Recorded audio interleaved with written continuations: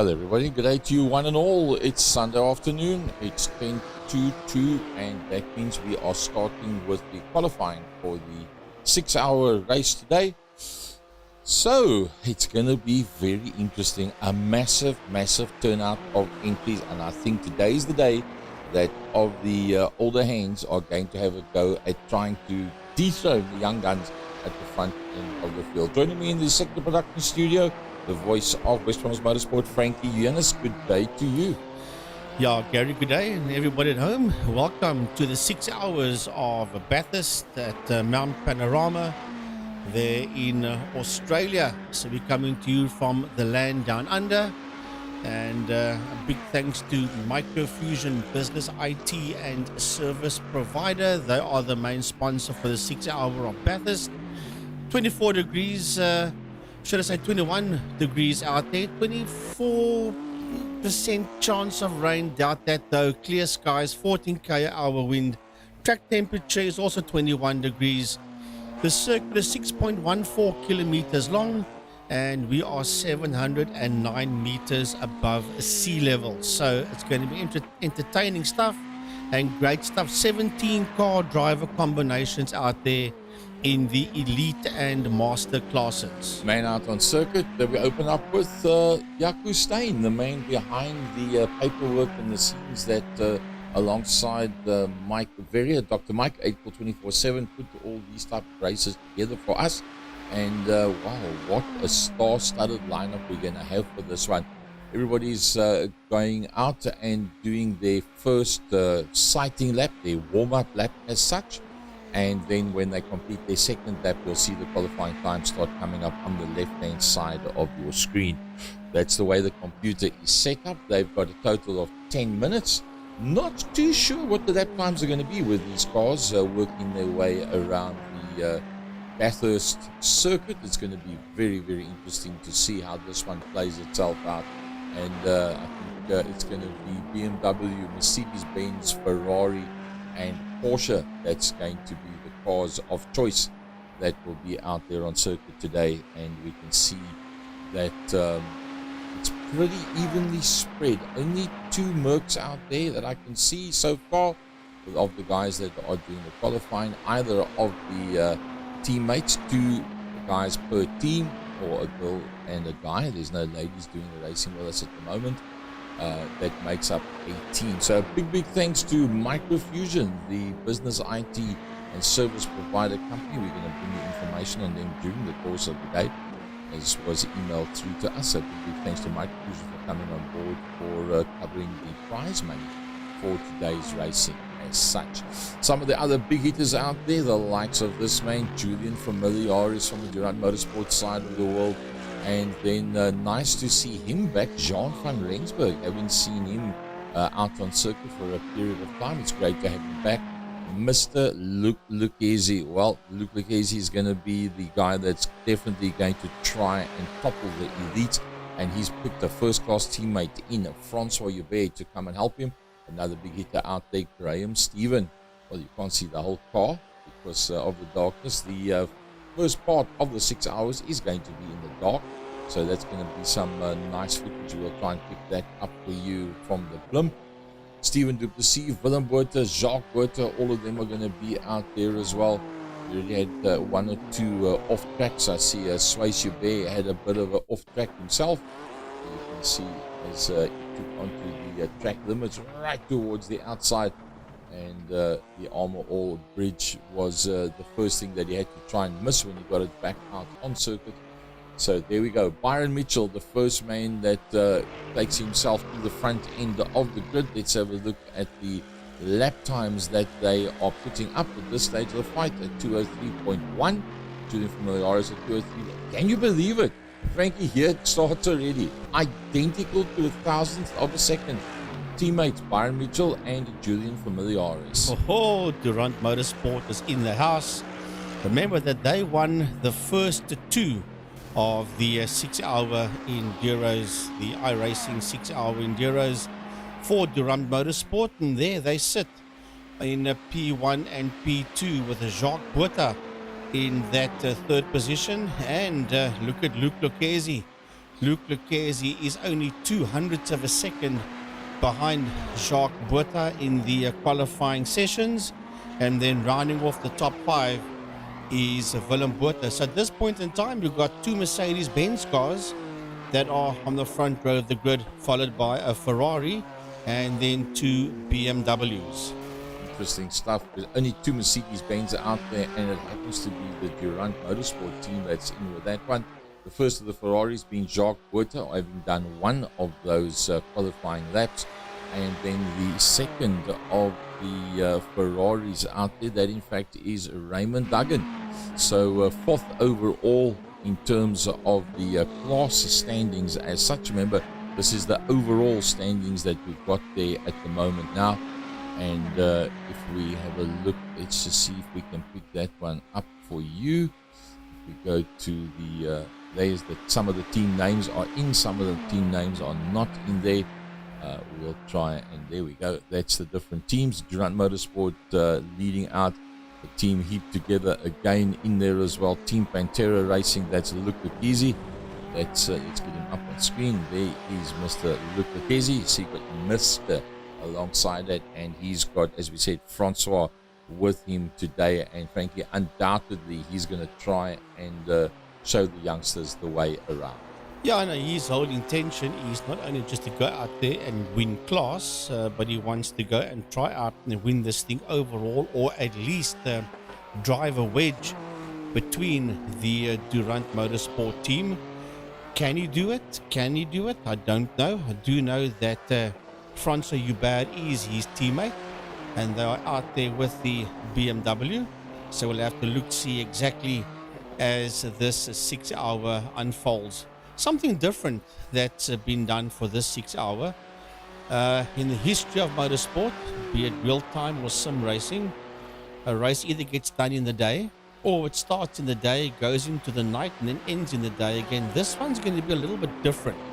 This one is going to start in the darkness, so it's going to be very interesting to see what these guys do up and down the mountain, especially for that first hour or so when we are going to be in total darkness. There you see the elites, that's the drivers from 16 years old up until the age of 39, and then the masters from 40 onwards. Masters will be in blue and elite will be in yellow. So that's going to be great stuff to see how can those masters mix it up there with the elite drivers. So far, first, second and third for elites is Byron Mitchell, Julian Familiaris and Jacques Boita.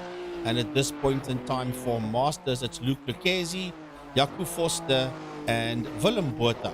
So 8.5 minutes of the 10 minutes done. There's 1.5 minutes left before we start the Microfusion 6 hours of Bathurst. So the two Durant Motorsport teams are right up top there where it counts, and 0.3 of a second between the two teams at this stage of the fight. And you'll probably find they have, Byron Mitchell, Jeff Malaris, they have both pulled into the pits. They've completed their 2 laps already. So that's them. That's off the board. See, there's Willem Botha. Looks like he's also slowing down and stopping. Just about everybody has completed their times. See, Mike Berrier is still out on circuit, but he's also kicking off there as well. So, yeah, well, it's kind of dark out there. So for those of you that have just joined us, the 6 hours of Bathurst, the elite class 16 up to 39 years of age, the master class being 40 years of age up to and including 75. Nobody that's at that marker yet, but this one going to be starting, as we said, in the dark, and that's going to make for some pretty interesting stuff out there. Let's see if there's any lights out there. Nope, it's with a blimp. We can't even pick it up on the blimp. It's pitch dark out there, and as soon as the quali comes to an end, we'll be able to pick up a picture, and we'll be able to give you the grid as well as to how they're going to be starting out in this race. So the 10 minutes is up, and we just wait for the grid board to become available to us, and then we're going to bring you down and let you know exactly what is going to be happening out there. Let's see how that grid looks. Byron Mitchell and Luke Lucchese on the front row of the grid. Wow, that's something else. Then the second row is Durant Motorsport, Julian Familiaris, and teamed heaped together again, Jacques Botha. Third row, Gazoo Racing's Willem Botha, and team heaped together, Jaco Foster. Going on a little bit further down from there, it's going to be Stephen Duplessis and Raymond Duggan. Then Graham Stephen with Jean van Rensburg. Nice to have Jean back again. Douw Gerber and Andre Steenkamp. Mike Berrier and Jaco Steyn. So Jaco coming off a long way down the grid. Quinton Bezuidenhout and Sway Joubert. And then Janneman Preus. Now, as far as I know, Janneman Preus will be doing a very, very long stint, because Janneman Preus finds his partner being busy with other commentating on a different series during the course of the afternoon up until 5 o'clock. And that then means that he's going to be riding from 2 through till 5, and then Stephen Koenig is going to take over from there. Right, we are behind the Porsche GT3 safety car that will lead this whole field of elite and master drivers off the line. You can see the You can headlights. just see the headlights. They Yes, work. the rest of Mount Panorama is very, very, very dark. As a matter of fact, they're lining them up literally just before the kink that takes you under the bridge, and then from there you will turn left onto the main straight. They're not going to let them do their entire track. As a matter of fact, they're basically, in other words, lined up there on the Conrad Straight. That's where they are lined up. That's the way it was the last time we had an Enduro for one of our midweek races. So I'm looking to see if that's going to be more or less the same. I do believe that is heading down the last part of the Conrad Straight, and then they'll be turning left, and then they'll be turning right, and then they'll be going into what's known as, yep, that's it. That's heading now towards Murray's Corner. That's the final corner, and we wait for the lights to go green, and 6 hours of Bathurst will be underway. Lights are red. And well, according to what we see, we are underway here at the Mount Panorama as they work their way now. That's a pit exit there on the left-hand side. Now they start climbing the hill, heading towards the mountain side of Mount Panorama. And it is the two Mercedes-Benz cars of Mitchell and Familiaris for Durant Motorsport that sit out there in P1 and P2. Then in that third position is Luke Lucchese. The whole bunch of them are busy working their way now through the mountain area. It's around about here that it starts to get very, very tricky. Remember, they are now literally heading towards the top of the mountain as the chopper view shows them there, racing around the top part of Mount Panorama between that heavily forested trees there on Mount Panorama. And you'll know when they get towards the end of the top part of Mount Panorama, then they'll start working their way down that Conrad Straight. But right now they're busy working their way through the highest part of Mount Panorama. Jean van Rensburg finds himself very close up against the wall as he traversed that very tight right-hander. So let's go back towards the front end of the field. It's Byron Mitchell, the Durant Motorsport entry, that leads them out with a Mercedes-Benz. His teammate Julian Familiaris in that second position. Luke Lucchese, I think, frankly, he's going to try and split these two straight off and force them to run two different strategies. I wouldn't be surprised whatsoever. Well, that's his whole intention as they work their way down the Conrad Straight.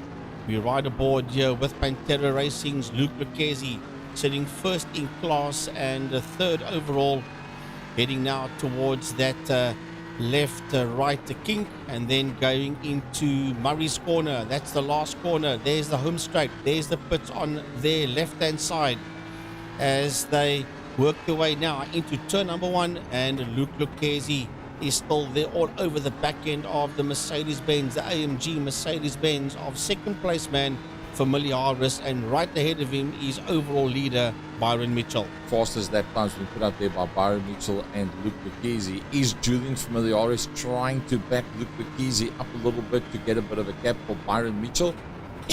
They've worked as teammates before, but I think at this stage of the fight, it's going to be pretty much get the hammer down and push as hard as you can. We know that Luke Lucchese likes to coast and run as light as possible on juice as he can, and then try and make up an extra lap on each pit stop, or even up to 2 on a cycle of pit stops as such. So very, very possible that this time around he's not actually going to do that.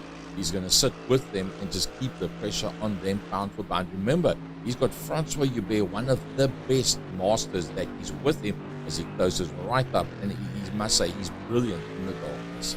Well, he will not want to see that word that you see on the back of that Mercedes-Benz there, namely Durant Motorsport Geelong. That's the Falcon Corner.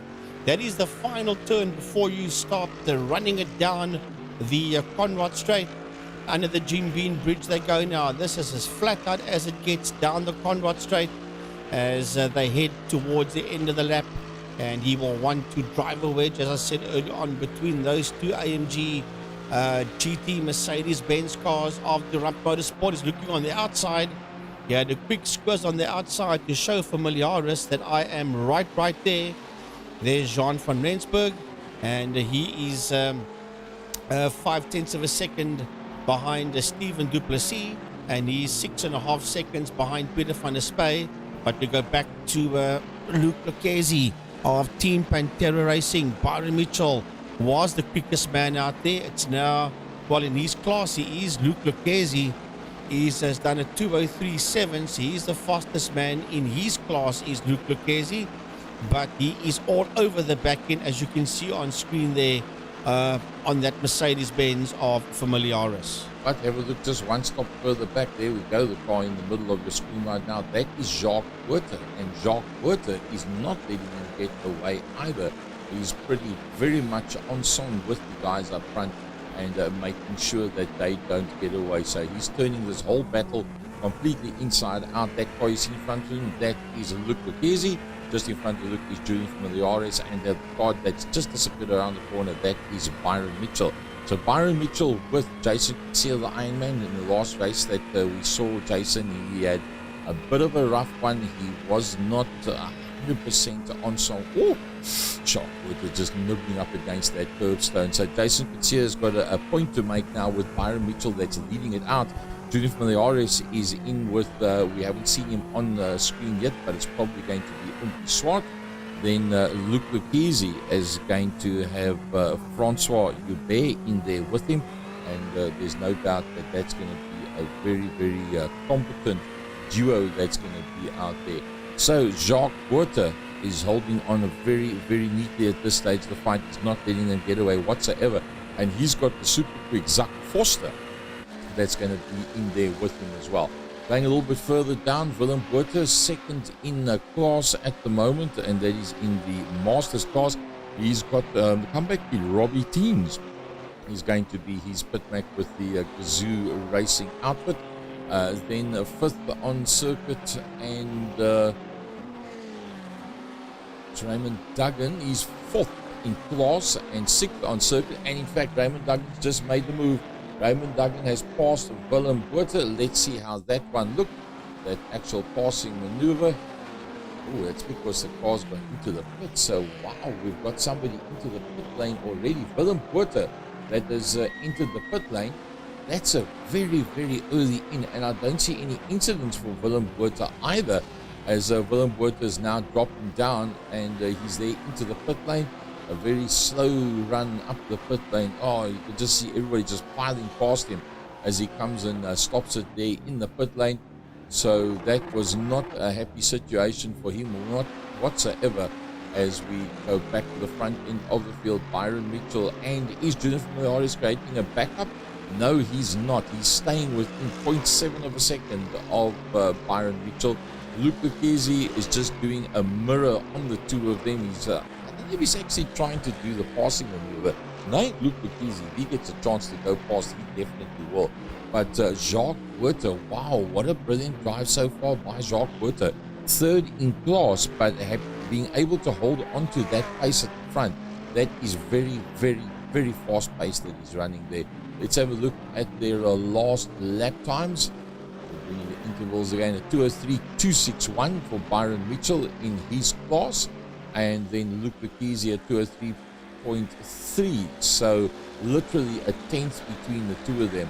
Jacques Buerter 2:03.7, so only 4/10 slower than Luke Lucchese, and there you can see the three together, and there comes Jacques Buerter. Jacques has now got himself a decent sized gap from the man behind him, which is Raymond Duggan. That's fifth out on track and fourth in class. That's Raymond Duggan. It almost looks like it's getting a little bit lighter already. No, it's because of the headlights that it looks like that. So Julian from the iRSA is now closing on the back end of Byron Mitchell. Yeah, there's 5/10 of a second between the two of them. Luke Lucchese is still out there in that third place. There, he is all over the back of those two Mercs. And in turn, he's been hassled there by Jacques Buerter. Jacques Buerter's not letting the combination of Mitchell and Familiaris, and even for that matter, Luke Lucchese, get away from him. That's Jacques Buerter and the team heaped together again. Ferrari, and he is out there in Ferrari number 9, and that's first, second, and third on the screen. That's there just ahead of fourth place man Jacques Buerter as they work their way through the top part of Mount Panorama. It's very, very difficult out there. I would have thought by now that the guys would have been making lots of accidents out there, but they've basically kept it together. There's been a few incidents out on track, but not too much, and that's first, second, third, and fourth. There's Clinton Besaidnout, busy making his way through Clint, and it looks Clinton Besaidnout as we show there. That's a replay of Besaidnout getting it all wrong, and that is one of the few incidents that I spoke about that had happened out there on the track so far, and that was the one involving Clinton Besaidnout. And that is him then going into the pit lane directly thereafter, so the amount of damage that there was definitely an issue for that car to be able to run at full pace. Jacques Buerter doing a lovely job turning a three-way battle into a four-way battle for us at the front end of the field. Yeah, Jacques Buerter is right on the back end there of Luke Lucchese. Luke Lucchese leading class and sitting third overall, exactly where he wants to be for now. That's that BMW there of Luke Lucchese. Right now he's achieved, or so far has achieved his first goal, and that is to lead the Masters category. And he wants to be right there. He's got the right teammate with him, has Luke Lucchese. He's got François Hubert. So the two of them will obviously wanting to win the Masters, and of course give these two drivers all sorts of help. But by now the word's been going around in the week that Lucchese wants the right teammate to have a go at the Durant Motorsport, and you can bet your bottom dollar that the Durant Motorsport guys and their captain Garth de Villiers knows exactly what Lucchese's ideas are, and they'll love it because it'll mean that there is some competition coming for them. Looking back from Luke Lucchese, the man that just achieved the fastest overall lap time, that's Jacques Buerter. He's 1.1 off the back end of Luke Lucchese. First, second, third, and then behind that there's your fourth position. So that's the front four. Let's look a little bit further back. Fifth out on track and fourth overall in class is Raymond Duggan. Raymond Duggan, we know, can be pretty quick, and he's got the somewhat accomplished Corne Briet alongside him as well. 7 seconds further back from Jacques Buerter, but leading out the best of the rest. Yeah, that is Raymond Duggan. He's in that elite class. He's Duggan in that Ferrari. And then 11.4 seconds behind him is Jan Sparmers. Jan Sparmers racing out in the 000 car. And Jan Sparmers for Team Heap Together Links was at Killarney International Raceway last weekend in the Paybar Volkswagen GTI Challenge. And when I saw the name Jan Sparmers, I thought to myself, surely it must be the same Jan Sparmers that does iRacing. And Jaco Steyn gave us confirmation early on this afternoon that it is indeed the very same Jan Sparmers that you see there in the 000 Audi, making his way around, and he was the man that raced at Killarney last weekend in the Paybar VW Challenge. So lovely to see him out there on track. Then Stephen Duplessis is in the elite class. He's Duplessis, and he's 2.4 seconds behind Jan Sparmers. In there behind that, that's a pretty close ice that track. Then our next man is Stephen Duplessis. From behind him is Jean van Rensburg. He finds himself 6th in class and 8th overall out on circuit. And then 3rd, a nice drive so far that's happening here, is Peter van der Spey. Peter van der Spey finds himself 3rd in class, always very, very smooth. And he's got the super quick Graham Stephen that's going to be joining up with him. So Jan Spammers, when he hands over to Jaco Foster, you'll probably find that it's going to be Graham Stephen that's going to go one-on-one for him, and that will be for 2nd and 3rd position overall. You can see Luke Lucchese is already 12 seconds away from the best of the Masters guys, but Luke Lucchese, he's got a problem, and that problem is called Durant Motorsport, and he's got a second problem. It's called Jacques Butter, because Jacques Butter has now come to play. I think Julian is pushing now onto the back of Byron and using the slipstream, because he's being pushed by Luke. So I think Byron's actually got them racked and stacked right now. He's going to have to go some. I think Julian might actually go for the pass on because of the pressure from Luke Lucchese. Yep, and there we go. Yeah, it's happened. Familiaris has taken that lead away there from Byron Mitchell. And this is all, look at Lucchese. Lucchese is right there. There is nothing between Lucchese. There's a 10th of a second between Lucchese and Mitchell, as a matter of fact. And then hot on his heels, 6/10 of a second between Lucchese and the man behind him, Jacques Butter. These four guys, well, nobody's told them that this is a 6 hour sponsored by Microfusion Business IT and a service provider. They are doing this 6 hour like it is a sprint race at this point in time. So it is literally game on between Familiaris, Mitchell, Lucchese, and Butter. Butter, I think, is the most impressive of the lot at this stage of the fight. We know how good Julian, Byron, and Luke is, but Jacques Butter driving away from everybody else, and Raymond Duggan, also one of the frequent flyers, finds himself 9 seconds further back. Irrespective of classes, just going on brute pace as such. Oh dear, Peter van der Spey has gone into the pits. Yeah, van der Spey making his way into the pits there for Master G-Force Junkies. I think he actually lost it into the pit lane. Well, yeah, well, definitely you can see by the way he's trying to rectify that there is a problem out there. He's on the grass. He's not in the pit lane. It's hard to pick up there in the dark exactly where these guys are, but he's definitely not in the pit lane. But yeah, he has had some kind of a problem. Let's have a look at the replay of Peter van der Spey. He must have spun it on the exit of the corner, and that ended up in the pit lane exit area. Yeah, turn number 1. Yeah. And he was then trying to turn it around, and obviously he's got the lights coming towards you, trying to do a 3-point turn. Wow, doesn't that eat up time? And Peter van der Spey was going very, very well. And that now drops it where they were 3rd in class. Oh, and then up against the wall on the far side, it just gets worse and worse and worse. And eventually he gets it going, and now finds himself 6th overall in class and quite a long way back. Is the car looking to handle okay? Well, the steering wheel is pretty centered. Yeah, looks like it's all good. No permanent damage that we can notice on the car as Jacques Butter continues to pummel the back bumper of Luke Lucchese. Yeah, Jacques Butter is crowding the back end there of Luke Lucchese. That's Lucchese, and then that is Jacques Butter in that number 9 car, right in there behind him. Jacques Butter in the lead Ferrari. 8 seconds behind him is Raymond Duggan, and that is the other Ferrari. They are the top 2 Ferraris at this point in time, sitting in P4 and 5 overall on track.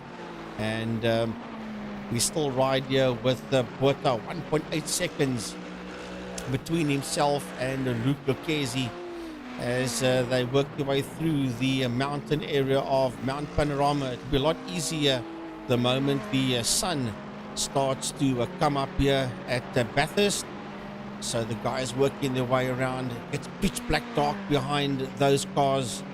Jacques Buerta still there in that fourth position overall, and that BMW, that the yellow and red BM, how do you know it? It could be, it's actually white, red and blue. It's you can pick it up there with the lights of Buerta's Ferrari, as he is literally all over the back of him. But now Luke Lucchesi will probably have to go into, yeah, I can see that he's going into defensive mode at this point in time, and by going into defensive mode, Durant Motorsport boys will say thank you very much, Jacques Buerta, because you are now doing us a heck of a favor due to the fact that you are crowding the back end of the Lucchesi BM. I think that Jacques Buerta is not really worried about Luke Lucchesi as such. He wants to make sure that Julian Familiares, Byron Mitchell, Durant Motorsport don't get away at the front as such, and then he can't go and fetch them. So I think it's pretty much a self-preservation type mode that he's in with this one as we go on board with Luke Lucchesi. There's the two Durant Motorsport cars, and look up alongside him. Nope, he just dropped off there now. He had the Jacques Buerta car up and alongside him, and he managed to get away. You can see in his wing mirror, that left-hand side wing mirror, yes, or side mirror, whatever you want to call it. We Motorsport tend to call it wing mirrors.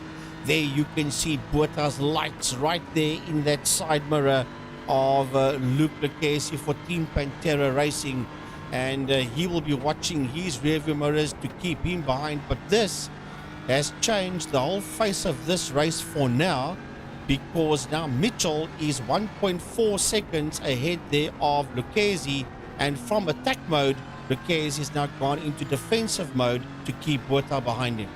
Well, let's look at the last lap times. They put up a 203.8 to 203.2. So Byron closing on the back of Julian in defense mode at 204.2, and going from attack mode to dropping slightly back to 204.6 for Jacques Buerta. Although all of them still quicker than Raymond Duggan, who is 5th overall out on track, and everybody else is slower than that. So pretty much the order that they are is from fastest to slowest right now.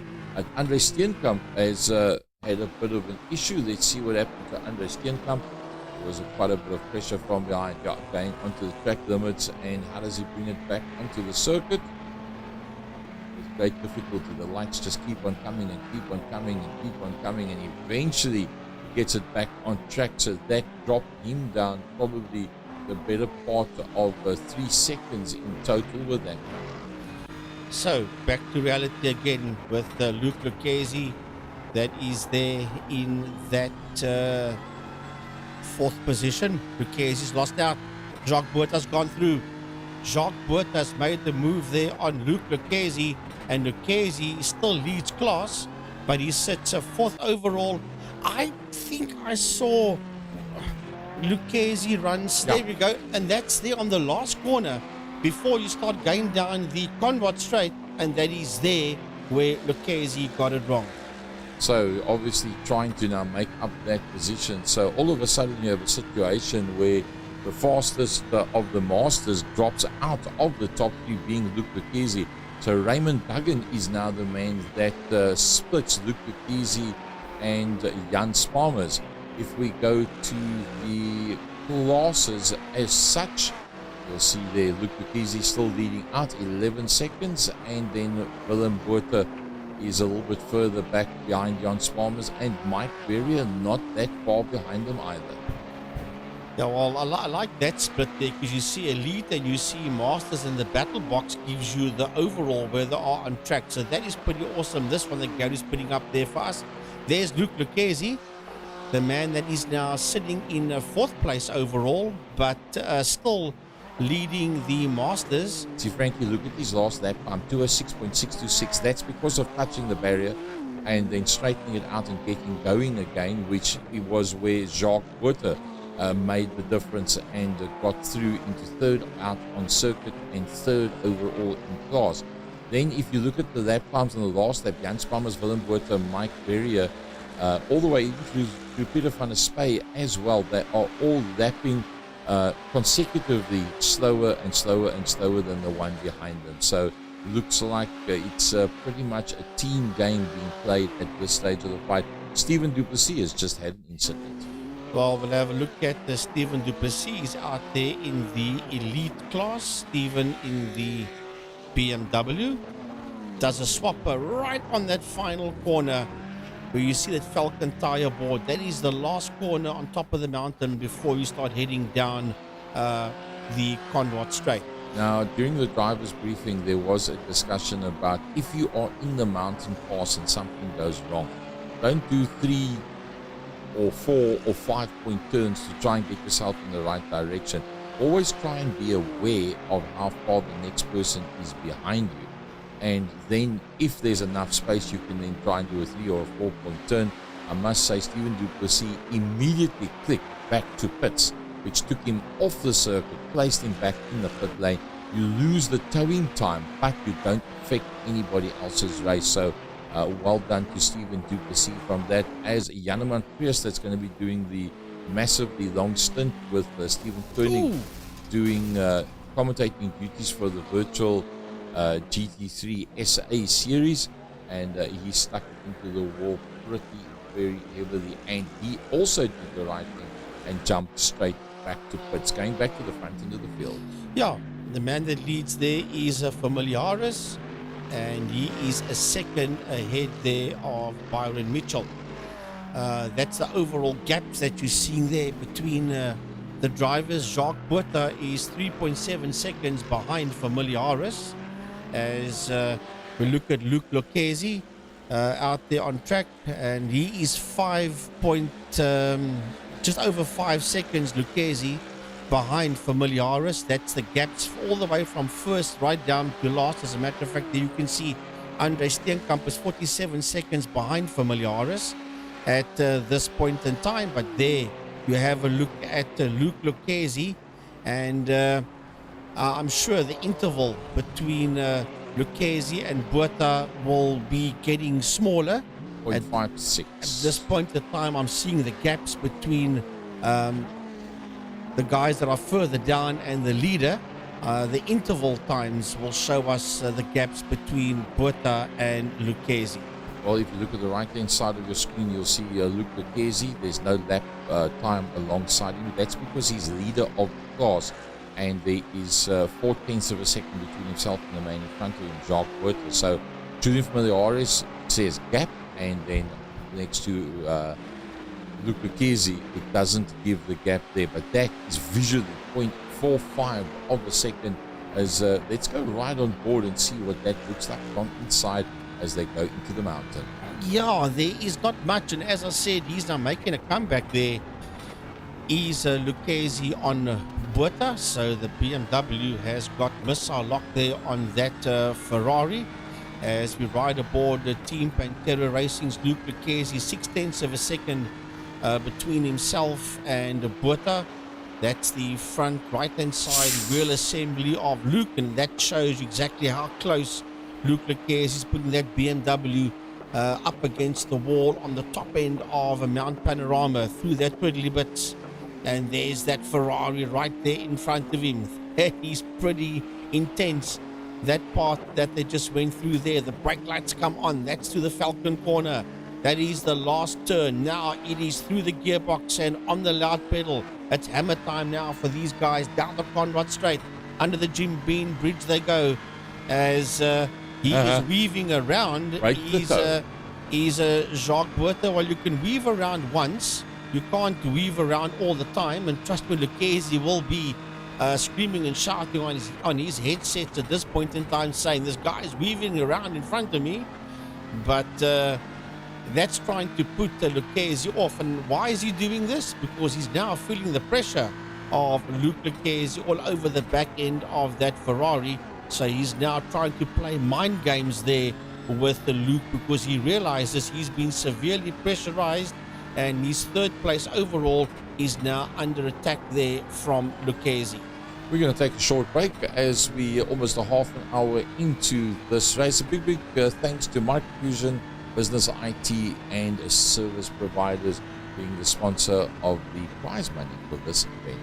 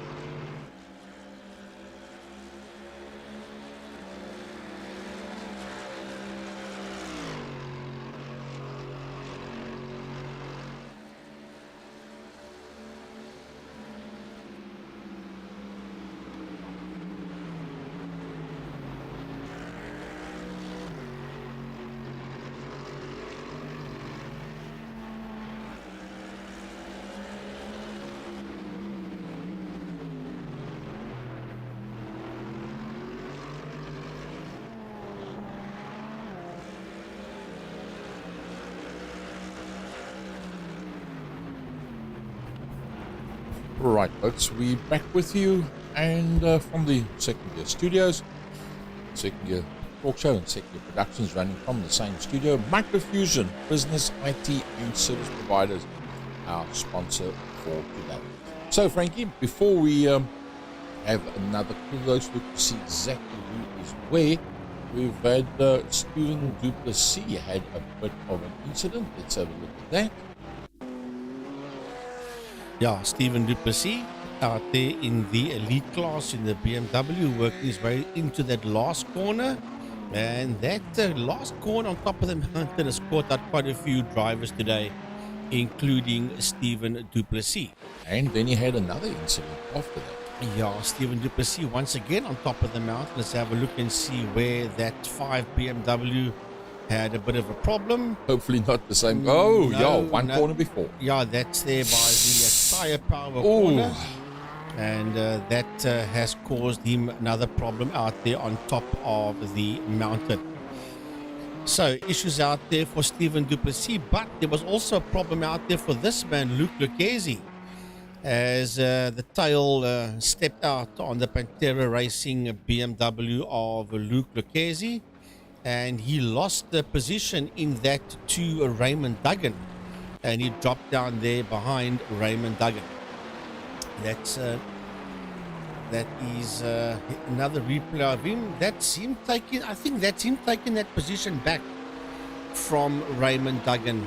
I'll have a look and see, because before we went to the replays, he was all over the back end of Raymond Duggan. So I think, yes, it is.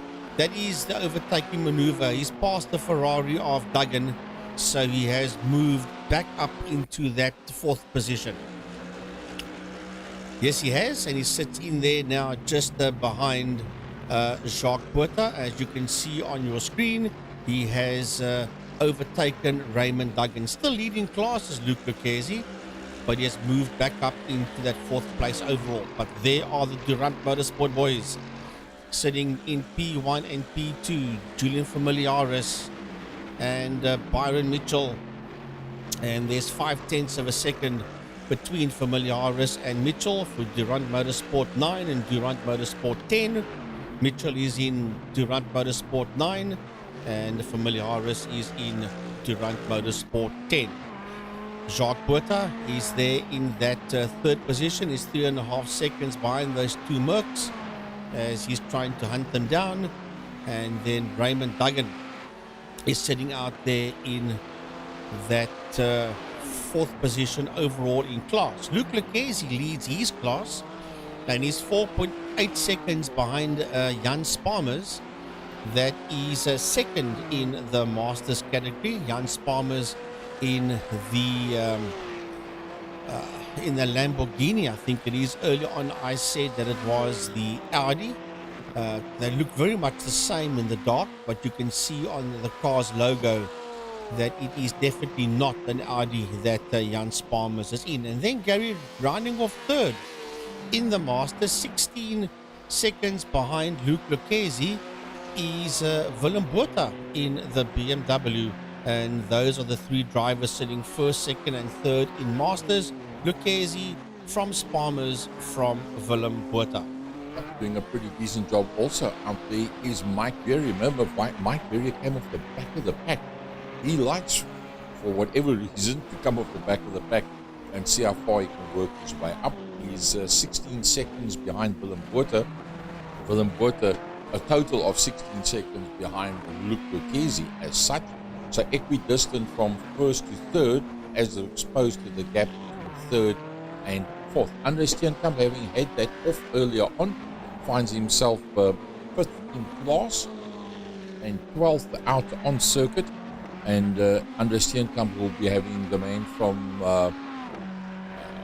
tipcars.co.za, Herman Lazarus, will be the man that will be taking that car over.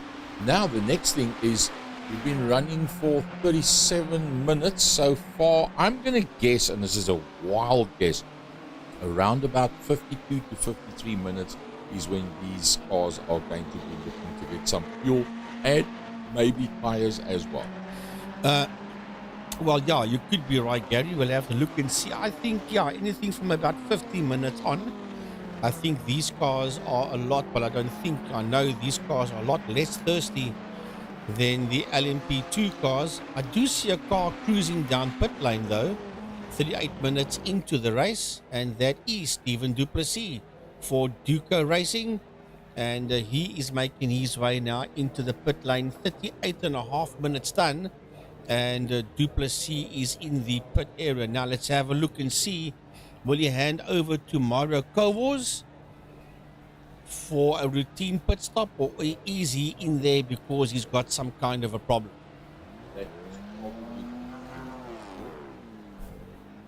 I think you're sitting on 50 seconds already. So that is a refuel, and that is the first of his routine pit stops. So will he come out, or will he hand over to Mario Kowars?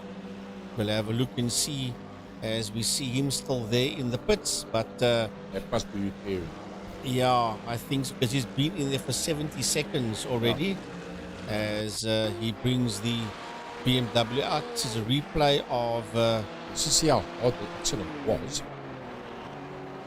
That's a pretty big indication. well, he's had problems out there. Remember, we saw 2 replays of him. See, there you got whacked on the front door. Yeah. That's probably then to sort out some of the damage that he has on the motorcar. So let's go have a look and see what's happening at the sharp end of the field.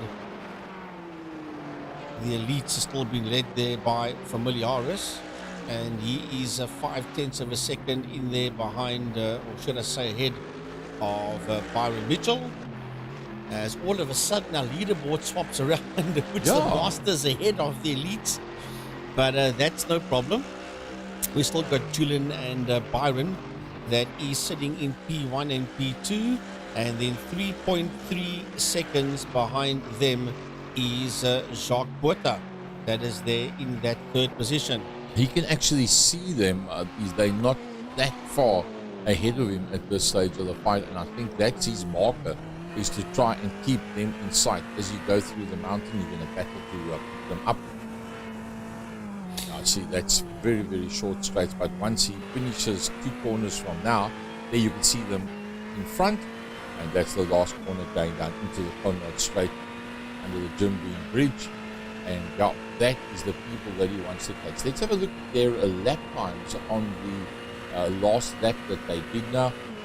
Wow, starting to push the boundary inside a 2:03 for Luke Lucchesi, but going to the battle that we're looking at, a 2:03.0, a 2:03.1, and a 2:02.846. Jacques Botha is closing on the last lap. Jacques Botha is closing. Yeah, he's closing on Byron Mitchell, but believe it or not, Luke Lucchesi is the quickest man out there with a 2:02.744. So Lucchesi is quicker than both the Durant Motorsport drivers. They did a 2:03.3 and a 2:03 dead. Familiaris and Mitchell on their last lap, and as I said, Luke on the last lap was the fastest man out there. So Luke Lucchesi is settling down, and he is going to make a comeback now. How far ahead is he on Jacques Botha? Well, we'll have a look and see. Remember that they are all elites except for Luke. The elites are sitting 1st, 2nd, and 3rd. Luke sits 4th overall, and he is the leader of the Masters, and he would like to close that gap there. I think he's about 16 seconds.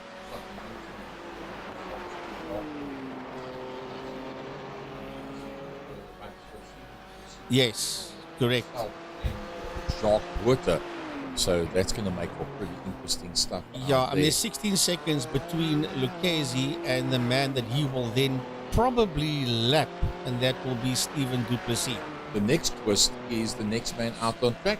Jan Spalmers, just inside of 11 seconds further back is Jan Spalmers and his teammate, Jaco Forster. Yeah, that's going to be a quick combination. That 000 car has got blue around it, which means that they are racing in the Masters category, and they are sitting 5th overall, and they are 2nd in the Masters. Is that the 000 team heap together Lynx motor car, the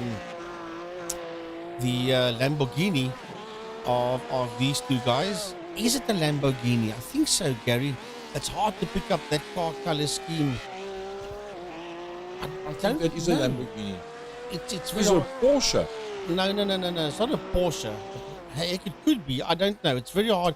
That car itself seems to be a grey color, and in the gloom, you really cannot pick up. I think you're right.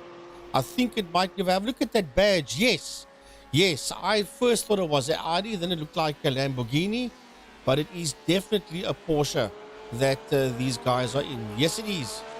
They are in a Porsche, that's for sure. So now that we eventually, it took us nearly 45 minutes to figure it out in the dark, but they are definitely out there in a Porsche. Have a look at that Raymond Duggan incident. He came very hot over the top of the hill, couldn't make the next corner, and touched up against the barrier. So not a train smash, but because of the traffic coming, he jumped back to the pits eventually as he saw there's lights coming, and he's trying to do a 3-point turn, and eventually he did go and jump back to pits, and then we saw him coming out of the pits, but that was quite a long stop that he had. If I've got it correct, 2 minutes 34 in total. So that keeps then in mind the towing time that you've got. Going back to the classes as such, Jan Spammers, remember we said just under 10 seconds, it's now 12 seconds, and that is because Luke Lucchesi is doing 202.984 on the last lap, and that means that he's closing on Julian Familiaris once again to within a tenth of a second. Julian Familiaris and Byron Mitchell, the two teammates, and well, there's nothing much in it, but Jacques Porter is going to be the thorn not only in Luke Lucchesi's side, but also in the Durant Motorsport camp as well. Yeah, Jacques Porter, that's the man we're looking at there in car number 9. He is sitting third overall in the elites, and his last lap was 203.102 there for Jacques Porter in the Ferrari, as he is trying to launch a comeback there at the Durant Motorsport guys that are still sitting first and second, but Buerta is the quickest man out there, and the fastest lap at 202.547 for Jacques Buerta. Luke Lucchesi's done a 202.9, and now Buerta on a 202.5. He is the fastest man out there, and he is closing that gap there on the two Mercedes-Benz cars that you can see ahead of him are Familiaris and Mitchell. Andre Steenkamp at the back end of the Masters, lapping quicker than what Mike Berrier is at the moment, but he's still got about 6 seconds that he's got to catch up to be able to break into that fourth position. It's very interesting to see how Jacques Wood is running at this stage of the fight. He's changing this into a whole new dimension. The two Durant Motorsport cars, the only two Mercedes out there, very, very evenly matched. They've obviously done their practices and setups and what they do quietly on the sideline, that nobody realized that maybe the Mercs can be blindingly quick on a long-term setup. But Jacques Woerter, the first of the 488 Ferraris out there, 202.547, that's very, very quick. And even Luke Lucchesi was 6 tenths slower than that on the last lap. Frankly, once he gets a little bit closer, you're going to find he's going to start picking up the slipstream of these two cars down the Conrad Straight, and that's going to be where he's going to close onto. Yeah, there's like 1.6 seconds between Mitchell and Buerta. You can have a look at that battle box. You can see 1.6. Mitchell is there ahead of Buerta. He's 2.2 behind Familiaris, but he's 1.5 now behind Mitchell is Buerta, as they're picking up back markers. They're picking up, I think that's Van der Spey. Yes, it is. That's a Peter Van der Spey that they're putting a lap on there. Familiaris, Mitchell and Buerta just dumping a lap there on Peter Van der Spey. Into 1.6 seconds. Is that close enough to start picking up the toe? Keep an eye on the right hand bottom of the screen. Byron Mitchell 1.59 from Jacques Woerter 1.6. Nope, he's not close enough. He's actually a little bit slower coming out of the corner, and you'll see that's 0.05 of a second that he has lost up that first straightaway before they go up into the mountain. So the question is, will it be 3 out of 3 for Durant Motorsport? Well, we're gonna stick around and find out for you. You've only done, nearly 50 minutes in this one.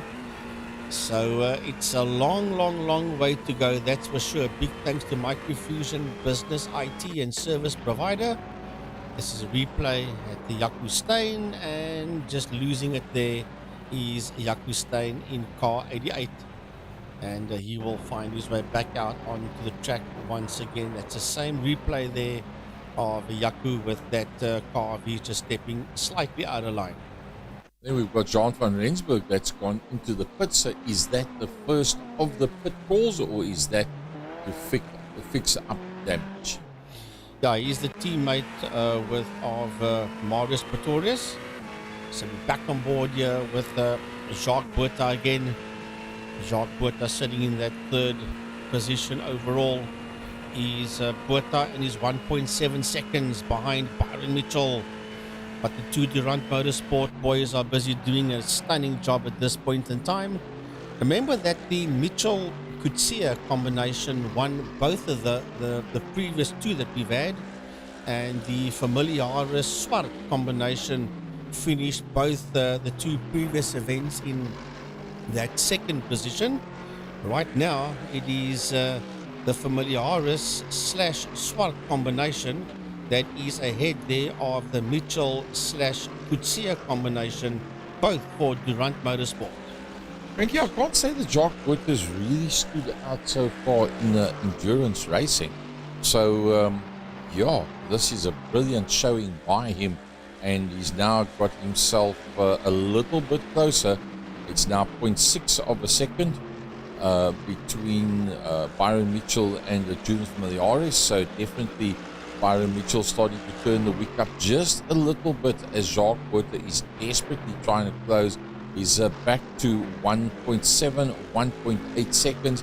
And I think that's because the two Mercs are towing one another along the main straight. And I think that's what's going to make the difference. At this stage of the fight, Jacques Botha somehow needs to eke out a couple of extra meters to pick up the tow, as what's going to happen now with Byron Mitchell on the tail end of June from the RX. Look, this is going to be a very quick team. Jacques Botha, his teammate is Zach Foster, and these two guys are not going to hang around, that's for sure. They're going to go after Durant Motorsport. Remember, it's 6 hours here at Bathurst, Mount Panorama, and it's going to be very tricky to concentrate for 6 hours going up and down the mountain, that's for sure, especially this stint in the dark. There is Luke Lucchesi. Luke Lucchesi is sitting first in the Masters category, and he's 16 seconds ahead of Jan Sparmers. He's Luke Lucchesi, but Luke wants to go, and he wants to get back his mojo that he lost there in the early part of this 51 minutes that we are on, when he lost out to Botha, then made a mistake, and then Duggan got past him. He took that place back from the Raymond Duggan Ferrari, and sits still there in that fourth position, but a comfortable lead over Jan Sparmers by just over 16 seconds. Mike Berrier coming up there behind Doug Faber. Faber lying fifth in class, and fourth in class, should I say. Doug Faber with the Yakustein. Remember, Yakustein had the off, so he's now catching the tail end, and a 205.0 as opposed to a 204.5, so half a second quicker was Mike Berrier than Doug Faber on the last lap. Now he's right in there where he needs to be, and that toe should be what he needs to get past. Yeah, you can see them nose to tail there. There goes Doe, and right behind him is Dr. Mike Verrier, the 8-Ball 24/7 and Sujin Properties outfit, also connected to Rico Barla Racing, is Dr. Mike Verrier, the man from Neisner, from the Southern Cape, as he goes into Murray's Corner. That is the final corner on the track, and then down the home straight into turn one. If I'm not mistaken, Gary, I think turn one is referred to as the hell. And then they go, reason why? Because that's exactly where you're heading to. When you go up Mount Panorama, it is hell on wheels going up through that mountain section. Doug Herber busy weaving slightly there from side to side. There he moves again. just trying to put off the dock, but he knows that the Mike Verrier is right all over the back end of his BMW. Well, Mike now must be slowly but surely getting closer without getting too close to Doughaber, because if he gets too close, it's very difficult to judge your entry and brake markers into the corners. But we've seen before, 0.4 is a little bit much in terms of the Conrod straight if you want to get in underneath somebody's back bumper and actually go for the passing maneuver. He's right there where he wants to be. He's just 0.2 of a second. So I think Mike Verrier is setting himself up to do a pass on Doughaber. It's two different classes, but the difference is that he's 31 seconds behind Willem Botha and needs to get through there kind of quick. Yeah, he is going to have to go look at Luke Lucchese. He's the quickest man out there with a 202.3. Familiaris did a 202.8. Byron has done a PB there of 202.7. Jacques Botha is the quickest man, or the second quickest guy out there. Now, Jacques Botha in the elite is the quickest man. He's a 202.475. So he's got the fastest lap there for elite. Luke has got the quickest lap for masters and the fastest lap overall with a 202.3. So Lucchese is on a move as we ride here with the doc himself, Mike Verrier. And Doughaber moves into the pits. Doughaber, 55 minutes almost done. Gerber puts that BMW in pit lane. Well, that's probably the first of the normal, if we can call it that, pit stops. It's try and get a feel for how long a pit stop is going to be, taking into consideration that you go into the pit lane just as you enter the last corner, and you come out of the pit lane just as you go out of turn number 1 and take that rise towards the long straight up towards the base end of the mountain as such. So you'll probably find that time in pits is going to be kind of excessive once the guys are in there 42, 43, 44 seconds. I see Hancock's is now climbing into that motor car. Yeah, Jeff Hancock has taken over here from Doughaber in that 69 BMW for Team Tryhard Racing iRSA GT3, and they will be coming out on circuit pretty soon. So yeah, with Jeff Hancock's climbing into that car, 55 minutes done. And Gary, you predicted early on round about 50 to 55 minutes, and you were, well, spot on as Janneman Prius. That's a replay there of Janneman Prius just stepping out of line and clipping that barriers there. Janneman will be doing a major stint. His teammate is Stephen Koenig, and he's got other duties to perform today. And then he will be joining Janneman Prius as we look at Jeff Hancock's now making his way out of the pits. He took over that BMW from Doughaber. That was a very, very long pit stop. Sure.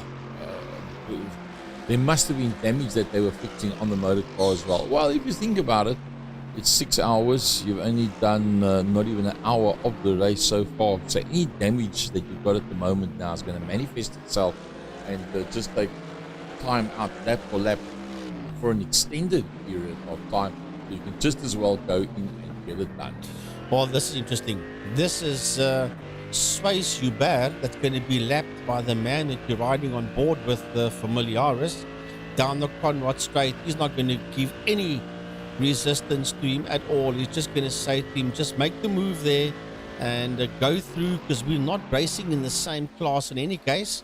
And that means that Mitchell will dive through on him as well. A suicidal move there by Byron Mitchell. But they've both gone and put a lap there on Swys Hubert, not racing in the same class. So Swys will not give them any hassles. But right behind Swys is Jacques Botha, and he himself makes his way into pit lane with 57 minutes done. Botha brings that, is that the Ferrari? Yes, it is, into pit lane. So what does Luke Lucchese do at this stage of the fight? Luke Lucchese follows through. So Luke Lucchese, was he doing lift and coast? No, probably not, because he's gone in fact, before Julian Familiaris and Byron Mitchell have gone into the pits. So Jacques Buerter's in there, and you can see he's already standing. Luc Lucchesi is still working his way up to his pit spot. It'll be interesting to see exactly how long they're going to be standing there. The next man in class is Willem Buerter. Willem Buerter decides it's time to dive into the pits. What does Mike Berrier do? Mike Berrier keeps on trucking. He's on his way up the straight already. And then a little bit further behind him is going to be Andre Steenkamp. Andre Steenkamp finds himself a long way back from Mike Berrier. And, well, I think he's going to have to push pretty hard to make a plane to get through from there. Right, that's the cheapercars.co.za entry there of Andre Steenkamp. Luc Lucchesi is in the pits. Willem Buerter is in the pits. The guys are beginning to move out the pit. Jacques Buerter is busy making his way towards the pit exit. That was that Ferrari just saw moving past Luc Lucchesi towards the pit exit. So the guys are beginning to pit. Well, we reckoned around about 55 minutes. That's what Gary predicted. So just under an hour. And the first round of pit stops has now started as Andre Steenkamp makes his way now into pit lane. So Andre, fifth overall out there, out on circuit. And Andre Steenkamp will he hand over now after literally a couple of seconds short of an hour. If he does hand over, it's going to be to Herman Lazarus. So let's keep an eye. Oh, hold on a second. Look who's coming into pits. Judith from the iRSA and Byron Mitchell are entering the pit lane. Jan Spammers, who has not yet had a stop, would be the next man to come around. Where is Jan Spammers? Gary, sorry to interrupt you. This is going to be interesting stuff. They brought both Durant Motorsport drivers in. That means they're going to stack them. That probably means they're going to stack them. No, they've got or separate have they got pits. two separate pit boxes? Yep. Yes, they have. Okay. Two separate Because pits. to stack them would be suicidal. Yeah, no, definitely. You can't afford to do that. Not in this form of motorsport, and not in Formula One either. Stacking is something which the guys, for all in Formula One, are very much against, because the cars are so blindingly quick. 2 seconds at the pace that those cars can go is a long, long way. It's a country mile out there on the circuit. So Byron Mitchell and Junior from the RS, who is going to try and undercut? Are they going to stick in the same positions as what they were? Byron Mitchell, Junior from the RS, nobody changing drivers yet. They're both standing there. Byron Mitchell in the pits, and next one to come in is in fact Jan Spammers. Yeah, Jan Spammers is in, and it looks like it's going to be Junior from the RS that's going to be leading out. And Junior from the RS ahead of Byron Mitchell. Somehow they got the setting such that it goes just a little bit quicker. Keep in mind now with the man in the pits being Jan Spammers, and going past him, there goes past the pit lane exit. So back into the lead goes Mr. Lucchesi. Yeah, when the Durant boys came out, they actually saw that the Familiaris had moved just before Byron Mitchell did, and I thought, well, will he yield? No, he never. So that means that they are still sitting first and second, except it is now swapped around. So Stephen McCarthy is now in that pit lane. As a matter of fact, he's taken over from Mike Verrier as Steve McCarthy. So Mike has handed that Ferrari over to McCarthy as we watch Jan Spammers make his way around in that 000 car. Jan Spammers out there, and he is in there behind Luc Lucchesi. Well, he's been lapped there by Luc Lucchesi, as a matter of fact. That is Jan for Team Heap Together Links. That's that the 000 car that is making its way around. Peter van der Spy pops in to the pits as well. So Stephen McCarthy on his way out. There's Stephen McCarthy on his way. That's turn 1 where you see the lights in the background. That is Stephen Duplessis that's on his way past the pit exit. Stephen McCarthy, the man that we on. Stephen McCarthy finds himself in the 5th position out on circuit in terms of the Masters, and in 9th position overall. Peter van der Spy is still in the pits. The pit lane is actually showing Peter as out, but he's not. He's still standing. 41, 42, 43 seconds. The time just ticking away. It must feel like a lifetime. And he finds himself now 6th in class. Peter van der Spy, is he going to hand over? about to see if that's going to change at all, and if so, it would be to Graham Stephen. Yeah, we'll have a look and see. Earlier on, I said Luke Lucchesi to lap Jan Sparmers. That is incorrect. As a matter of fact, Jan is in that third position. He's only 20 seconds behind Lucchesi. So that was not for a lapping maneuver, as Luke Lucchesi is in the pits. Luke Lucchesi is in the pits, but that's the second time he's coming into pits, Gary. Yeah, that's a bit of a strange one. That's a stop and go. That was Yes. clearly a stop and go. Did he receive a penalty? I wonder. Because that was just a stop, and he stood there for a few seconds and then backed out on track again. So I do speak under correction, but I think that might be some kind of a stop and go penalty. Yeah, there you can see 2 pit stops for Luke Lucchesi and for Willem Botha as well. So Willem Botha, but remember, he had the damage on the car, and that's why he went in and then came out again. So Willem Botha finding himself twice already into the pits. That's not where he wants to be. Robbie Teeing still to have an opportunity to get in the car, and it definitely looks like it's starting to get a little bit lighter. So Luke Lucchesi is still sitting 1, 2, 3, 4th overall. Still first out there in class is Luke Lucchesi. Durant Motorsport is sitting first and second. Botha is sitting third. And then Luke sits in that 4th position overall and first in class. And there is the Porsche of Jan Sparmers in the Masters. And he is 5.5 seconds behind Luke Lucchesi. And he sits there in that 3rd position in the Masters. It does seem like the sky is getting a little bit grey on certain places on the track, which means that we could be heading towards the morning time here at Bathurst Mount Panorama. There is Sway Schubert, and he is sitting 4th overall in the Masters in the BMW. He's 20 seconds behind Lucchesi. And there is Stephen McCarthy, took over that Ferrari from Mike Various, sitting 5th in class and 48.5 seconds behind class leader Luke Lucchesi is Steve McCarthy. Then Herman Lazarus will be sitting there in that 6th position as we still watch McCarthy. There is Herman Lazarus in the Ferrari, 6th overall and 1 minute and 42 seconds behind class leader Luke Lucchesi. And then Peter van der Spey is 7th overall in the Masters in the BMW, and he is 1 lap behind Lucchesi as we ride aboard here with the cheapercars.co.za man Herman Lazarus, and definitely the skyline is beginning to get a little bit lighter out here at Mount Panorama. Yeah, the vision also getting slightly better. Obviously not on the blind visors like that. Oh, touched the wall. He touched the wall. So Herman Lazarus, one of the first 2 times that he comes through the mountain pass, making slight touch there on the wall, but holding on to it. 1 minute 44. Only one stop that they've had so far, and that was for the driver change for Herman Lazarus to get into the car. It's Andre Steenkamp that was in the car earlier on.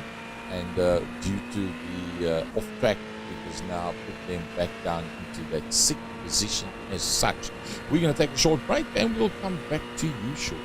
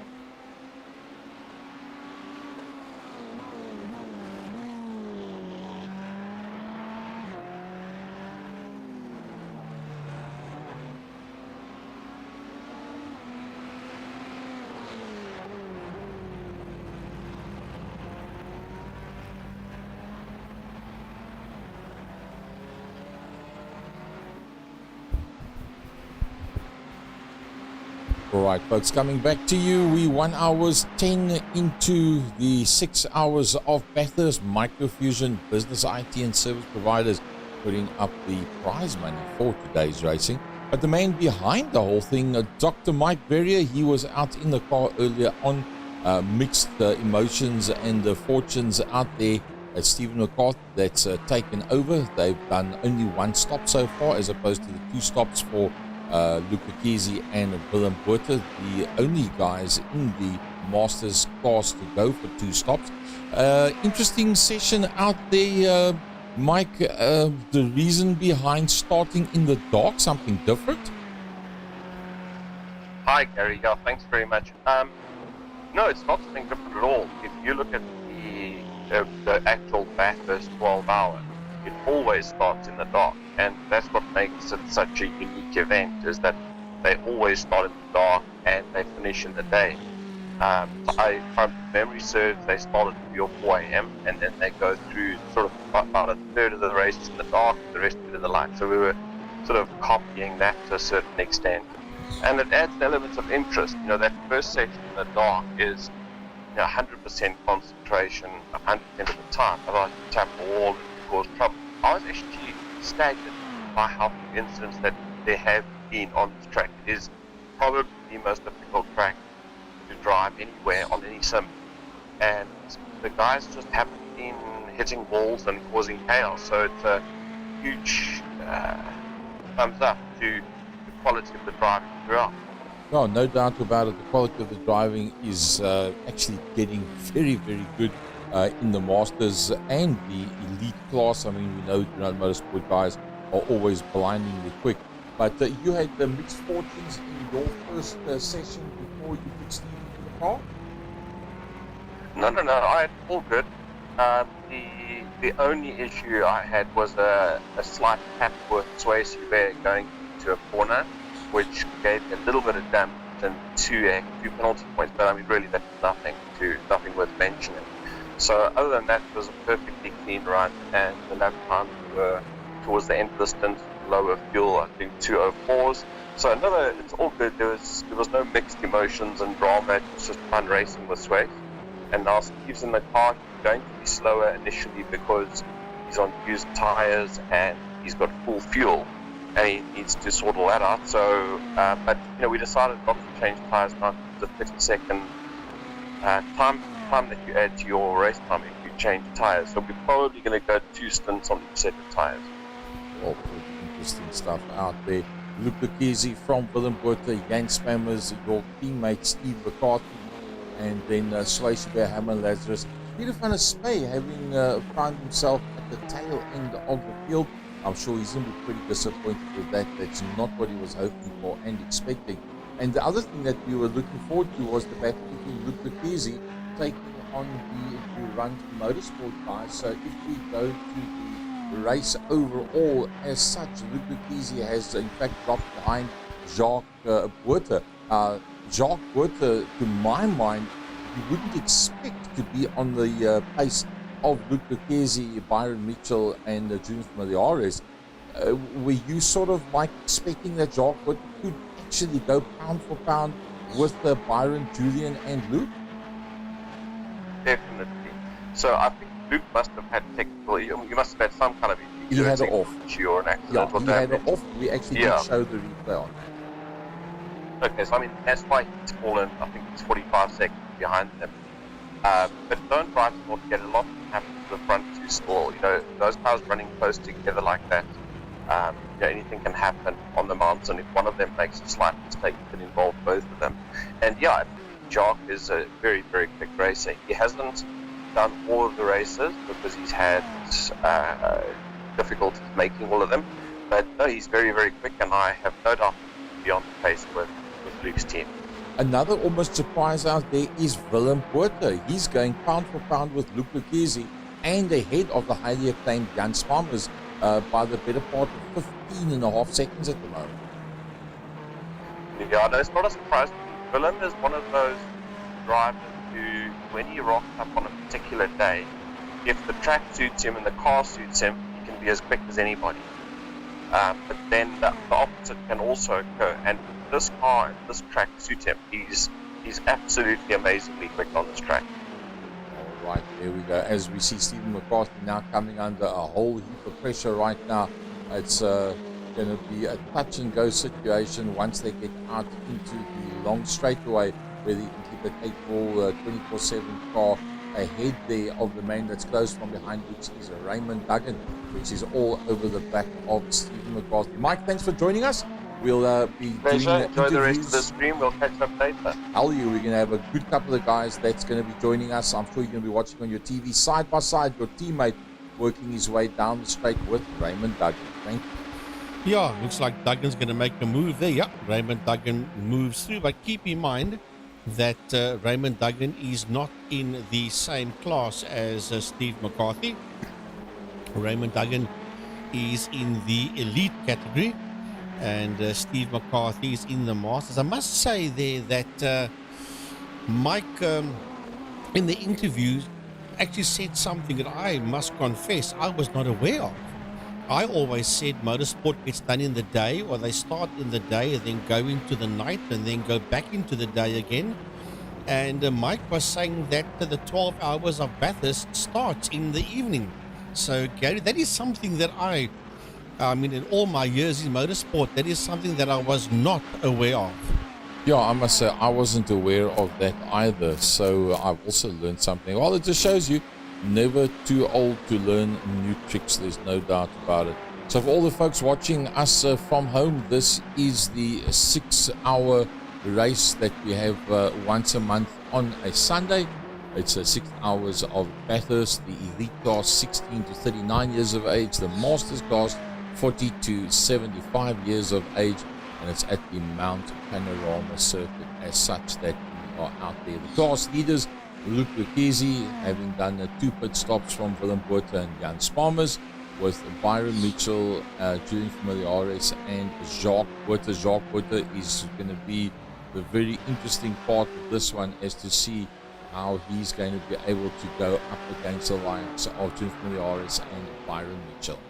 Well, it's now morning here at Mount Panorama, and that is now, you can see exactly what these cars look like. Remember, in the dark they were difficult to spot. You could just see the headlights and the number was glowing at the side of the car, but there you can see the Gazoo Racing BMW of Willem Botha that is sitting out there second in class, 4.2 seconds behind the class leader is Luke, which is Luke Lucchese.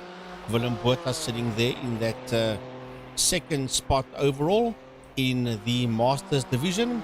But there is the man, Team Pantera Racing's Luke Lucchese out there, BMW number 10, that is leading the class. He has done 2 pit stops. I presume that the second one must have been for some kind of a penalty, because he was barely in and he was back out again.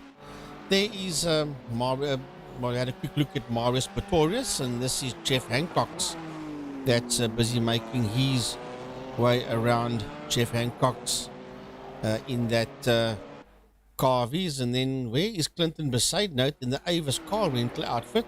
He's gone. Yeah, he's Clinton Besaidnout has disappeared. gone. Well, it shows on the leaderboard that Clint is out.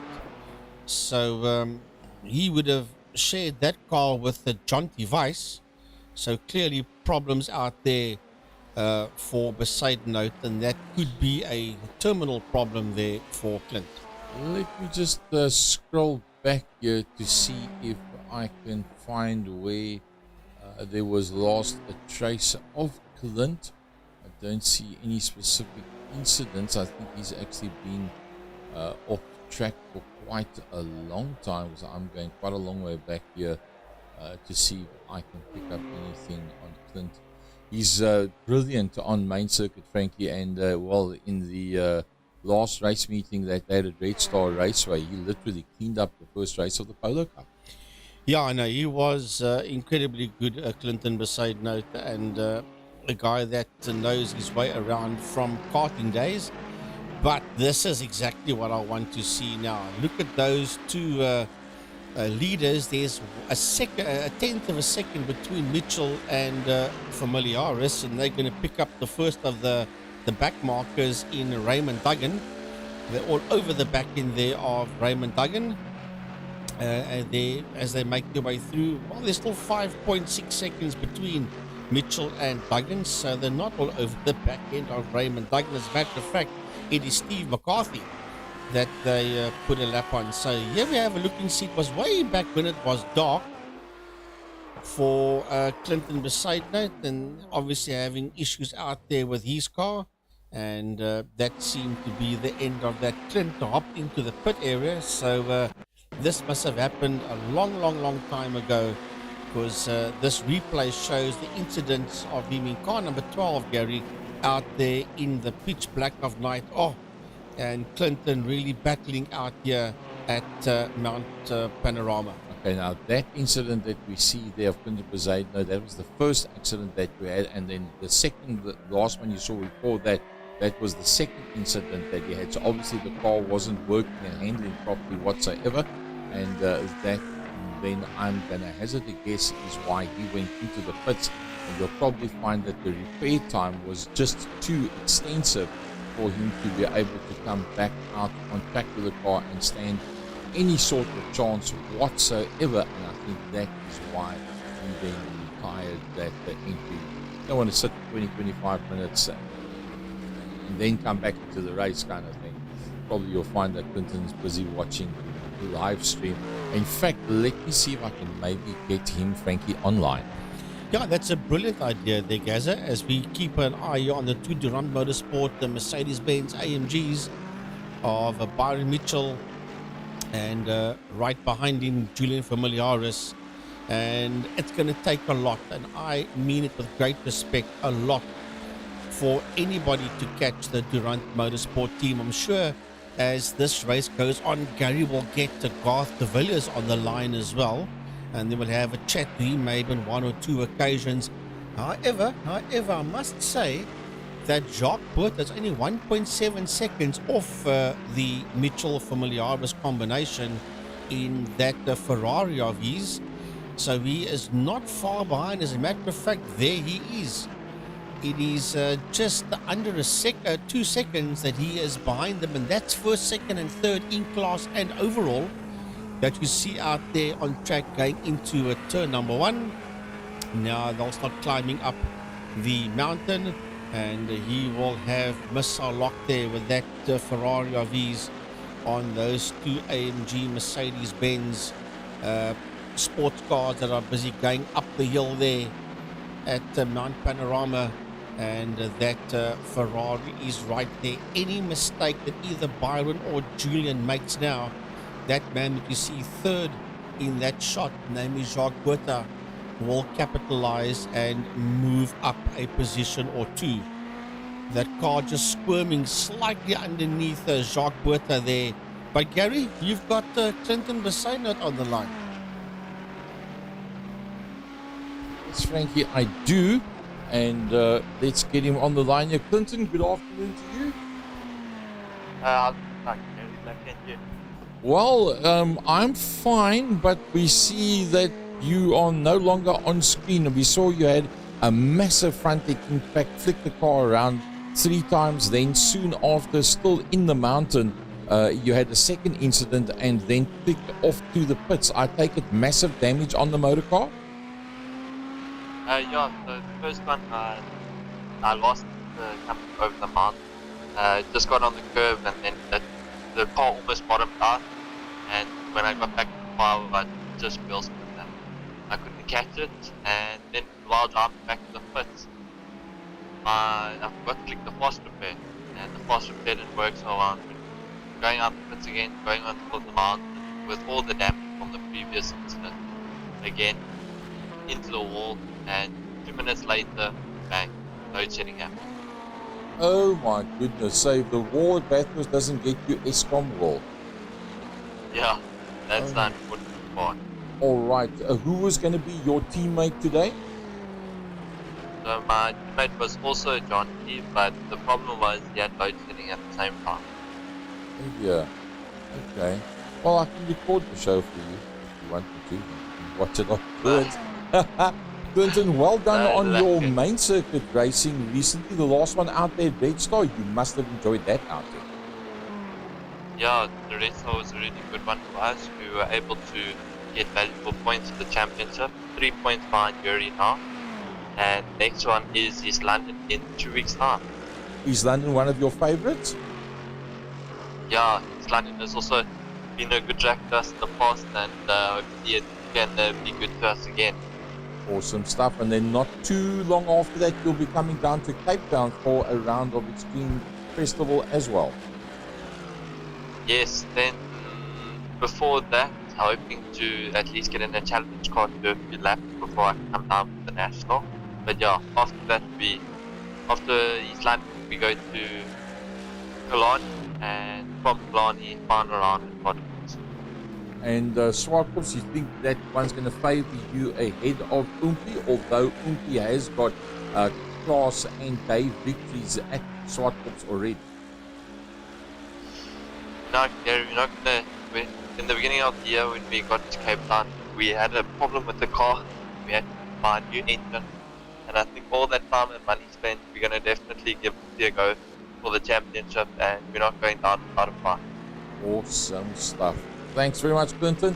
Enjoy the rest of your Like quiet thanks, afternoon, and hopefully Eskom will switch you back on before the next round of pit stops, and at least you can keep up to date with the race. Well, there you go, Frankie, the voice of Clinton Bezuidenhout, a top polo racer, and wow, didn't he clean up in heat number 1 down at Red Star?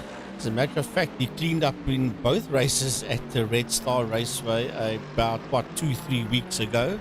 And he is one of the championship contenders. But talking about championship contenders, let's have a look at these two guys. And Duggan just moves right out the way there for the Durant Motorsport boys of Mitchell and Familiaris, as he allows them through. Stephen Duplessis and Atinagel will be their next two targets, but there is 0.6 of a second between these two. They're not going to fight each other, that's for sure. Gary, I think you must try a bit later on to see if you can't get hold of, I call him Captain Garth de Villiers. He is the man that drives this whole Durant Motorsport team, and that is the man in third position of Team Heap Together again, namely Jacques Buerta in that 9 Ferrari that was very, very close, and once again close to that wall there on top of the mountain. The car's not steady underneath him. He had to wrestle that motor car of his. He had to wrestle that Ferrari just to keep it in a straight line. But he and Zach Forster, they are not slow at all. Is Jacques Buerta. That is Raymond Duggan that you see there ahead of him, as the Mitchell and Familiaris Mercs are clearing away there from Duggan. So the next man that's going to be attacked there by Raymond Duggan will be Jacques Buerta. That's going to have a go at him. But yeah, Jacques Buerta and Zach Foster, two very capable drivers to give Durant Motorsport a go. Well, with Byron and Julian having passed Raymond Duggan, I'm pretty sure that Jacques would have liked to have picked him up. The man that's sitting between himself and the two front runners being Raymond Duggan would have liked to have picked him up in the Conrad Straight as he soars away there as he goes through the last corner. Pits on your left-hand side, now going into the hell. We go down all the way down to second gear, use as much of the curbstone as possible, and now you've got that long run to the base of the mountain pass with all of those very tight corners.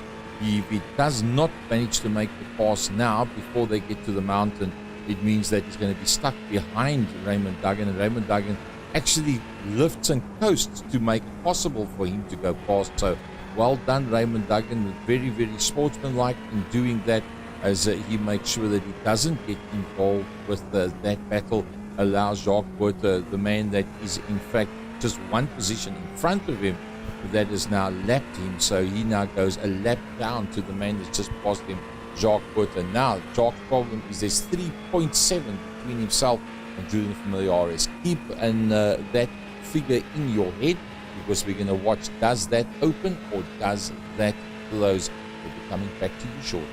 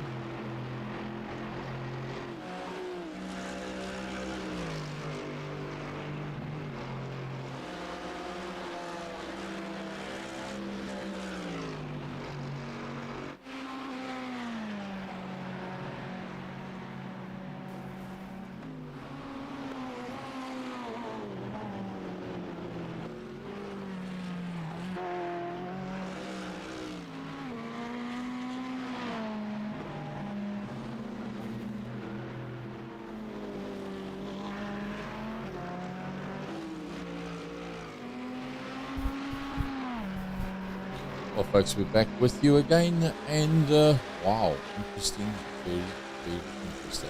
6 hours of Bathurst, league class 16 to 39, the master class 40 to 75 years of age, currently from Second Year Production Studios, the voice of the Line International, and the voice of West Bromwich Motorsport, Gary Fleming and Frankie Guinness, Mike Side, bringing you all the action on today's racing. Let's have a look at the race overall. The man that's leading up front on his second stint out there is Frankie Byron Mitchell.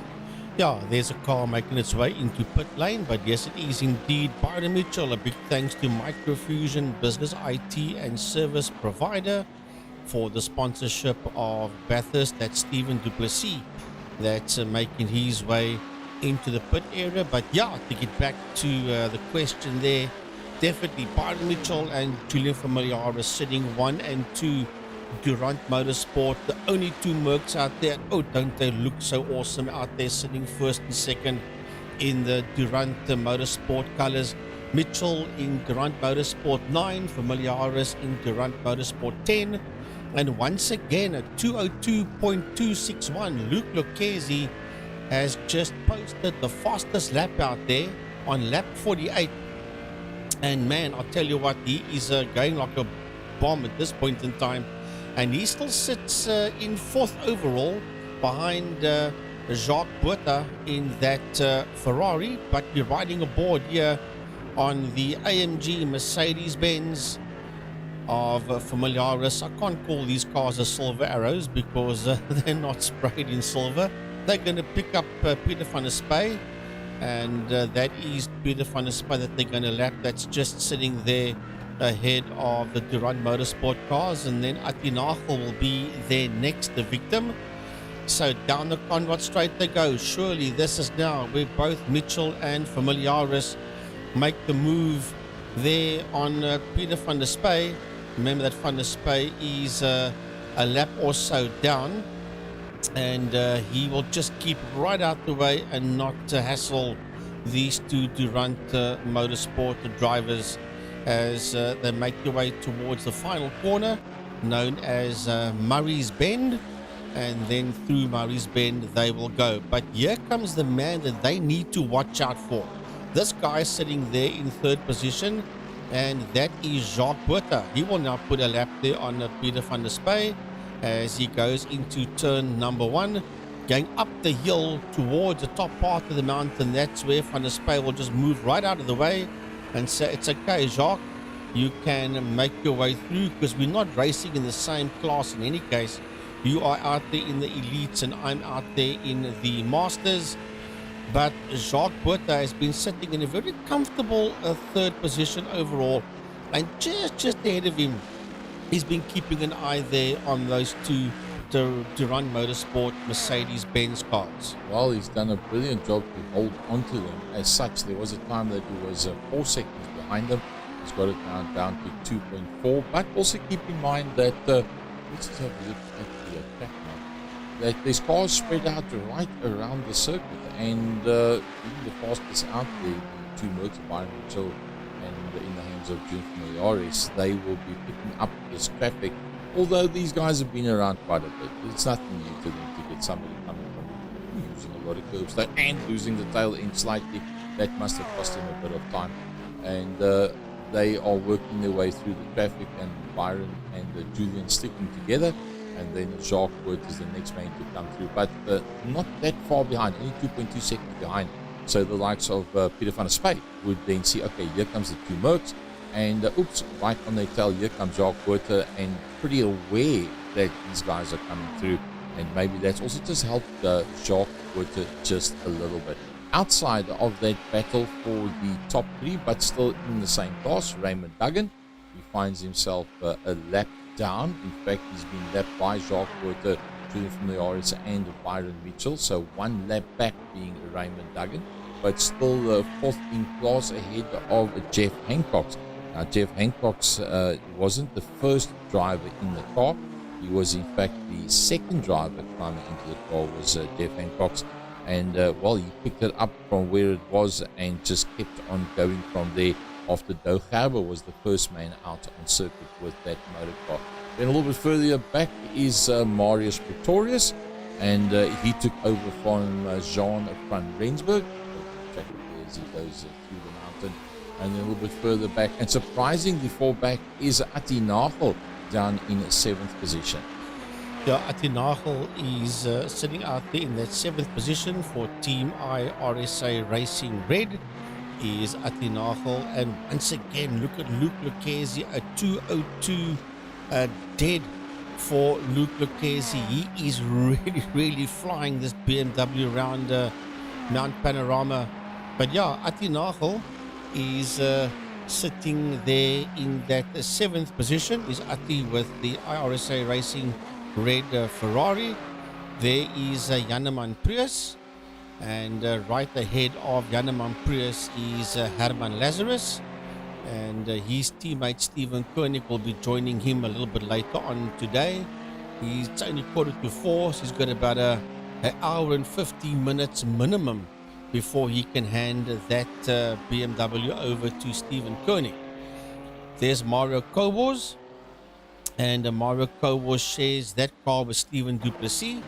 So Kobos is now in that Duco Racing BMW, busy making its way down the main straight of Mount Panorama, and then going into turn number 1 to start climbing up the hill towards the top end of the mountain. But there is the man that's sitting 4th overall and 1st in class, Pantera Racing's Luke Lucchesi. And man, he would love to have split those 2 Durant Motorsport cars today. But we're only approaching 2 hours, hour 45 nearly into this one. And there is Willem Botha, the man that's sitting 2nd overall in the Masters category, 13 seconds behind Luke Lucchesi, as Raymond Duggan in the Ferrari for iRSA Racing Green makes his way into pit lane.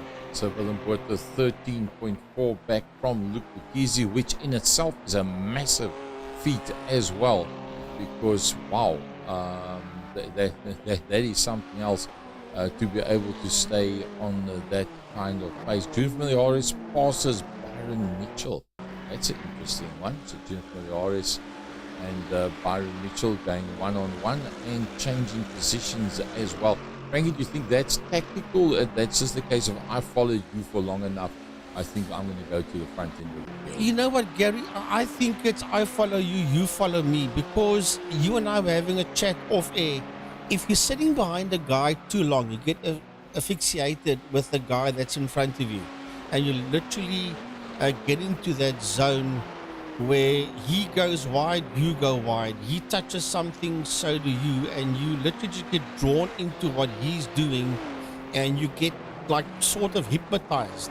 And you don't want to sit behind a guy too long. So I think what Durant Motorsport is doing, they're saying, okay, before you now get into this hypnotized zone, let's just swap the guys around a bit, that you can have clear air and let the other one play follow my leader.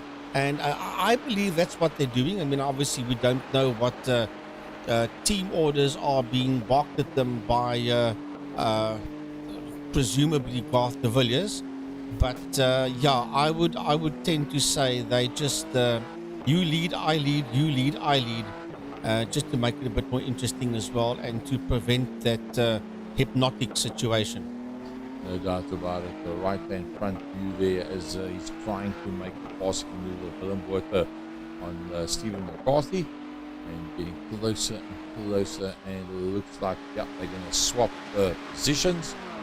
Are they going to? Stephen McCarthy moves to the left-hand side and gives him the right of way and says, okay, you keep on trucking, let's go from there. Yeah, so Willem Botha in the Gazoo Racing and Motul BM out there. Lovely looking color scheme on that BMW there of Willem Botha, as he's made the move there on Steve McCarthy. Now Willem Botha is 15 seconds behind Luke Lucchesi, and they are fighting for P1 and 2 in the Masters category. So that will be interesting to watch as we now approach hour 47. Will the gap between Botha and Lucchesi come down, as Lucchesi has just gone and put a lap there on Sway Schubert and put space between himself and Willem? Pretty interesting to see how that one's going to be playing out. We'll see if we can get Garth de Villiers on the phone, and give me a couple of secs, Frankie. Let me see if I can get him online. Yeah, while Gary tries to get him online, we are still following Willem Botha. There is 14 seconds between him, but Gary, I think Gaz has now got Garth de Villiers on the line there with him. Yep, Garth, good day to you. Hi Gary, hi all the viewers. Been pretty interesting stuff so far. Your guys are at the front end of the field, and I see they've swapped places now. So talking about, first of all, what's just happened, any reason why Byron and Julian just swapped positions? The lead car burnt more fuel, so we're just keeping the fuel consumption even between the two cars, so we can control our fuel numbers. And Jacques Botha, wow, 2.2 seconds behind you. The biggest competition for you today in the Ferrari. Yeah, Jacques doing an awesome job keeping us honest back there. We keep him out of the slip, so when we need to pick up the pace, we'll keep him up the slip, but until then, we're just going to run our fuel numbers.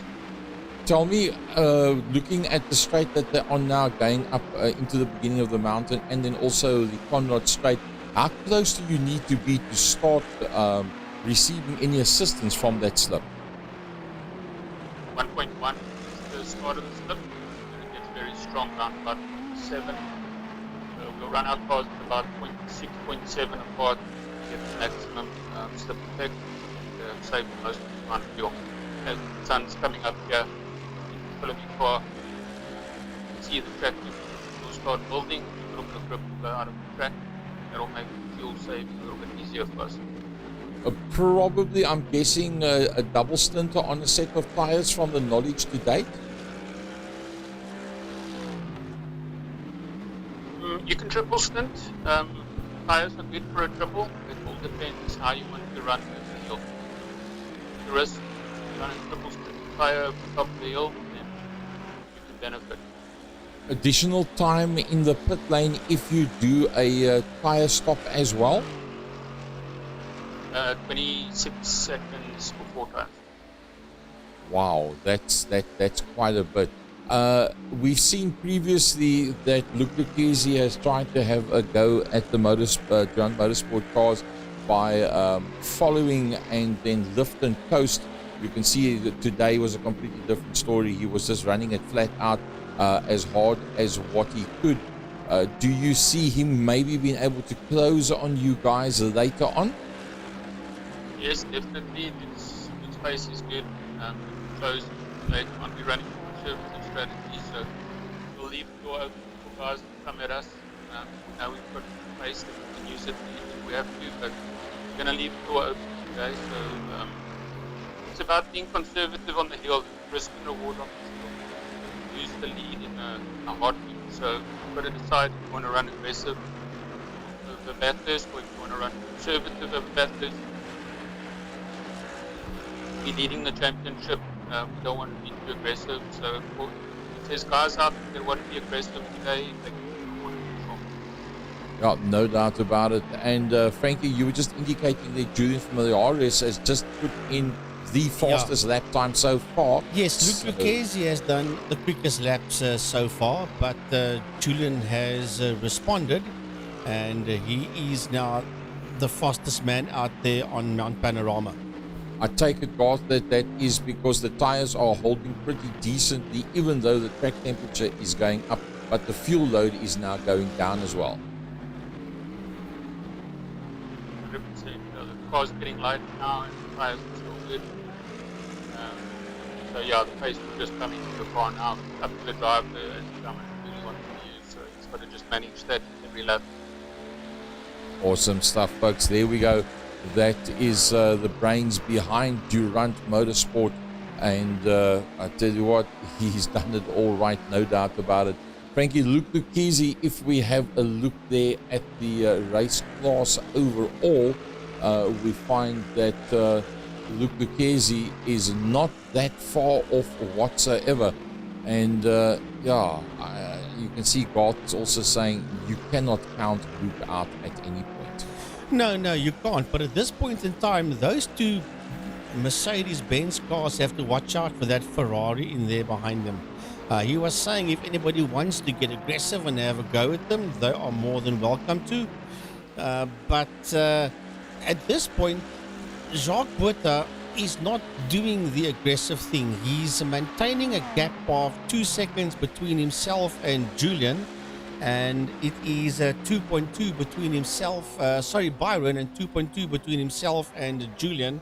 So he's just maintaining that gap and looking to see exactly what the Durant Motorsport guys are doing. But there is Lucchesi making his way out of turn one, known as the Hell, and then working his way up that hill. He sits first in class, does Luc Lucchesi. He's going to put a lap there on Peter van der Spey shortly. He's about 10 seconds behind van der Spey. And he could still, yes, I agree with what Garth is saying there. He could be and probably will still be a major factor for the Durant Motorsport guys and for Jacques Buerta for that matter. If you add time Atti Nagel and Peter van der Spey together, that gives you the better part of 33, almost 34 seconds, the gap between Jacques Buerta then and Luc Lucchesi. That's quite a bit, but then again, if you take the amount of time for a set of tires, it's pretty similar to that. So literally change one set of tires, make your tires go a little bit longer than the next guy that's in front of you, and that gap is all but negated. 1 hour 53 gone so far.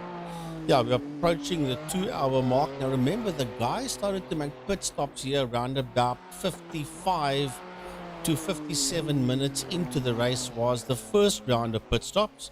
We now are approaching 1 hour and 55 again. So I would think anywhere from round about an hour 55 onwards, we could see the guys come in for another round of pit stops. Hazing a guess at that, of course, but going according to what they did earlier on, that is a possibility. You see lap 29 and lap 30 for most of the guys. We're now on lap 56. Yes. So, a lap or two from now, depending now, once again, has it been heavier on fuel? Has it been heavier on tires now that you're getting out into the open? And Luc Lucchesi responds with a 2:01.8. He's just responded to the fastest lap there that was put up a couple of laps ago there by Familiaris. So, watch out for that man, namely Luc Lucchesi.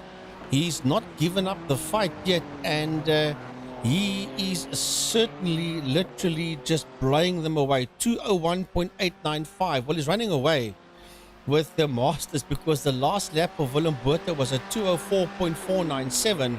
So he is really showing them the way around. Jan Spahn has done a 2:04.42. So Lucchesi is head and shoulders the quickest man out there in the Masters and the overall fastest man as well. Well, looks like Jacques Buerta is also doing a pretty decent job of holding on. He's down to 2.1 seconds. So, 1.1 roughly where you want to be in terms of getting into the slipstream and it making a real difference. A brilliant drive so far by Jacques Buerta as we watch Willem Buerta second overall in class. It's, I just want to see how he responds to that fastest lap time of Luc Lucchesi.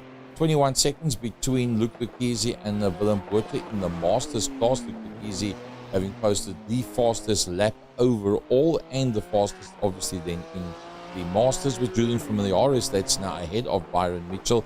We just heard from Garth that they have done the swap around because of the fact that the second car doesn't use as much fuel, and that obviously makes a difference overall if the one sits continuously behind the other all the time.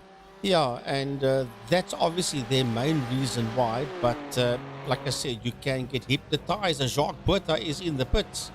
Now, surely he must hand over this car now to Zak Foster, approaching 2 hours, and 1 hour 57 minutes done, and that would probably be the second round of pit stop. So will Buerta come out and do another stint, or will he hand this car over to Zak Foster? We will find out as Willem Buerta makes his way into pit lane. So Gary, yes, this is the indication that pit stop round number 2 is underway. Yeah, definitely on the go. We'll have a look at the times that they are actually standing in the pits to determine who has been doing tyre changes, yay or nay. So, two familiaris from Byron Mitchell, first and second class. Jacques Water comes out of the pits, so he'll find himself a long way back from them at the moment now, but not for very long because of the fact that the two front runners have to come back into the pits as well. Corne Breert in 4th overall in class, 1 lap down. A nice drive by Corne Breert. Yeah, I took over that car from Raymond Duggan. So Duggan has done his stint and he's handed that car over to Corne Breert. So Robbie Teens now climbs into the Gazoo racing car that was driven now by Willem Botha. And with 2 hours into the session, Willem Botha has handed over that car to Robbie Teens. Past the start-finish line there and not going into the pits. So the leaders eke out yet another lap. Yeah, they're going to pick up Robbie Teens as a matter of fact. Or should I say, no, well, Teens is in the pits. That's why it showed Teens there. It's Mario Kowals that they're going to pick up, starting to climb up that hill. Mario Kowals will be the next victim for them. But look at those back markers are racked and stacked there ahead of Familiaris and Mitchell.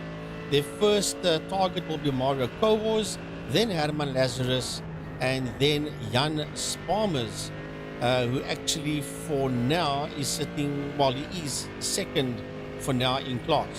I think Julian Familiaris is picking up Mario Kowals around about the right point. He'll probably close that gap by the time they get out of the mountain. Although Kowals is not running that slow whatsoever. Mario Kowals doing a 2:05.3 on the last lap, a 2:03.1, so just 2.2 seconds.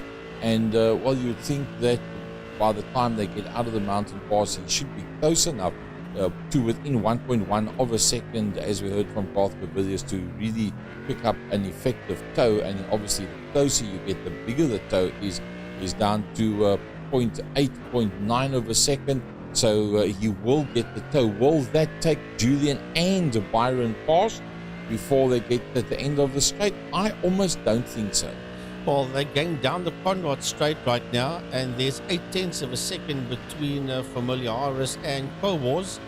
And Mario surely must see blue lights flashing on that dashboard of his, just saying, hey, you got the leaders in there behind you.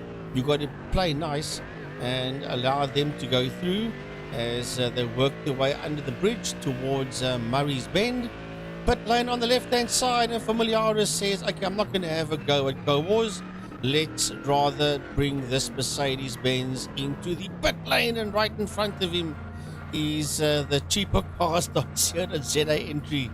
That's just keeping right out the way there of race leader Familiaris, as both cars once again, as in round 1 of the pit stops, make their way back into pit lane. Oh, they run like they glued to one another. Herman Lazarus was not as quick as what they were coming into the pit lane as such. So we'll see how that one pans itself out. Luke Lucchesi comes into the pits as well. He's still rolling. They've already stopped. So if they do put on tires and Luke Lucchesi doesn't, that's going to bring him probably around about 30 seconds closer. Be interesting to see. Yeah, and he boxes right there. He boxes between them. The two Mercs to say, listen here, dudes, I'm here. Don't forget about me. I don't think that Durant Motorsport, looks like he's actually jumping out of the car, is Luke Lucchesi. Oh, Francois, the super quick Francois Joubert climbs into the car. Yeah, I remember that Francois Joubert won Season 2 of the Sports and GT iRacing Master Series. Johan Fourie won the opening season of that one, and then he won the second one. So it is a great teammate for Luke Lucchesi, who, by the way, won the 4th season of iRacing Masters, did Luke Lucchesi. So you got the man that's won the 4th round of the iRacing Master Series, and his teammate is the man that won the second season of the iRacing Master Series. So who better teammate for Luke Lucchese to have than Francois Hubert? Jan Spalmer's in there as well, and you can see that Luke's car has gone up onto the jacks. So not only did the front runners change tires, so did Luke Lucchese as well. And a change up at the front in Overfield, it's Umpy Swamp that's climbing behind the steering. And Jason Coetzee is also in behind the steering wheel. So Umpy is taken over from Julian, and Jason is taken over from Byron. And Jacques Buerta is the man that finds himself now in P1. But remember that Jacques Buerta has not made a... Yes, he has made... He did make a pit stop, but I still said, is he going to hand over to Zach Forster? And he did not hand over that car to Zach Forster. He stayed in the car. So effectively on track in the elite, it is Buerta in P1, Swart in P2, Coetzee in P3, and that is second and third that you see there now. And they've got to get past Stephen McCarthy first. There is 17 seconds between the leader in that group of Swart and Coetzee to Steve McCarthy, and only then will they be behind Jacques Buerta. So Buerta has got McCarthy between himself and Swart and Coetzee. Well, still quite a gap, still another 18 seconds ahead there of Stephen McCarthy. Let's just pick up Stephen McCarthy. There he goes into the pit lane. So Stephen McCarthy goes in. Will he swap over to Dr. Mike Verrier? I probably think so. Mike did an hour, well, 59 minutes. And now it's about 61 and a half minutes that's been done by his teammate, and you'll probably find that will be a drive change. Right, let's have a look at the 8 Ball 24/7 and Sujin Properties / Rico Barlow Racing Ferrari is in the pits, and I think that the Doc does climb back in behind the wheel there of that number 14 Ferrari. So we'll wait for Mike Verrier to roll out of the pit lane.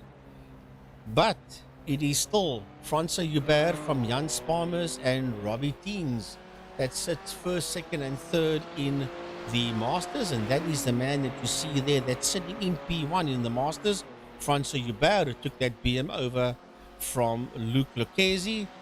And this is going to be good stuff to see what times he can put up in conjunction with the times that Lucchese done.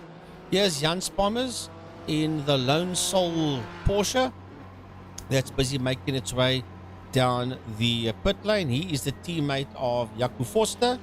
Is Jan Spalmers in the team Heap Together Lynx car, and Peter van der Spey in the Master G-Force Junkies BMW works its way down pit lane as well, and Van der Spey pits out of P6 in the Masters category.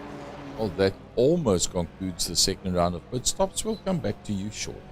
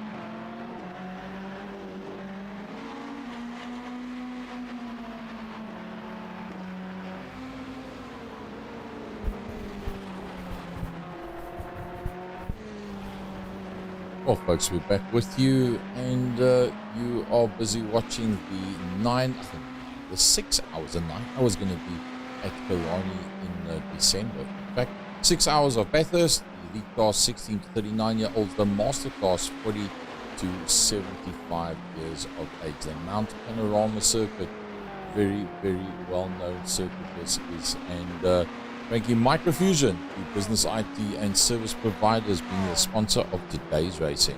Yeah, and they were established as we watch Jacques Botha, that is still ahead there of Umpi Swart and, or should I say Yuri Swart, being Cape Town known as Umpi, that's his nickname, and Jason Kutsia in that third position. And I must say, Jacques is holding his own very nicely against the Durant Motorsport. However, Microfusion was established in 1997. It is a business information technology service provider company based in Port Elizabeth, or Gqeberha as it's now known, South Africa. We offer IT services, sales and support to businesses in the greater Nelson Mandela Metropolitan area.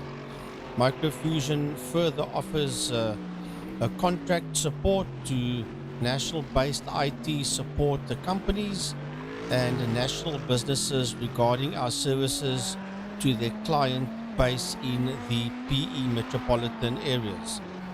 Our services are exclusively committed to small and medium businesses where we believe we have the recognized competence and capacity to service your IT needs. We are driven to provide quality technical services to the public and private sector business clients alike. Microfusion is a privately held small business. We pride ourselves in our capability to respond quickly and effectively to our customers' requirements and our commitment to provide quality personnel. By successfully meeting our clients' requirements in the face of ever-increasing technology and competition, we are proud to note that the overwhelming share of annual business comes from repeat customers, and that's information there on Microfusion IT, business IT and service provider, and they are the main sponsors here of the 6 hour at Bathurst on Mount Panorama.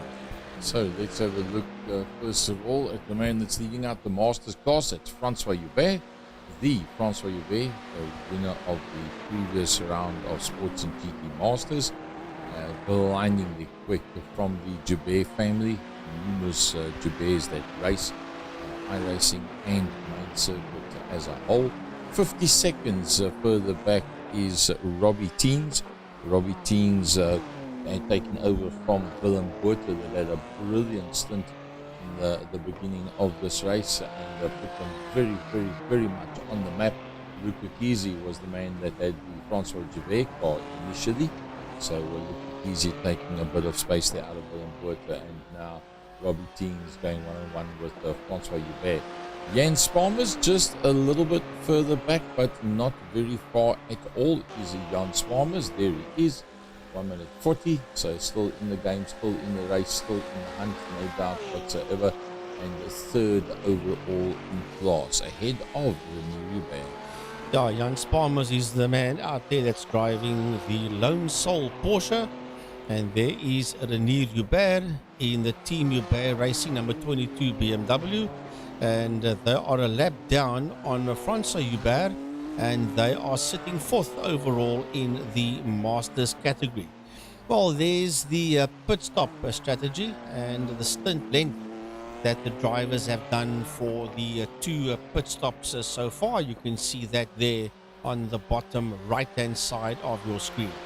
The main thing being that that Joubert car came in and went out, and then came, stopped, and went again. That's Luc Pizzi Francois Joubert car, and that's number one alongside Joubert, just ahead there of Teens and Spalmers, and that was the way that slight differentiation came in the pit stop strategy as such.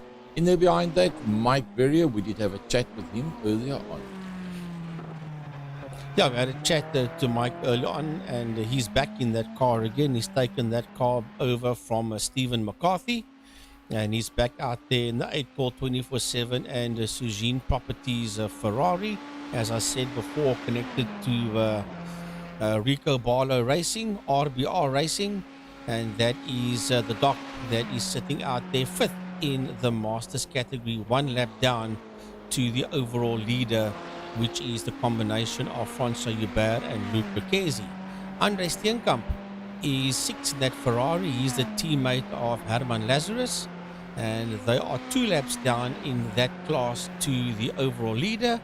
And then seventh in the Masters is Graham Stephen. He is the teammate of Peter Hubert, and they are in that BMW 2 laps adrift to the Francois Hubert Luc Lucchesi BMW.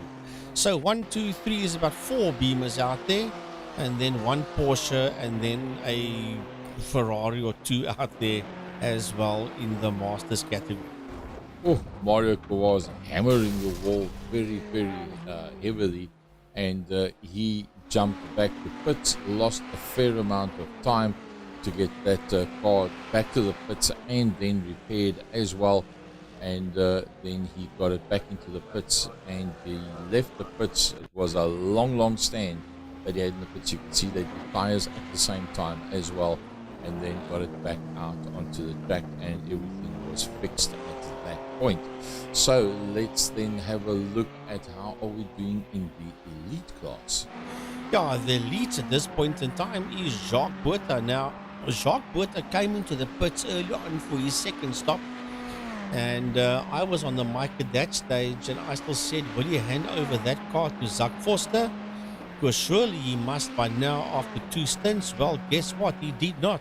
And he did what he needed to do in the pit area and went back out on the track again, and he leads the elite, and he is 16 seconds ahead there of Yuri Swart, that is there in that second position. And so he is ahead there in the team heaped together again, Ferrari. He is in first position, and the Durant Motorsport boys are sitting in second and third. And this is not exactly the way they planned their afternoon, to be driven away by the Jacques Botha / Zak Foster Ferrari. The difference being, look at the time stable in the pits, 42.2 as opposed to 1 minute 10, 1 minute 11, which means that Jacques Botha is triple stinting on a set of tires. Umpi and Jason have already done that tire change.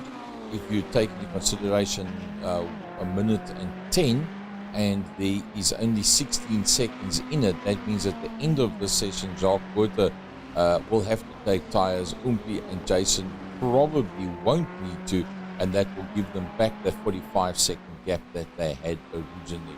So slightly out of sync from the rest, but that is why either way they managed to do a triple stinter. Should they then do a triple stinter twice or even a third time, that might just be the difference between them and Durant Motorsport, like what we had a situation with Luc Lucchesi saying, we need to start out thinking these guys, we need to start beating them in the technical side of it as well. Jacques Botha going to a different strategy.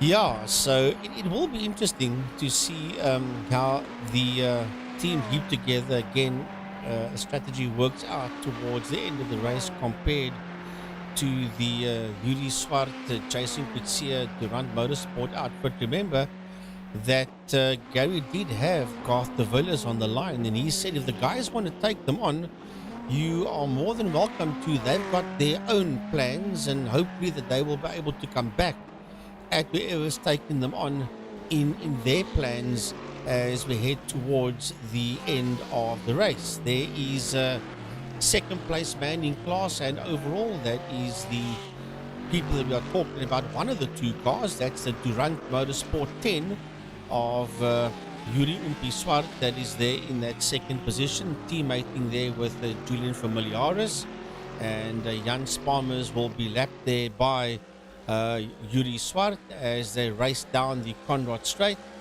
towards that chicane, which takes him to Murray's Bend, which will be the last corner. But there's a bit of a gap between himself and Jason Kutsia in Durant Motorsport 9 that is sitting third there in class. There's 6.2 seconds, as a matter of fact, Gary, between Yuri and Jason. Yep, but putting up a massive pace there is Umpi Swart, the man that's pretty much leading the Polo Cup South Africa Extreme Festival at this stage of the fight. When he spoke to Quinton Zaidner earlier on, and he said, well, we take the fight to Umpi Swart. This one, Umpi Swart's taking the fight to Jacques Buerta, and he's taking the fight right now to Jan Spammers as he closes up from behind. Yeah, so Jan Spammers is under attack there by Umpi Swart. There's only 4/10 of a second between Spammers and Swart that is in there behind him, and you can rest assured that Jan is not going to give any resistance. He will say, listen, but you need to go through, because we are not in the same class, and there's no ways that I'm even going to be able to fight with you out there on track. You guys are obviously in a class of your own in those two Mercedes-Benz outfits. So the leader of the elite is Buerta, as you see on the top part of your screen, and the leader of the Masters is François Hubert. But we ride aboard here with the Durant Motorsport 10, Yuri Umpi Swart, that is about to put a lap there on Jan Spammers. Unfortunately, he picked up Jan Spammers at the wrong position on the track, and that puts him now in a situation where, Oh, look at that one. That was very close. That was actually very, very good, I must say. That was very, very neatly done. He didn't wait until they were out of the mountain. He just kept on going. Mike Berrier has been involved in an incident. We'll have a look at a replay here of the dock, and that's in the mountain section, going through that Cooper's Bend. Clip the tire wall. Look at the damage on the left rear of that Rico Barlow Racing 8-24/7 Ferrari. That whole left-hand side fender and that light is completely broken there, and that bumper as well on the left-hand side of that Mike Verrier Ferrari. Yeah, in the meantime, it was Doug Haber that made the passing maneuver there. Doug Haber comes around the corner completely and utterly unsighted as he comes around the corner, and that's where the driver's briefing came into it, where he said, guys, please don't get yourself standing sideways in the mountain pass, and then you block other people's racing. Make sure that you get out of the way as quick as possible. And Aki Nagel has now passed the Mike area as well, so Mike did get the car going again, but you can see that he was slower coming out into the Conrad Straight, and that's what cost him pretty heavily, and the guys closing up on him, and now he's just dropped down that one position. Right, so Ati Nagel for Team iRSA Racing Red was the car that you saw there in your screenshot, as we go back to second place overall, and that is Yuri Swart, and there is 18.5 seconds between himself and the man that sits out there in P1, namely Jacques Buerta, and he has got Jan Spammers between himself and the other Durant Motorsport car, which is Jason Kutsia. So there's Doug Gerber busy making his way around, and he in that BMW sitting out there for Team Try Hard Racing iRSA GT3. Yep, and we're going to take a short break and come back to you in a couple of minutes from now. Microfusion being our sponsor of the day, business IT and service providers.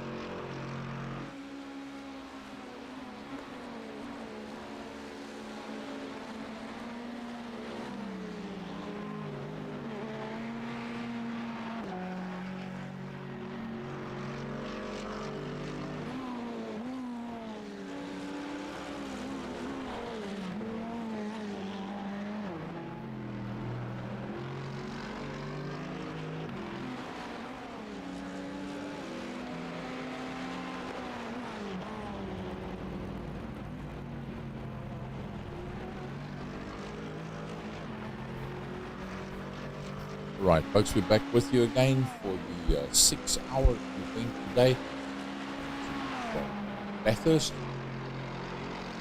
Sponsor for this event, our only sponsor for this event, Microfusion, business IT and service providers, company based in Port Elizabeth, offering IT service, sales and support to businesses in the greater Metropolitan area, but being computerized throughout the country. They can help. They further offer contract support to national-based IT support companies and national businesses requiring our services with their client base in the Metropolitan. So, big thanks to Microfusion coming on board for this one. Let's have a look at the overall so far. Having triple stinted or busy triple stinting with the first set of tires is Jacques Witte, and he's actually doing exceptionally well. He's staying ahead, and let's just see what the last lap times are. He's pretty decently staying ahead there of Kumpi Swart. In fact, a 203.3 to a 203.7 and a 203.8 by Jason Kutsia. So triple stinting on tires is working for Jacques Witte, but you'll probably find that when they come in, Jacques Witte comes in after the stint, he is then going to have to put tires onto that car. That's going to take an extra 30 odd seconds, and that's then going to take him back, well, his car driver combination and Zach Costa, they're then going to drop in behind the Durand Motorsport cars of Umpi Swart and Jason Kutsia. So Umpi Swart has got himself 20.9 seconds behind Yuri. Is behind Jacques Witte, and he's just done a 203.811 and a 203.7. So Jacques Witte taking yet another little smidgen out of it. Jason Kutsia sweeping it out a little bit to hold on to the back there of Umpi Swart. Those two car driver combinations with Byron Mitchell Jr. from the iRSA on board. Those two cars, the Mercedes-Benz, there was nothing much in it. Umpi Swart has proven to be quicker than Jason. Same team, same cars. Probably very similar to exactly the same setup as well. So Jason sweating it out there, and once again dropping 2/10 from Umpi Swart. If we go a little bit further down in class, Corne Britt, outside of that top three, finds himself a lap down. Has in fact been lapped by Witte, Swart and Kutsia cars, and with that finds himself in 8th overall, 7th overall on the circuit, and 4th overall in class. Going one spot further down from Corne Britt, it's Doug Harbour, and Doug Harbour with Jeff Hancock's the team Try Hard iRSA 3. That's the yellow car you see out there on circuit, one of 7 different BMWs that was entered into today's race. The BMW being the most popular car of the lot, then the Ferrari, and then the Mercedes-Benz and Porsche coming up level head on 2 and 2 apiece. So that is Doug Harbour. Then 6th in class is Ati Nagel. Ati Nagel, it's the first time that he finds himself now out in that car. Jaco Steyn, the man that started off, Jaco Steyn, the man that does all the settings and everything for us in the background. And thanks to Jaco Steyn for spreading his time between racing and then also making sure that we've got all telemetry 100%. So behind that is then Jean van Rensburg. That is in 7th position. Jean van Rensburg doing a 206, so quite a bit, around about 3 seconds slower than the fastest guys in the class, but let's be fair, few can run with the Durand Motorsport combos as they are out there with Mercedes-Benz, having determined for themselves that the Mercedes-Benz was the best option for them to go for the longevity of the tires and the fuel consumption as well. Jalaman Prius finds himself a little bit further down the field in 8th position from Mario Kowars as Corne Britt, 4th in class, takes the car into the pit lane. Is this the beginning of the next lot of pit stops? Quite possible, but it is a bit of an early one. Yeah, they should be pitting round about 2 hours and 55 He's approaching 2 hours, or it's approaching 2 hours and 47 minutes, and the corner is in the pits. It could be a little bit of strategy out there for him. So we're on board with the man that leads the Masters class, and that is Francois Hubert. He and Luc Lucchesi share that car. They're sitting first in class and fourth overall on the leaderboard. And they will be targeting Mike Verrier, who's 5 seconds down the road ahead of them. They will be putting a lap there on Mike Verrier, while Francois Hubert representing Team Pantera Racing. Then we're on board now with the Robbie Teams. He shares that car with Willem Botha in the Gazoo Racing. And 18 seconds down the road ahead of him will be Renier Hubert. That will be the next man that the combination of Botha and Teams will lap. And they are sitting second overall in the Masters category to Luc Lucchesi. And Spalmers, and I think he's had a pretty decent run. Sole lone Porsche out there is Jan Spalmers. He finds himself third in class, 1 minute 51 further back from Robbie Teams. So yeah, closing on a lap that they're going to go down in the not too distant future.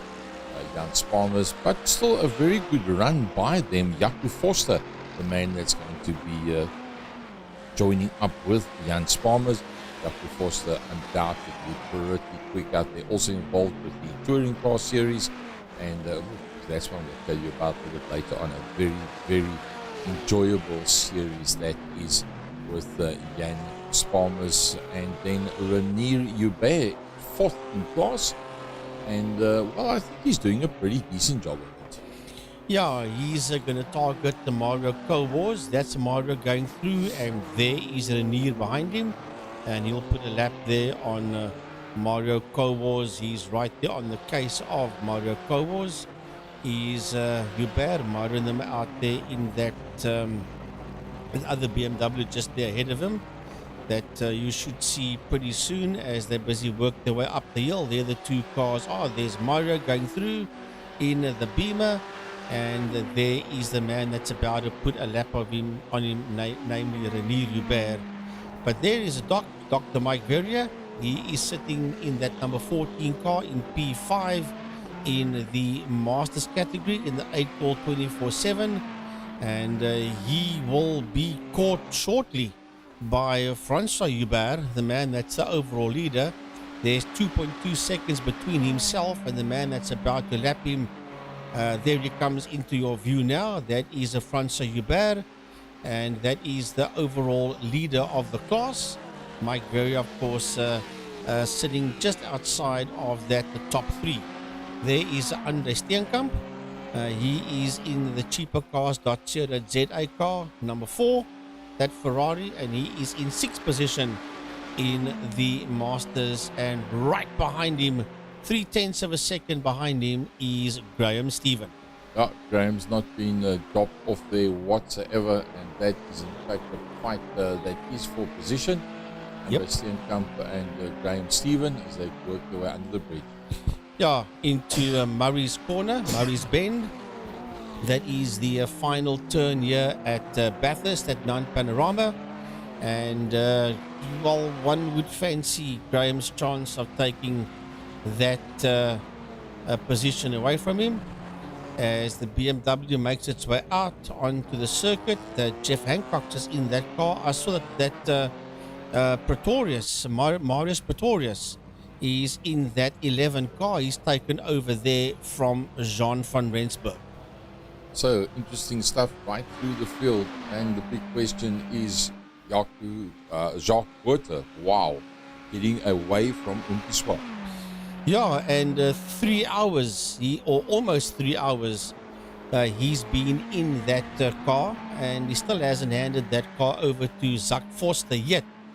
Has Jacques Botha in the team heaped together again, Ferrari, and now Marius Pretorius in the team heaped together Burnout. Ferrari makes his way out onto the circuit. That's car number 11, and the Pretorius brings that Ferrari out, and he is sitting 7th overall in the elite class. There you can see how the pit stops have played out in terms of how many pit stops have been done by who. And very, very interesting to see what the pit times are as such. Because the last time they were in, you can see Jacques Burger did not change tyres, and Spammers did not change tyres, Corne Breed didn't, neither did Atinachel or Jeff Hancock's. The others all changing tyres. So those ones that you see with the 44, the 43 and the 46 seconds, they will probably 99% sure they are triple stinting, and they will have to do a tyre change when they come in. Given that after Jacques Burger, Umpi Swart and Jason Kutsia have pitted, you're probably going to find it take Umpi to the front of the grid, Jason Kutsia into second, and Jacques Burger into third, if our theory is correct. Well, there you see him, and into the pits comes. Well, Jeff Hancock just came out of the pits. Has he now got some kind of car damage, or is it a penalty? I cannot see it being a penalty. He's just made his way out onto the track. Jeff Hancock's taken that car over there from Dougarbe, and Jeff is back there in the pit area again, so not too sure what the problem out there is. Is it a stop and go, or is it well, that could only be for damage. And I'm just guessing because I didn't see what happened out on track to him. But it is pretty strange, Gary. You got another theory that he's there in the pits. It's possible that the way they set up their pit stop was that they wanted to take on tyres, and the way that it was, they didn't have a quick pit stop, and it just went into a normal pit stop. They abandoned it, went out, and have now come back in, and now they're going to do a tyre change on that car and then bring it back out again. But that's pure speculation. Don't go out to one lap and come back again. But there has been numerous occasions in the past that we've seen where errors have happened in the pit lane as to how the setup is done, as to what the crew chief is supposed to do, and then you end up not getting the result that you want in the pits, and either have to just live with consequences, or the other option is to go back into the pits like this. And look how long they've been standing in the pit lane already. That's major. Yeah, that is not just fuel and tires. That is some other repairs that's been done to that the BMW, as they've been in there now in total, and that is seconds that's ticking. Remember, 60 seconds is a minute, so they've been in there for 119, let's say 120 seconds. So they've been in there for about 2 minutes. They've been in that pits, and Hancock's takes that BMW back out on the track once again. Wow, that was a bit of a strange one. So it's now 24 seconds that as Jacques Burger has got on Umpi Swart. Can he stretch that one out further? Because if he can, that's going to be a very, very, very strong bash at dethroning the Durant Motorsport cars from the top of the field. The fact that he is so quick out there, he's blindingly quick out there. Let's have a look at the last lap times. A 203.5, and Umpi has equaled that out on a 203.3 and a 203.9. So Jason, there he goes, in and now. I think we must stay on this one. Yes. Let's have a look, see exactly what the time's going to be. I'm pretty sure you're going to find this one is going to be a long stop, because it's going to be for tires as well. As we speak, where is Umpi Swart? There is Umpi Swart, still a long way back, and he's going to have to make up that ground as quick as what he possibly can. And there he does. That's the last corner. Through he goes and out into the front lane. So Jacques Burger in the pits, and Umpi Swart going straight past. There you see him on the left-hand side, and Umpi's going to go back into the lead of this race. So now is surely Zak Forster must take over from Jacques Burger now, because Jason Kutsia has now moved up into that second position as we expected. I cannot possibly see Jacques Burger doing another stint. The car flashes, that means Forster will be in. Yes, Zak Forster is in the team Heap Together Racing. So 3 hours for Jacques Burger, and now handing that car over to Zak Forster. Well, we know Zak can be very, very quick. There's no doubt about it. The next man on track is Robbie Teens. You can see Robbie Teens is still in the mountains. So literally a half a lap away from where Zak Forster is. So it will retain that position. Will Zak Forster. It will be the third place in class and fourth overall on track as he brings that car back out onto the circuit. Right, so Zak out in that car now. He's had a good rest. He's been watching what Jacques Buerta has done, and Zak brings that Ferrari back out there onto the track once again. So Umpi Swart and Jason Kutsia are sitting in first and second in class. Zak Forster sitting third in class, fourth overall on the circuit to Francois Hubert.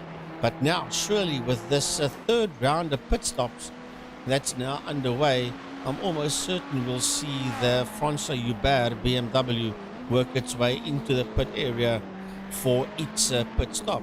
As we ride aboard, still there, Gaza, with Zak Forster. Yep, now you see Zak Forster is 106 behind Jason Kutsia. But Jason Kutsia and Yuri Swart have to still go into the pits. You can see 3 stops for Forster and only 2 for Kutsia and Swart. Now, will they then swap over to Byron Mitchell and back to Julian from the iRSA as well?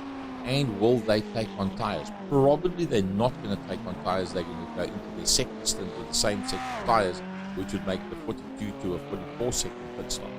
I'm going to hazard a guess that Umpi and Jason will come in pit and go out, keeping in mind that Byron and Julian did a long stint before they handed over to Yuri Swart Jr. and to Jason Kutsia as Robbie Teens makes his way out of the pits. He's also done a routine pit stop, keeping in mind that they are for now sitting third in class, but then the Jan Sparmer's car has not made its pit stop yet. Yeah, Jan Sparmer as well. Robbie Teens, that's the 4th time they've been in, and Sparmers and Francois Hubert have been in only 3 times so far. Yeah. So the damage caused to the car and the additional stops and whatever, that now coming back into play. We'll be coming back to you shortly.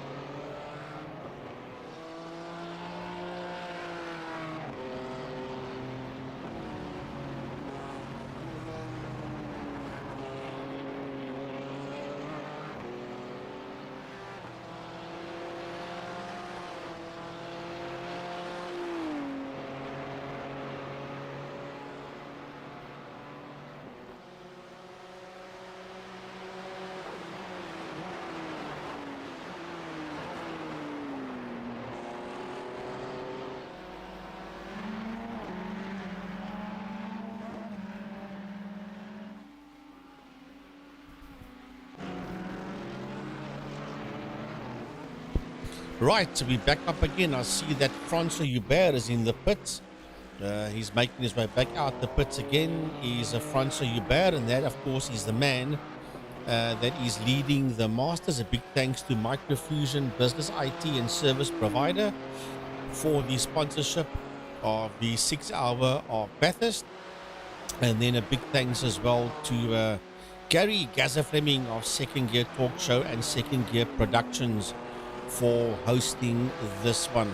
My name is Frankie Yennis, and I've been with you from the beginning together with Gary Fleming, who's been doing double duty of doing the commentary with me and doing all the production work, i.e. the camera work behind the scenes. And I must say, Gaza, a fantastic job that you have done so far on this Microfusion 6 hours of Bathurst at the Mount Panorama. So, Francois Hubert is still the man that sits out there in P1, and he's going to put a lap shortly there on Rainier Hubert. He's 4 seconds behind Rainier, and then he will put a lap on him, and then Mario Kowals will be the next victim there of Francois Hubert. So, with all the pit stops that's gone down, we see that Umpi Swart has taken the lead. Jason Kutsia went through into second, and Zach Foster was in third as he came out of the pits. But that has changed around again, Gaza, because Foster is in that second position, and he is splitting the combination of Swart and Kutsia. Very, very interesting up front. Let's have a look there at the Zach Foster car. And, well, we said Zach Foster, no slouch whatsoever, and I'm pretty sure that he's going to prove us 100% correct. With Zach Foster behind the steering wheel, I don't think that anybody's going to drive away from him very easily. Jacques Butte having done all the hard work, and now we've got Zach Foster that's right in there, and he's not far behind Umpi Swart whatsoever. Umpi Swart further up the road. Let's see where is Umpi. There's Umpi. He's taking the first corner, going up into the mountain, and just a little bit behind him, just in the same shot. There he is now. That is Zach Foster, that's in second place, and there is Jason Goodseer right behind him. So Jason's going to have to really put his authority onto this one. He's been the slower of the Durant Motorsport guys, making 1-2 errors here and there. The rest have been crystal clear in Byron Mitchell, Jr. from the iRSA and Umpi Swart. So I think the pressure's now on Jason to really wind it up and close in there on that second place car. Well, if you have a look at that battle box there, you see that they've all passed Mario Kowals, and there's a whole lot of cars that just ahead of Umpi Swart. So if we can go back to Umpi Swart, we'll see that it's not just Graham Stephen that is his next victim. It's Robbie Teings and Jeff Hancock. So as you see your battle box there, Swart, Foster and Kutsia have got 3 back markers that they will systematically close the gap on, and then obviously try to put a lap on them, or will put a lap on them. But this is a fight for position on circuit. This is a fight for second position, and absolutely no resistance as Zak Forster loses that position there to Jason Coetzee. So Durant Motorsport, as far as they're concerned, is order restored. They are sitting first and second, and there's 6.4 seconds between Swart and Coetzee. A bit of netcode and drop signal there, the car behind Jason Coetzee. And well, that's Mario Kowals. Yeah, that's Mario Kowals. Let's hope that doesn't affect, that it makes as if the cars are knocking into one another and affect the race whatsoever. Because Mario Kowals is actually doing some pretty decent times. We're not shaking him off that easily whatsoever. Jaco Forster into the pits. Graham Stephen into the pits. Mike Verrier into the pits as well. Right, so now there is another round of pit stops happening. You just saw Mike Verrier make his way out. Here is the 000 Porsche of Jaco Forster, teamed Heap Together Links, busy making its way out onto the circuit, and Graham Stephen making his way out in the Master G-Force Junkies BMW, as Atti Nagel for iRSA Racing Red pits the 88 Ferrari. So they're just clicking in one after the other. Swart for the elite, Umpi Swart having the fastest overall lap times, and then Joubert for the Masters class. So even the likes of Luke Lucchesi's name does not show up there.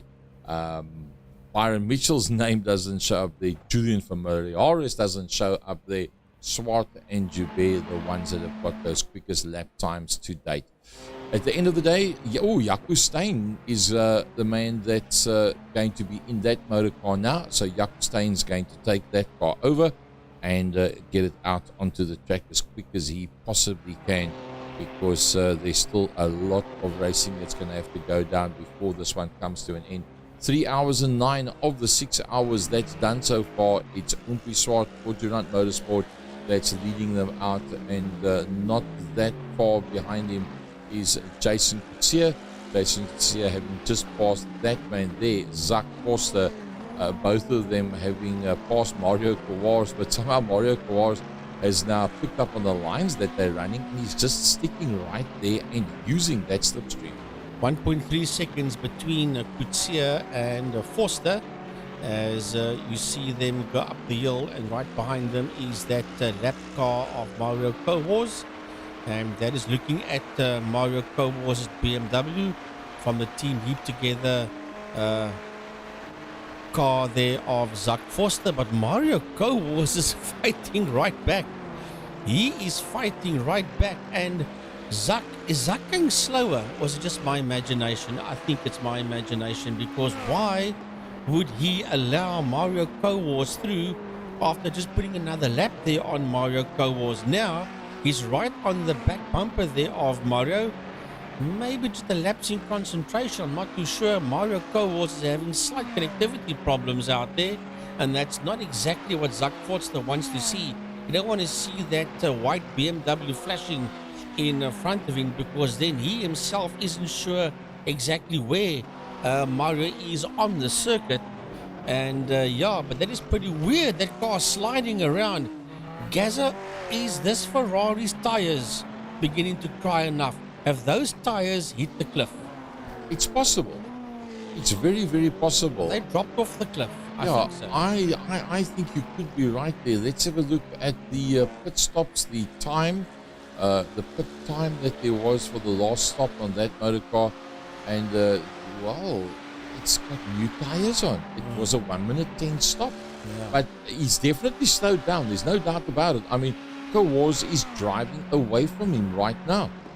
Yeah, something isn't right there in that 9 Ferrari.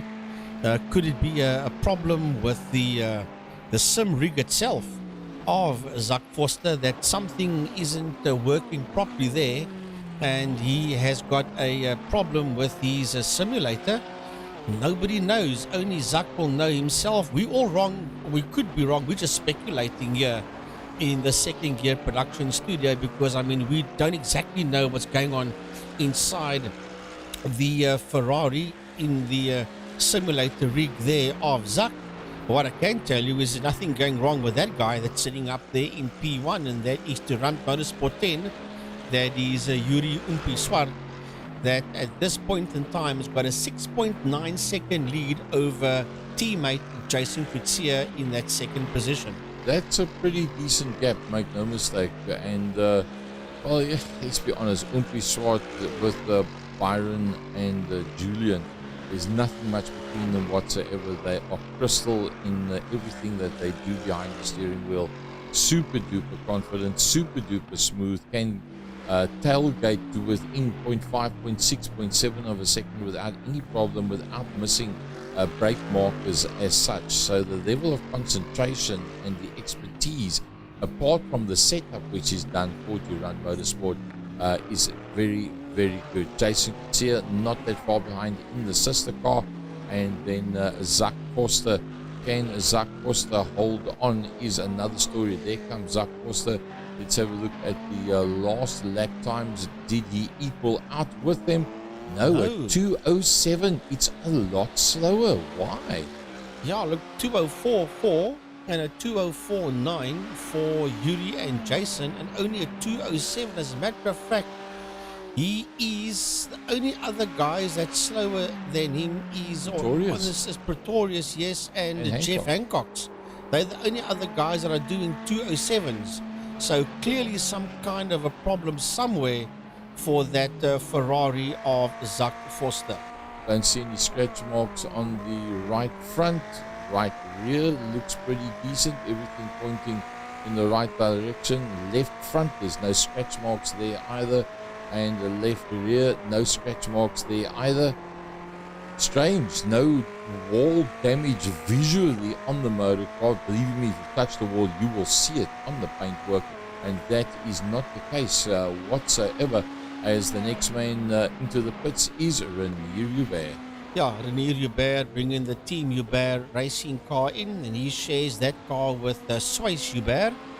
So let's have a look and see if that will just be a routine pit stop, or which we know it is, but will there be a driver change or not? That will have to tell you the moment we know. And if that car flashes on your screen, then you know that that is Renier that's handing over to Swiss. Right now it seems as if Renier is still in that car. Well, he is still in that motor car, so... And tyre change. Yep, and tyre change. I think that Renier will be continuing in that car and will hand over to Swiss a bit later on. But yeah, interesting times out there for the Zak Foster car as Renier stays in that Beamer and makes his way towards pit exit. Not changing tyres, 44.2. Yeah. The standing time, so no tyre change having gone down there. Keep in mind that if you go to the top of the field, Zak Foster is a man that was 1 minute 10, so there's that extra almost 30 seconds, 26.1 seconds more, which means that this man you see on screen, Zak Foster, he is in fact on newer tires than Umpi Swart and the man in there behind Umpi Swart, Jason Kutsia. But if you look at the last lap times, it's just not working. He's got it down to a 2:05.4, but even that is still 6/10 outside of Jason Kutsia. He's already 15 seconds behind him, and that hard push to just try and force a mistake out of the two front runners, they starting to fall now by the wayside. Yeah, he's pulled back about, well, it still shows 2:07.6 there for Zak Foster. So, yeah, I don't know. We'll have to have a look and see when he crosses the start-finish line. Surely he's not going to be doing 2:07s for the rest of this one, because then he is going to be in trouble, because François Hubert is 4.5 seconds behind him, and there are still, those two are on the same lap, but still he could lose out to François, even though François is not in the same category as what he is, but still you wouldn't want to go down to that man you see in screen there, François Hubert of Team Pantera Racing. So interesting. He's going to have to up that 2:07.6 and get back into the high 204s or even mid 204s, because remember, Jason's running mid 204s. Sorry, Yuri, Jason's running high 204s. So he's going to have to try and equal at least Jason Coetzee's time or get very close to it. Well, if you think it's 1.8 seconds that this man, Francois Joubert, has taken out of Zak Forster on the last lap, and if he carries on like that, it's not going to be very long. There's going to take him to make up the 4-second gap that there is 2.5 laps from now. That's for third overall as a podium finish, irrespective of classes. So Francois Joubert is pushing that car pretty hard. Remember, frequent flyer Luc Lucchesi will come back into that motor car and then carry on the fight from there. So I think the fight back from the Masters on the elites, it's busy happening right in front of your eyes. Well, you see, Gary, this is exactly what Francois and Luc wants. They are leading their class, yes, but they want to get into third overall position, knowing that the only guys ahead of them is Durant Motorsport. Then they can both settle down and say, right, let's see if we can go after these guys, but they need to clear Zak Forster first. And at this point in time, there is Francois, and he is 3.8 seconds behind Zak Forster. 205.3 and a 3.6, sorry. 204.7. So 6 tenths on the last lap that was taken out of Zak Forster by Francois Joubert. Steven Koenig has finished his stint on the with his motor car, and that is Steven Koenig that's now coming into the pit lane. So he's going to be starting his homework now, having started the day by doing commentary on another series and now getting out on circuit himself to go and do some racing. So Francois Joubert at 204.7, at 205.2. Zak Forster, we're looking at the battle for third place overall. Yeah, Koenig, you just saw there in view, he's a teammate of Janneman Prius, but never mind that, because here comes Francois Joubert. 3.3 seconds between himself and that man that you see on screen there. Zak Forster in that Ferrari.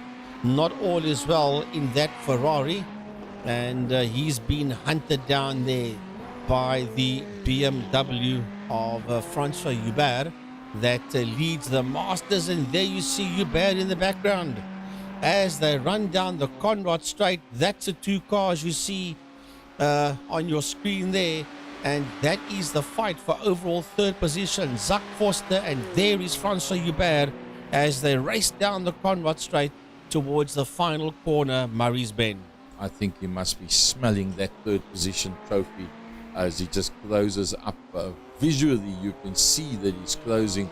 So a nose cone view just as he goes over the rise down towards the final bend, and under braking closing up quite a bit. The cockpit side of it, you'll see as he comes out into the straight. There he can see his victim in front of him, and he'll know that he's closing very, very quickly. 1.2 seconds on that last lap.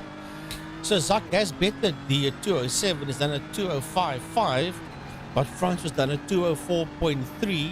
So you can visually see that Francois Joubert is right on the case there of Zak Forster. There is now 2.8 seconds between Forster and Joubert. And Forster's now got the mountain section with Koenig in front of him. And Stephen, having not done many laps at all so far today. Ooh, and back markers. Sorry, Gary. Out Stephen Koenig that he's just gone past.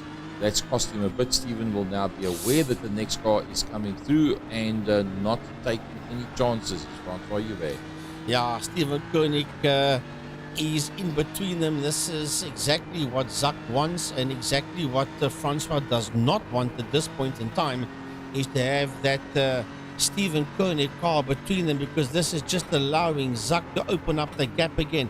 Francois has to clear Koenig, and he has to clear Koenig extremely quickly. He has to make a move shortly. Unfortunately for Francois, where he finds himself now, running through the top of the mountain, he's not going to be able to do it. Now he will.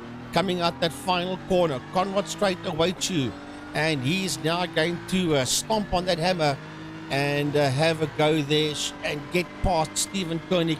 Koenig will just keep to the left, which he does, he goes through, but that gap, it was 2 point odd, has now grown to 3.7 between Foster and Hubert, because Hubert was caught behind Stephen Koenig. That's a massive knock that he's had to absorb there, is Francois Hubert. And look at that visually. He's back to where he started, a lap back, where as he comes over the rise, you can see the leading car in front of him. So, Francois Hubert must be saying, Stephen, what have you done? Well, it's just where he picked Stephen up, and he just picked him up in the wrong place. So, I mean, that's nobody's fault. That's racing. You are right on it, and then the guy clears the back marker. You pick up that back marker somewhere on the track where you just cannot get past, because it's impossible to get past. I don't think Stephen kept him up on purpose. As a matter of fact, he wouldn't have kept him up on purpose. But yes, this is racing, and it did cost Francois Hubert. Yeah, it cost him pretty much a full second. In fact, if you look at the last lap times, a 2:07.1 and a 2:08.1 between Jacques Foster and Francois Hubert. So the front 1, 2, 3, 4, 5 cars are all on the same lap, and that's 3 in the one class, 2 in the other class, and then the first man outside of that is Jaco Foster, 3rd in the Masters class. As we ride on board still with Francois Hubert, expecting that he is going to be closing down on Jacques Foster. He's the closest battle that there is out there as he works his way through the mountain section. This is normally where he is very, very effective. He's got it down to 2.4. Yeah, well, he's clawed, well, it was 3.7. He's brought it all the way back to 2.4, 2.3. Now it's 2.2. So Francois Hubert is on a roll, and all of a sudden that Foster Ferrari is right there on him. He'll have his gun sight set on him as they work their way down the Conrad Straight towards that bridge, and then they will work their way towards Murray Corner. They'll do a left-right kink here, and then under the Armorall Bridge towards Murray's Corner to start another lap. Murray's Corner, of course, being the final turn here at Mount Panorama. So this lap, no traffic, bang, 2:06, almost a 2:06 flat, and a 2:04, almost flat as well. 2 seconds. Francois Hubert is on the move. 2 seconds in at 1.76. By the time they get back to where they are now, all things being equal, it's going to be bump to bump. Yeah, it all depends how quick Francois is on top of the mountain compared to Zak, and how quick Zak is on top of the mountain. But give Zak due. All of a sudden he dropped off pace, and as Gary was saying, there is new rubber on that Ferrari, so something isn't 100% right. He brought it back to 2:05, and his last lap was a 2:06 for Zak, so clearly something isn't 100% right, because he was running 2:04s together with the likes of Francois Hubert and with Yuri and Jason, even with Jaco Foster, that's running 2:04s as well.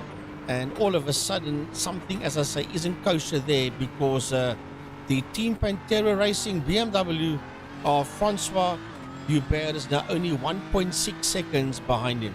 And that on used rubber as opposed to the new rubber on Jacques Foster's car. 1 minute 10 for the previous stop, Jacques Foster, and 42 for Francois Hubert. We're going to take a short break, and we'll keep an eye on this battle.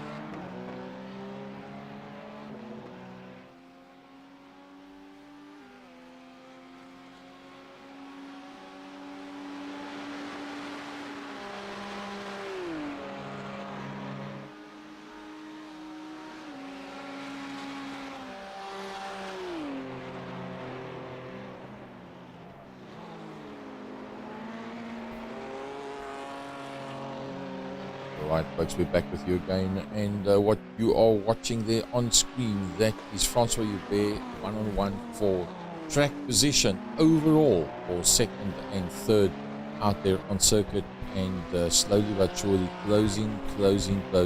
Zach Costa 205.2 at 204.3, 9/10 of a second on the last lap there, Francois Hubert on Zach Costa. Zach Costa on one stint newer tires than that of Francois Hubert, but not being able to equal out the pace. The BMW closing on the Ferrari lap for lap, corner for corner. It's a matter of time, and if they don't pick up any new traffic, the next one they're going to come to could be Jason Kutsia, but I mean Jason Kutsia is on one hell of a pace, so only when they get to when Jason Kutsia passes Robbie Teens, and then Robbie Teens might then come into play. But I think by then this passing maneuver will have taken place. Yeah, this is some great stuff out there, but I'm not too sure.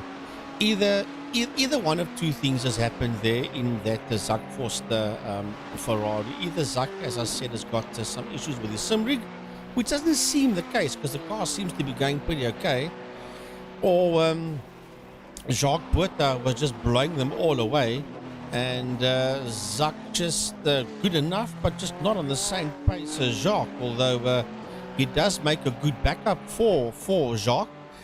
But yeah, that's just speculation. I mean, I'm just having a guess at this because nobody knows exactly what's happening there with Zach Forster. But we do know what's happening with Francois Hubert. He's now only 4/10 of a second behind Zach Forster. Is a Francois Hubert, and that's going down the Conrad Straight towards the end of the lap.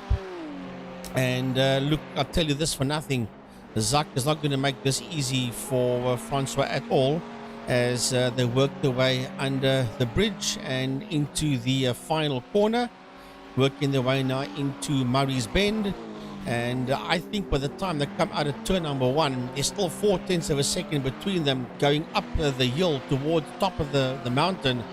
I think this is where France is going to have to make a move, because if he doesn't make that move sooner than later, they're going to battle to be able to have a go for overall positions, he and Luke, at the Durant Motorsport boys.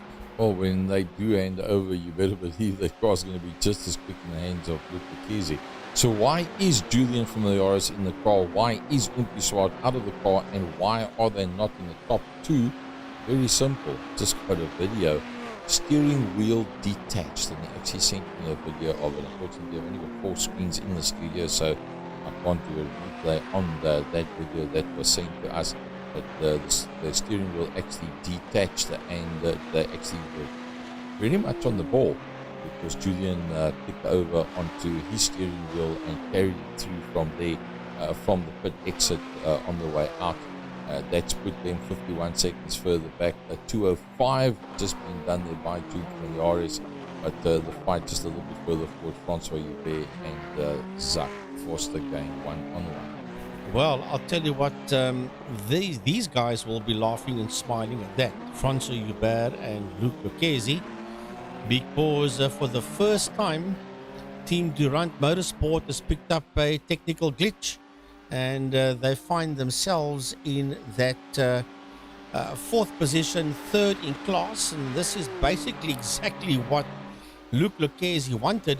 He wanted to drive that wedge with his teammate between Durant Motorsport, and that is exactly what he's getting so far, and is getting a bonus because Zach Forster has joined him in doing so. But yes, he wants to get that car into 2nd position.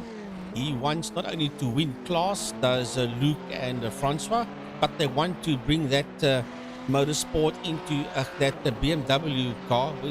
Basically, the BMW motorsport colors were very much similar, into that overall 2nd position. So at this point in time, France was doing an awesome game and driving fantastic, but still not managing to clear the Zach Forster Ferrari. There is 7/10 of a second between them, and if they want to have a possible go at Jason Kutsia, which is unlikely but not impossible, they need to get that BMW ahead of that Ferrari sooner than later. Well, it's a very interesting battle, but keep in mind that Zach Forster has now dropped 14.5 seconds back from Jason Kutsia. So when Jason goes back to Byron, who's undoubtedly one of the very quick guys in these motor cars around this specific circuit, and with just about any motor car around any circuit, that's going to put them very much in the driving seat. With Jason having dropped down initially, I think they'll be super tough with the fact that they find themselves back in the front. With Zach Forster now holding up a 14.8 second gap and holding Francois Dubé back. Now, Francois Dubé did a brilliant job in catching, but having caught, doesn't look very close to passing right now. Well, Gary, can you go to Julian Familiaris for me, please? Because I'd like to see the gap, the interval. I think that is 50 seconds. I see the interval there. That's between Julian and Francois Hubert. Yeah, well, he's got it. That's possible because look at all those back markers that Jules has to clear there. First Graham Stephen, then Mike Verrier, and then Corne Briet. So on track, Familiaris is now 51 seconds behind Francois Hubert. So this is a mountain for Durant Motorsport 10 to have to climb if they want to get themselves into that overall top 3. Yes, he is third in class at this point in time, but they want to get into that top 3, into that podium. Will they be able to get there? Will they do it? Will they work their way back up into that second position? I don't know. We'll have to see. Time will tell. We've still got a bit to do here in this 6 hour brought to you by Microfusion Business IT and Service Provider. Top 4 mirror one another to within very close times, within half a second of one another. Jason Kutsia on the last lap is a 2:04.6, who's actually the slowest of the front 4, a 2:04.1, and they're about to come through now to do another lap. Let's see what does Julian do with this one. Julian puts in a 2:04.16, so within hundredths of a second between them at this stage of the fight. Francois Hubert, there you can see the gap visually. It hasn't closed any further. He's not been able to do much. I see Swayze Hubert has jumped to the pits. Now Swayze Hubert is down 6th in class there. He is. He's 12th overall and 6th in class. I didn't see any accidents at all for Swayze Hubert, but he jumped back to the pits. So very strange. A drive-through, you wouldn't jump back to the pits because then you get nailed with towing time. So I'm not too sure what happened. It could be netcode or same or something similar, but not too sure how that one plays out. Let's go back to the classes as such, and it's there, the man at the front, Jason Kutsia, that's now coming up behind Jeff Hancock's that needs to get past. And flashing lights there at Hancock's and putting the pressure there on Jeff, saying, come on Jeff, just move out the way, hold your line. I want to come through, but Jeff is not making it easy there for Jason Kutsia. He is eventually overtaken there by Kutsia. Is Hancock's, and Hancock stuck in right in there behind him. Herman Lazarus is on track there behind Jeff Hancock's. And there is that combination of Zach Forster and Francois Hubert, and there's 0.6 of a second. I lie, it's not. It is very close. It is 0.7 of a second between Zach and Francois, and he's going to have to move. I'm not too sure what the strategy is that the drivers have got while talking to each other. Maybe Luke and Francois have decided to hold station for now. Obviously, we don't know what they are doing, because trust me, believe me, all these drivers are talking to their teammates all the time. Even if the teammates are not racing at this point, they are still communicating with their teammate that's behind the steering wheel of that car. So obviously we won't know what Francois and Luke are discussing, because to me it seems as if Francois is just closing onto the back of him and just hanging there around for a while as they work their way out the final corner on top of the mountain, and now race down the Conrad Straight So yeah, as I said, we're not too sure obviously what the drivers are saying to each other. Surprising that you can get a situation where you can catch somebody almost hand over fist.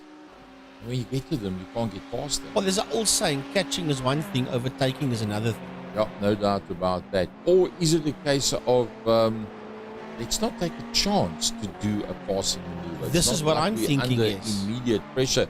Talking about immediate pressure, looks like Graham Stevens well on his way to make a passing maneuver right now on Dr. Mike Berrier, and that is for position on track, positioning class for 4th and 5th.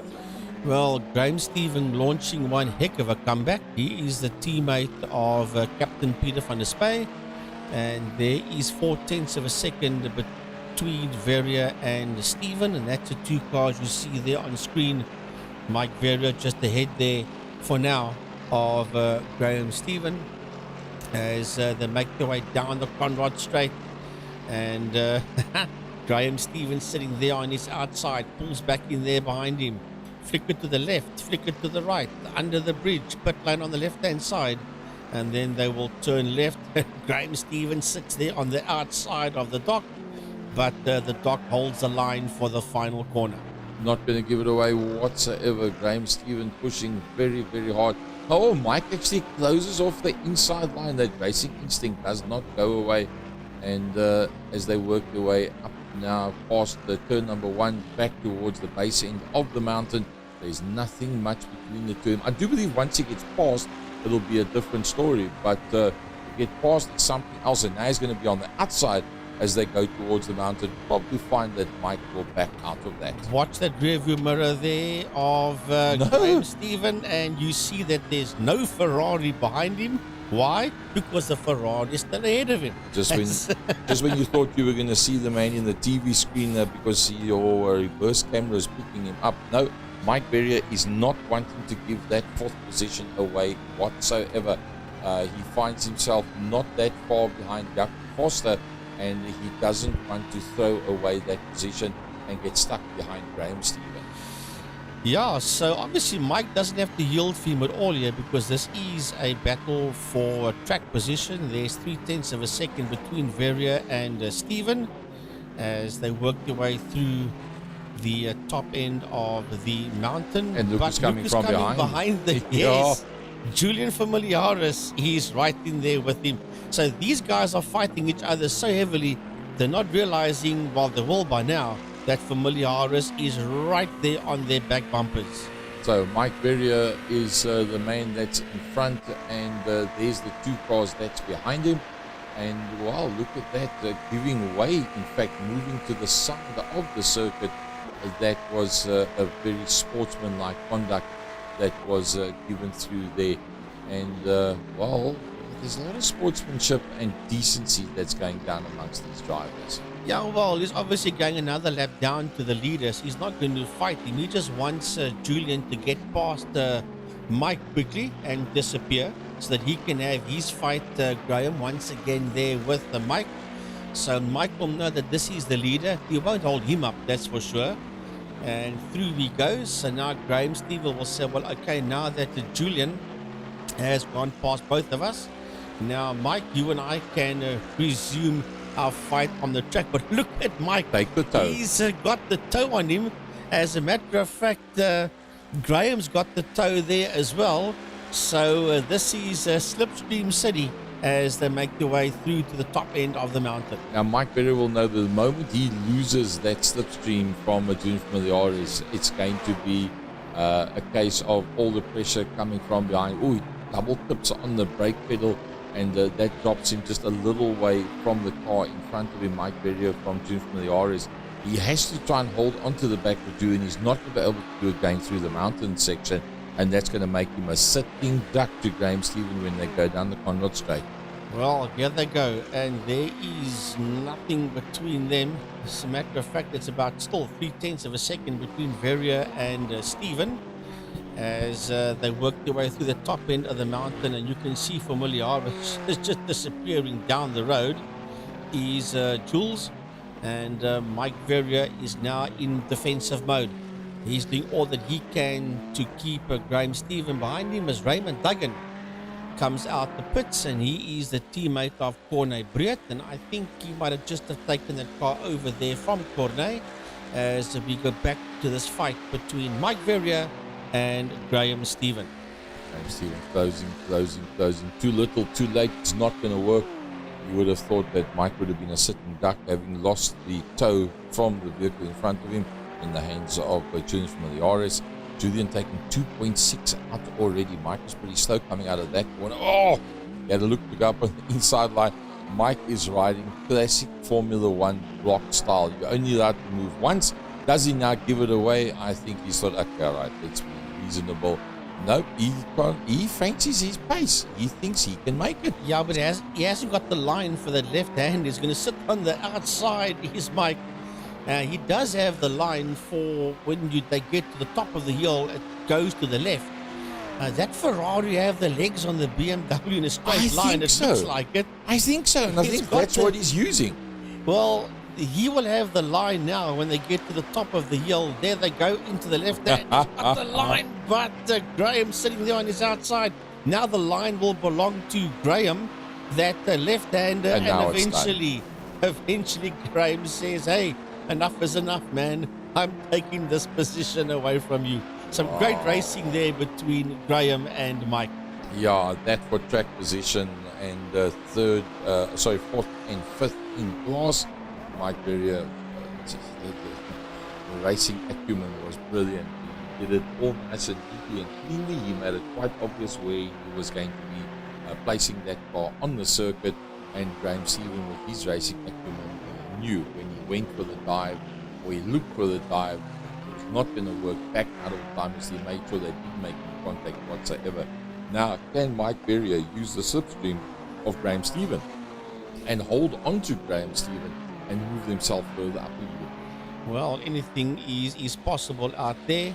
I'm having a look there. Zach Foster is still there in that second position in the elite. So we have a look-see and into the pits, Doug Gerber, and then we have got Herman Lazarus working that for Ferrari into the pit area. There is Zach Foster, and he is 15 seconds behind Jason Kutsia.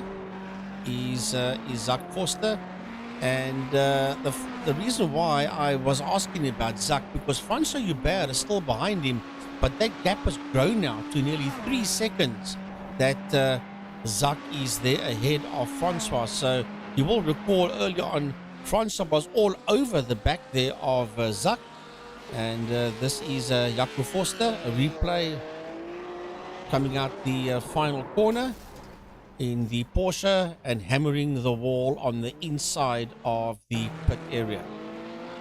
Another incident here under Steenkamp, cars.co.za. Lazarus just gets the tailing out, gets it 9. Somehow when you go off, that's the 10 car that's gone in there, and that in fact was Francois Hubert that Duggan that gets situation, kept up as well, and the 17 in there as well, Raymond Duggan. Well, and there's damage on that Ferrari, and yeah, that has cost them. As Gary was saying, they were told there in driver's briefing not to reverse up and down and do 3-4 point turns in the mountain, and that's exactly what happened, and that is what Andre done, and then there was nowhere for Francois to go other than into him, and of course Raymond Duggan was also part of that situation as well. As you see Raymond Duggan coming there, he stopped, as a matter of fact. He never made any contact there with Steenkamp, but he had to climb on the brakes to avoid contact with Andre Steenkamp. Jean van Rensburg in the same basic colors as that of Herman Lazarus. He comes into the pits for his pit stop, back to the front end of the field. Jason Kutsia, let's have a look at the race overall. And Jason Kutsia has held out now almost on 16 seconds from Zach Foster. And Zach Foster has got Francois Hubert right in there behind him, with Francois Hubert now 2.3 seconds. So he's dropped a bit off the back of Zach Foster for that position overall. Julian from the RS has not been able to close. He is in fact now finding himself third in class and 47 seconds further back. so not been able to do much there. Robbie Teens in behind the steering wheel. Nice to see that Robbie's back out there again. He finds himself second overall in class. Is Robbie Teens, and the man that he obviously would like to get his hands on will be Francois Joubert, but there's at least 3 cars and more between himself and Francois Joubert, and you're looking at probably around about a minute and a half. Yeah, but there's 1 minute and 59 seconds between himself and the Familiaris, so it's highly unlikely at this point that Robbie Teens and Willem Botha that share that car will get up to the combination of Francois Joubert and Luc Lucchesi.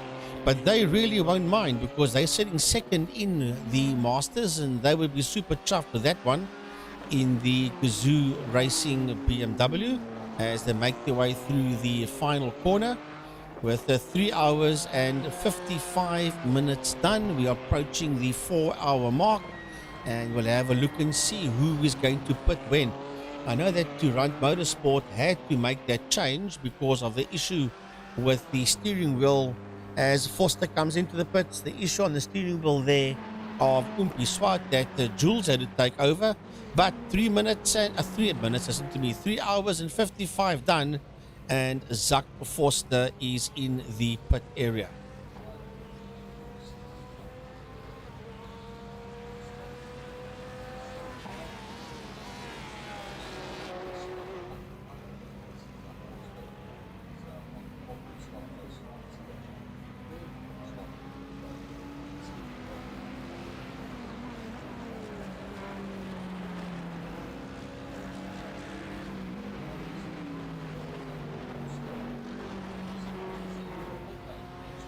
Yeah.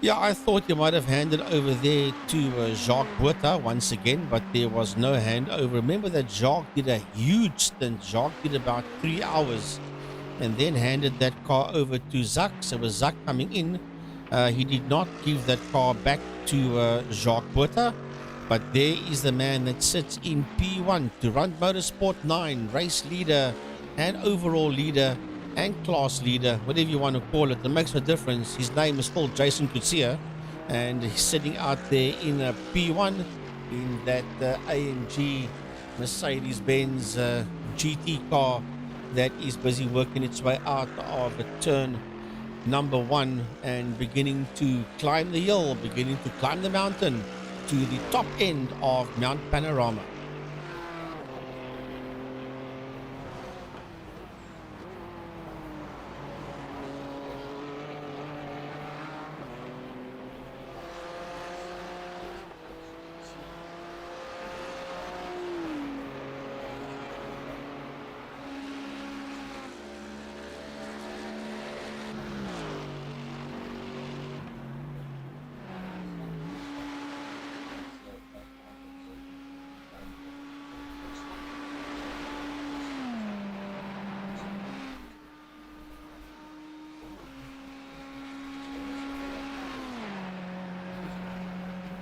No, as a matter of fact, there isn't much in it, to be honest with you. And we've only lost 1 car. There were 17 cars that entered. 16 of them are still out there on track. It was a combination of Clinton Besaidnout and Jonty Weiss that had trouble out there. Jonty never even got to race that car, and it was Clinton Besaidnout that had all sorts of issues out there, and they retired. But Robbie Teens and Willem Botha are sitting second overall in a class to Francois Joubert, and there's 2 minutes and 2 seconds between Francois Joubert and second place man Robbie Teens.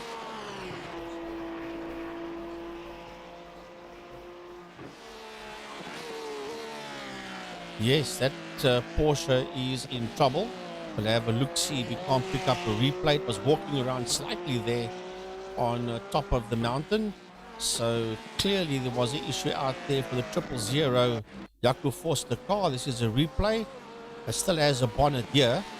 And when you see it just now that's coming out of Murray's corner, how much better hits the inside wall. Yeah, and as a matter of fact, they've done that before. And that's the reason why the car went into the final corner with a bonnet and came out of the final corner without the bonnet.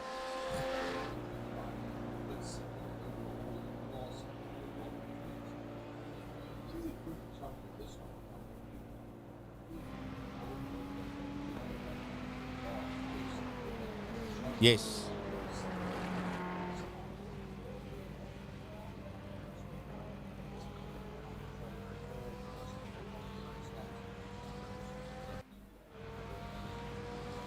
Yeah, Willem Botha's in. You were right, Gary. Willem Botha's in.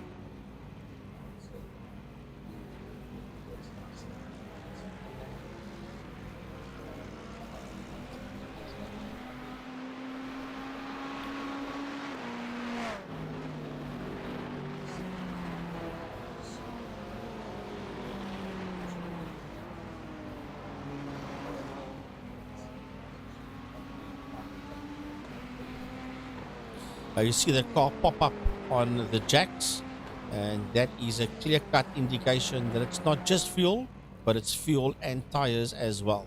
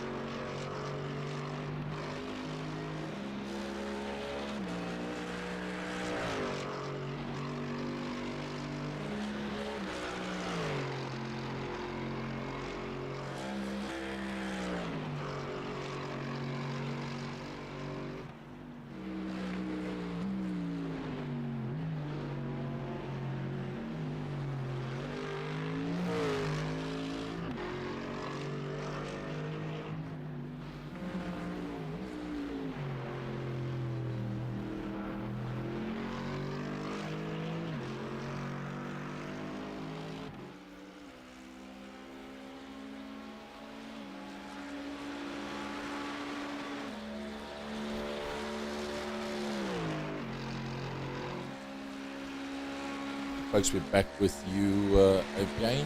And for those of you that missed out on the beginning of today, 6 hours of Bathurst, and we've got two different classes, the class the 16 to 39-year-old and the master class 40 through to 75 years of age. And our sponsor for today, Microfusion Business IT and Service Providers. And we say a big thanks to them. They're the business information technology company based in Port Elizabeth in South Africa. They offer IT service, sales and support to businesses in the greater Nelson Mandela Metropolitan area. They also further offer contract support to national-based IT support companies and national businesses requiring their services, and also obviously in that Port Elizabeth metropolitan area. They are exclusively committed to small and medium business, where they believe that they recognize competence and capacity to service your IT needs. They are pretty much driven to provide both technical services to public and private sector business clients alike. So a big thanks to Microfusion for their sponsorship of the prize money for today's race. And as we watch, Familiaris is going to make a move there on Steve McCarthy, and gets the move done there on Stephen McCarthy. That, of course, is out there in the master section. He and Mike Verrier share that Ferrari. So, Familiaris and Yuri Swart, they are the people that are sharing, or the drivers that are sharing that Durant Motorsport, the Mercedes-Benz, as we now ride aboard with Zak Forster. And Zak is going to pick up Jean van Rensburg. That is the man he's going to pick up. And there is Byron Mitchell. So Mitchell is in that car. Byron Mitchell has taken over that Merc from Jason Kutsia. And Byron Mitchell for Durant Motorsport 9 is in that car in third position. And here they come. Here they come. They are 5/10 of a second behind Zak Forster. That's at fight for that second position between Forster and Mitchell as they head down the Conrad Straight. Now, Zak does not have to give anything here to Byron, because they are fighting for track position, and they're fighting for second in class and second overall as well. And Byron Mitchell just says to him, thanks for coming, have a nice day. There you see him in Mitchell's rearview mirror as Byron Mitchell once again makes it a Durant Motorsport 1 and 2. Now he has to clear away from Zak Forster to cement a 1-2 for Durant Motorsport. But I will say one thing, it hasn't been as easy for them this time around as it was in the opening two rounds of this 6 hour. If you have a look on the right hand side, you'll see that's Byron Mitchell that's on screen. That's Zak Forster that's in there behind him. Look, Lucchesi just 16 seconds further back. So not only has Byron Mitchell negated the problem of Zak Forster, which is his biggest competition right now, it is then also the car next up on the road, 16 seconds further back, which is Luke Lucchesi. Looks back in the motor car. They 2 minutes 9 seconds ahead of Willem Botha, which is their closest competition class-wise. But Zak Forster doesn't seem to be very intent on allowing this car that's just got past him to get away. Yeah, he closed, and yes, he passed, but just maybe Zak Forster fancies the opportunity to maybe hold onto the back of him and stretch himself then away from the interests of Luke Lucchesi, or either way to hold on for this stint, put new tires on and come back fighting, and maybe still break the Durant Motorsport boys in two. Well, I'll tell you this for nothing, Byron Mitchell's not going into defensive mode. He's overtaken him and he's driving that thing as hard as he can to try and clear away from Zak Forster. As we speak, Luke Lucchesi, that Gary said earlier on, is out there on track. He's taken over that BMW from Francois Hubert. So Lucchesi is sitting first in class, and he is sitting fourth overall on track. Is Luke Lucchesi, but Byron Mitchell still not dropping Forster. That Ferrari of Forster is right there. Now, Forster was doing Well, Zach is still doing 207s. I don't quite understand this because Julian's done a 203 his last lap. Byron did a 205, and then I can understand because he had to get past Zach Foster. Zach is right in there with the Byron Mitchell, and yet he's done a 207.7. Did Zach Foster, but even so, he's nowhere there. He makes a mistake. Ouch. I was just going to say he's not being left behind there by Mitchell. Wow, that was just a bit of luck. We managed to put that up on screen. The reason why I've got those times up there, you can see Luke Lucchesi 204, 550, and that's quicker than the 207 and of Byron Mitchell and Zach Forster. So Luke Lucchesi will be hoping that the two of them give one another a bit of a hard time and slow one another down. Look at the right hand bottom corner. Byron Mitchell to Zach Forster, 0.78. That's well within where you need to be to pick up the best of the toe. And Luke Lucchesi is down to 12.1. So let them fight one another. 12.8, 11.7. 11.7 it stays. So he is closing. So right now he's going to be saying, please, please, please, Zach Foster, don't let that man go. Hound him, make him go defensive, and then we'll make this a three-way battle. We'll sort it out after that.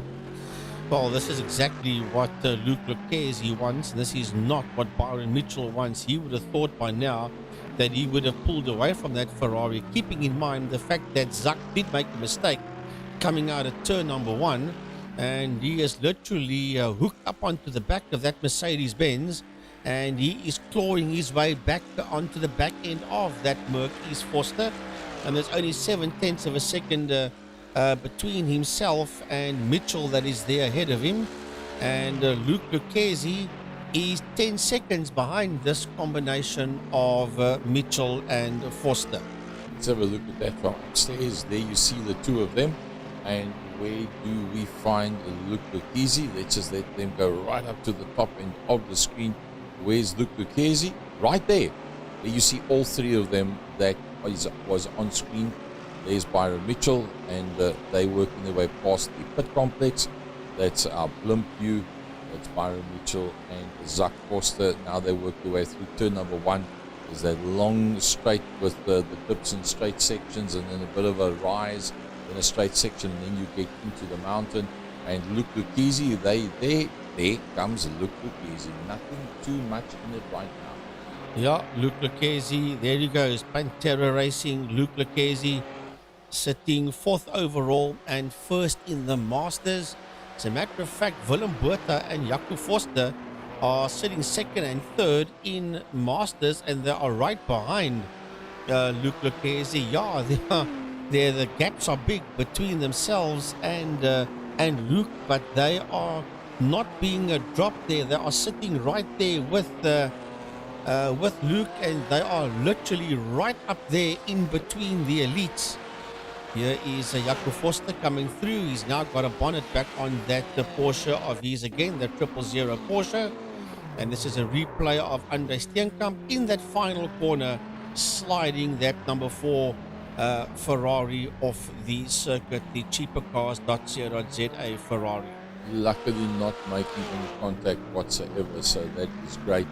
Zach Foster still holding onto the back of the Durant Motorsport car of Byron Mitchell. 41 seconds. Julian from iRSA up, dust, and disappear. Umpi Swart having had the steering disconnect on him.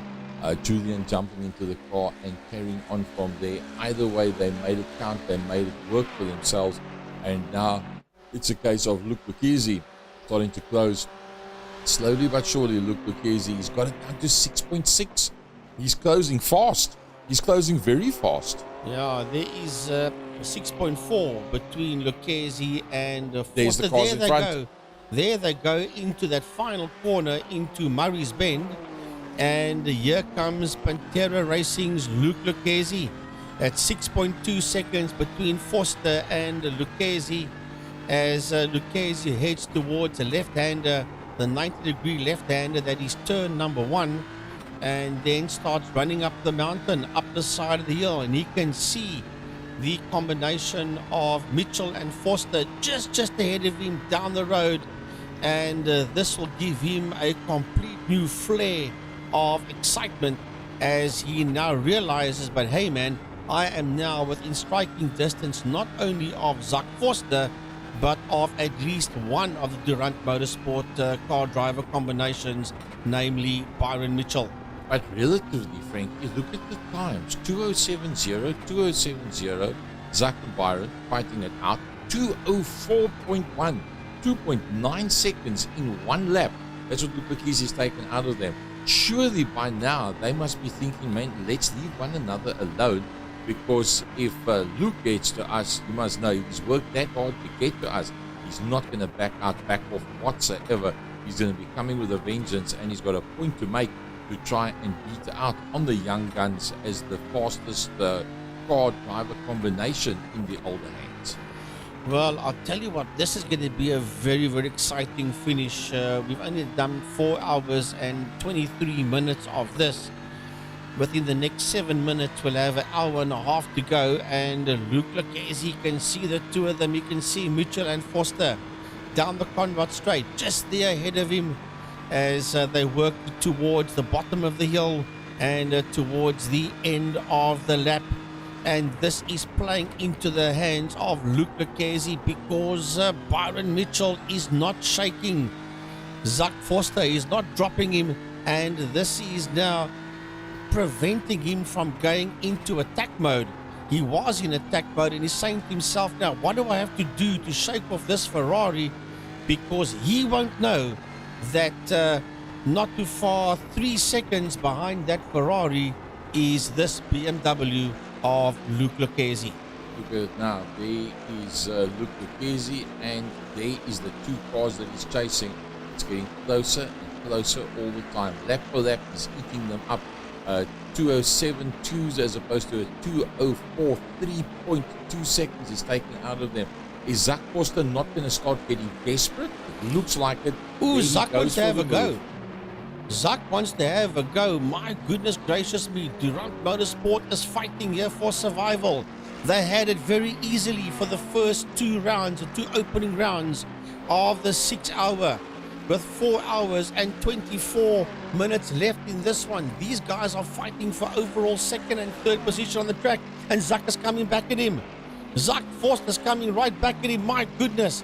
Byron Mitchell has been hassled here by Zak Foster. I'll tell you what, if anybody thought that the Jacques Buerta Zak Foster combination is just here to have fun, they are not. They are here to do some serious racing, and Zak Foster is making life hard for Mitchell now. Remember, Mitchell overtook him, so Mitchell would have been in attack mode all the time and could not shake him. Now that Zak is coming back at Mitchell, all of a sudden Mitchell's game plan will change now.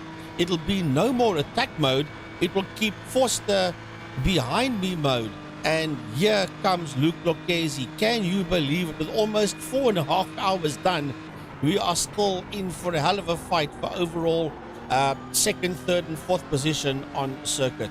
Let's hope that Luke doesn't throw it at the scenery, because we know he can get slightly overzealous on the accelerator when the chips is down. He is blindingly quick, but he does every now and again make those errors, although he's quick enough to be able to make up for it. I think that you've got a situation now where Zak Foster is, Julian Familiaris into the pits.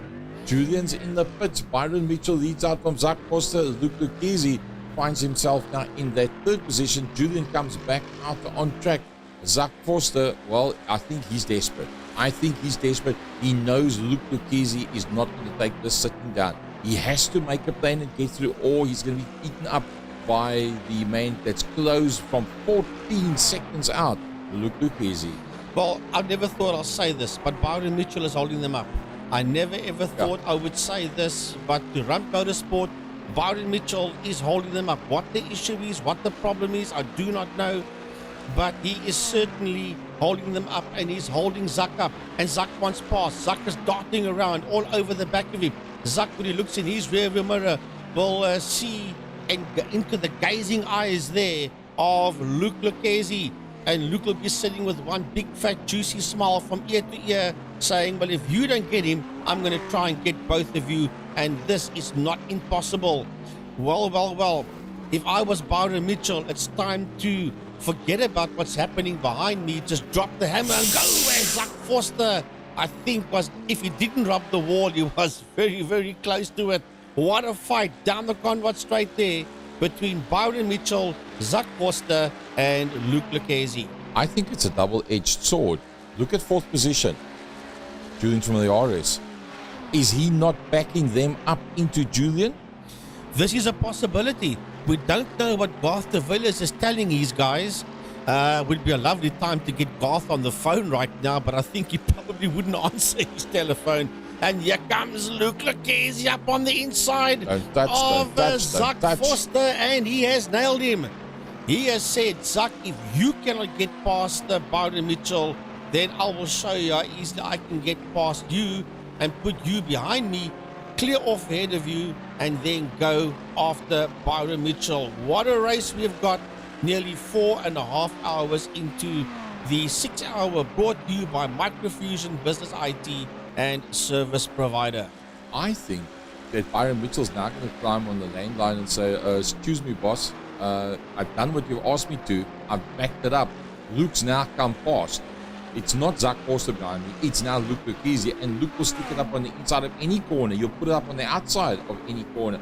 Byron Mitchell now has to turn the week up. He doesn't have a choice. If he doesn't, Luke's going to go to front into the field. And remember, Luke Lucchese is the fastest of the masters. Yeah, that's a given fact. He wants to beat the young guns. He will do whatever he needs to beat the young guns. Julian has not been able to close any further. Why? Byron's turned the week up. Yeah, but he has to still clear Willem Botha and Mauro Kowar's muster Julian Familiaris before he can be in there between Mitchell, Lucchese, and Forster. And they both, or all three of them, are going to close up onto the back end of Stephen Koenig. I think you're going to find that Byron Mitchell's going to do a sub, quite a bit below a sub 205, because having got there, Luke Lucchese has not really been able to close up that much on the back of Byron Mitchell, which means that Byron has turned up the wick. He's got to go now. There is no other way around it. Julian must now find his own way to get closer. He cannot be helped anymore by Byron Mitchell. Byron has got to get a move on him. If he doesn't, that Mercedes-Benz is going to lose the lead. Well, all of a sudden, to run motorsport's got a fight on their hands. And it's coming from Luke Lucchese and from Zach Forster.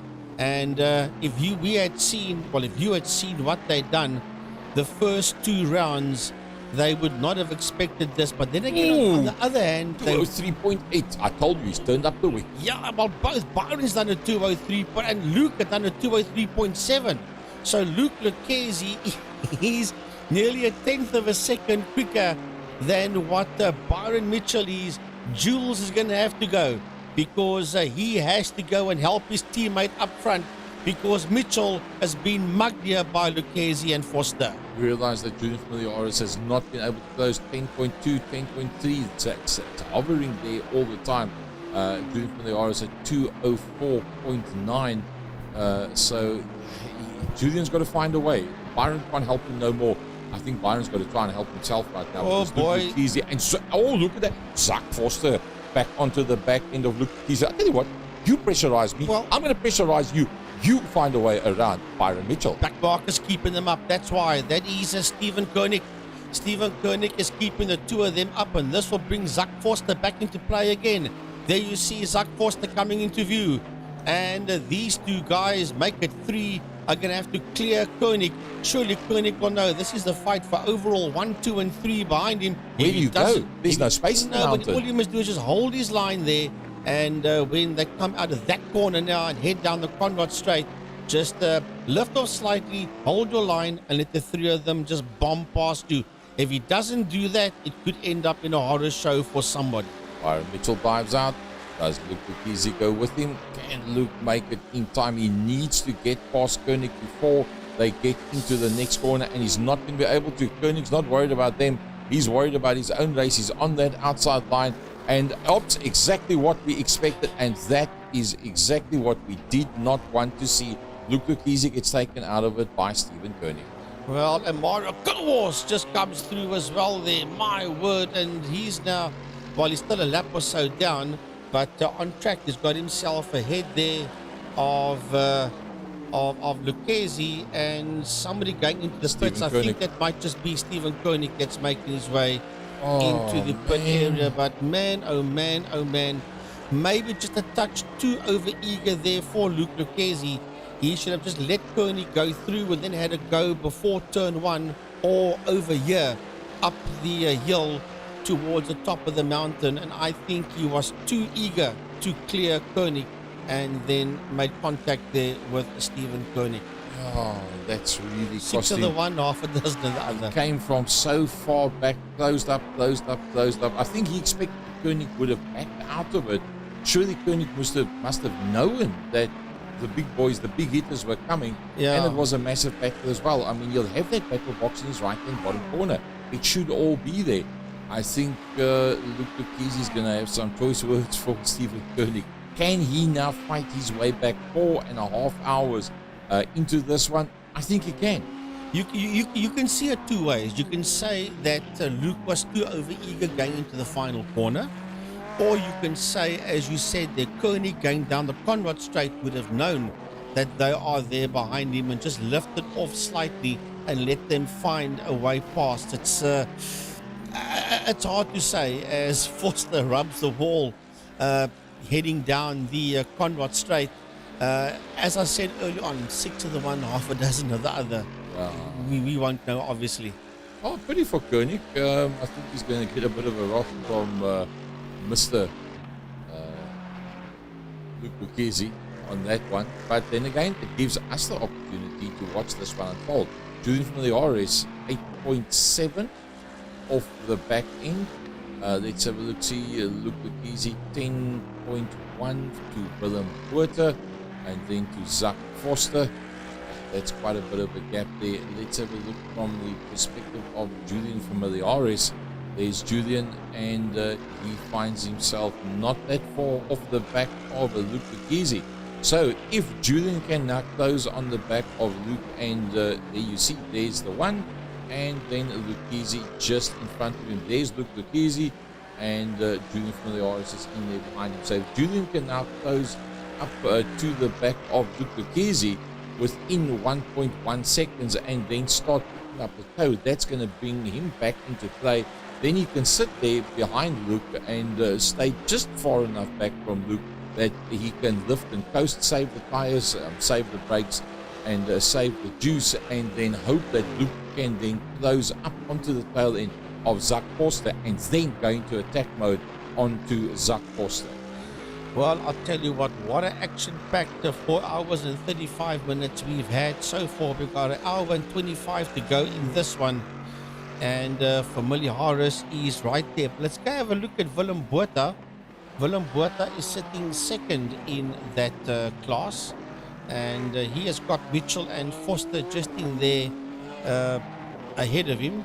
And he'll be happy with what's going down at this point in time, because he and Robbie Teens, they share that car together, and between Willem and Robbie, they will be happy with a second overall in the Masters category.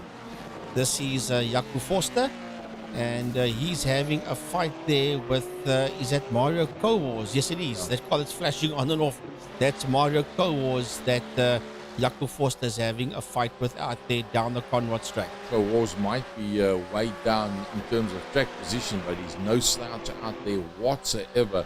Whatever slowed him down earlier on is just created a situation where he's not in the list on the leaderboard where you would expect him to be whatsoever. And I think that is one of the quicker drivers that you're seeing out there. Fourth overall in class behind Byron Mitchell, Zach Foster, Julian from the iRSA is Raymond Duggan. Finds himself a little bit further down, but in a very decent position. Should the battle up front end up rubbing wheel nuts and knocking one another off, Raymond Duggan might still just find himself alongside Corne Britt in a top 3 position. It's not impossible. Yeah, well, he's still going to clear Steyn, Dougerbe and Cowarts is Raymond Duggan. He's gone past Steenkamp, Koenig and Van der Spey. That's back out there on the track again. Remember, Peter is sharing that car with Graham Stephen. And this is Raymond Duggan for iRSA Racing Green. But we go and have a look at the Swiss Hubert. It's sitting 4th overall in the Masters category. Also fourth in class, the same as Raymond. Correct. And he is on track just behind Raymond Duggan and just ahead there of Jaco Steyn. Jaco Steyn finds himself a long way further back, pretty much 2 minutes further back is Jaco Steyn. And well, they've had a pretty good run as Jaco Steyn, not bad at all. He's got Atti Nagel as a teammate, also pretty quick out there. In fact, just about everybody out there is pretty quick. Peter van der Spey a little bit further down, not the way Peter would have liked this to be. He finds himself 5th in class and rounding out 10th overall. Yeah, that's the 8 BMW, the Master G-Force Junkies BMW of Peter van der Spey, and his teammate is Graham Stephen, with Peter making his way into turn number 1 to start climbing up the mountain. Is Van der Spey, but he's going to be caught a lap there by Byron Mitchell as Jean van Rensburg makes his way into pit lane. So the next man up behind him then would be Stephen McCarthy. There Stephen McCarthy goes through. There's Sean van Rensburg, and then Stephen McCarthy has already gone past. That's him at the exit of the pit lane. We saw the car of Stephen McCarthy, of Jean van Rensburg there in the pit lane. Swiss Hubert. We just spoke about the guys. That's 4th overall, just outside of the ones you're looking for, the top 3, and he pulls it into the pits as well. Yeah, look, Swiss for Team Hubert Racing shares that Beamer with Rainier. This is a replay of Luc Lucchesi. Oh, now it's track limits for Lucchesi. I think that little situation between himself and Koenig has unsettled Luc Lucchesi a bit. He needs to just calm it all down as Swiss Hubert. He's still in the pits. As I said, he shares that car with Rainier, and it don't look as if Rainier is going to take over. I think Swiss will continue. Yeah, it looks like it. It's no indication yet, although it's 57 seconds that he's been there in the pits. I think if it was going to be a changeover, we would have seen it by now. Nope, there he goes out of the pits. He goes. Jean van Rensburg, 7th in class. Is going to be pulling it into the pits, and it looks like he's going to be going for a tyre change back to the front end of the field. All about that man, Byron Mitchell, and he has got a reasonable gap, but not that much, because there comes Zak Koster, and not that far behind that is, there he is, it's Luc Lucchesi, and then not that far behind that, after 4.5 hours, there he comes. Julian Familiaris, and they are closing up once again. Only 1 hour 20 to go. And there's only 1.3 between Julian and Luke as they go into that little S-Benz under the Armorall Bridge. Is this a friendly battle or is this a bitter battle? No, I think this is gloves off battle, yes. As you are saying there, Gary. Not bitter because they dislike each other, but just because this is hardcore racing out there, and everybody knows how dominant Durant Motorsport has been, and I salute them because they are a fantastic team. But this is what I like about it, because they're such a great team and because they have dominated everything. Obviously, they are the guys that's got the target on their back. Yep. So everybody wants to go for them, and this is what makes this race so exciting. They want to make it 3 out of 3, and the rest are saying to themselves, oh no, you guys are not. And if you guys should do it, you're going to work damn hard for it. Well, I think this could still get a bit rough and tough if you ask me. A big thanks to Microfusion, business information technology and service provider. And well, Microfusion is a privately held small business that prides themselves on the capability to respond quickly and effectively to customers' requirements, and a commitment to provide quality personnel. Well, that is a quality race, and they've got a quality field out there as we go back to the front end of the field. So let's have a look. In fact, I think we'll try and pick them up as they come down into the straight itself, because we might even get a single camera shot that can put them all together. There's your leader. His name is Byron Mitchell, who drives for Durant Motorsport. There is Zak Koster. He's 6 seconds further back, and he is pushing hard. there is Luke Lucchese, and he's got a score to settle. And there is Julian from Miliaris. Remember, we said 10 seconds, 10 seconds, 10 seconds. Julian from Miliaris, 7.8 off the back of Luke Lucchese. Luke is dragging him closer and closer to Zach Costa. Oh, I tell you what, this is game on. This is absolutely brilliant stuff. We are approaching an hour and 15 minutes, not quite yet. We've done 4 hours and 42, so we're not far away from an hour and 15 minutes as Familiaris makes his way through. And he is 2.3 seconds behind Luke Lucchese. 2.3, 2.4 seconds hovering there between himself and the man ahead of him, that is Luke Lucchese, and there the two of them are in the same frame as they race up the hill towards the top of the mountain.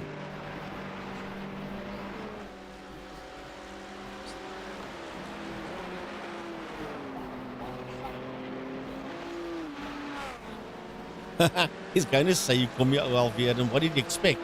Do you expect this guy not to come back at him again? That's for sure. But what a race we have had.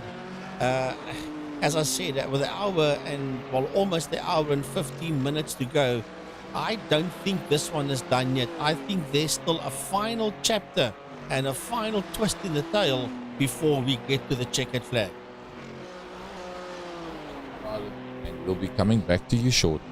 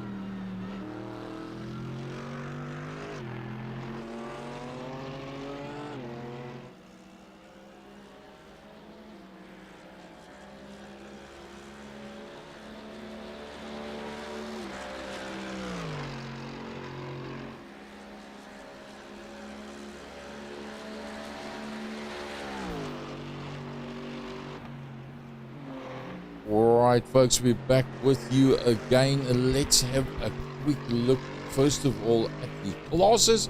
Luke Lucchese from Willembote, Jaco Forster are the guys in the Masters.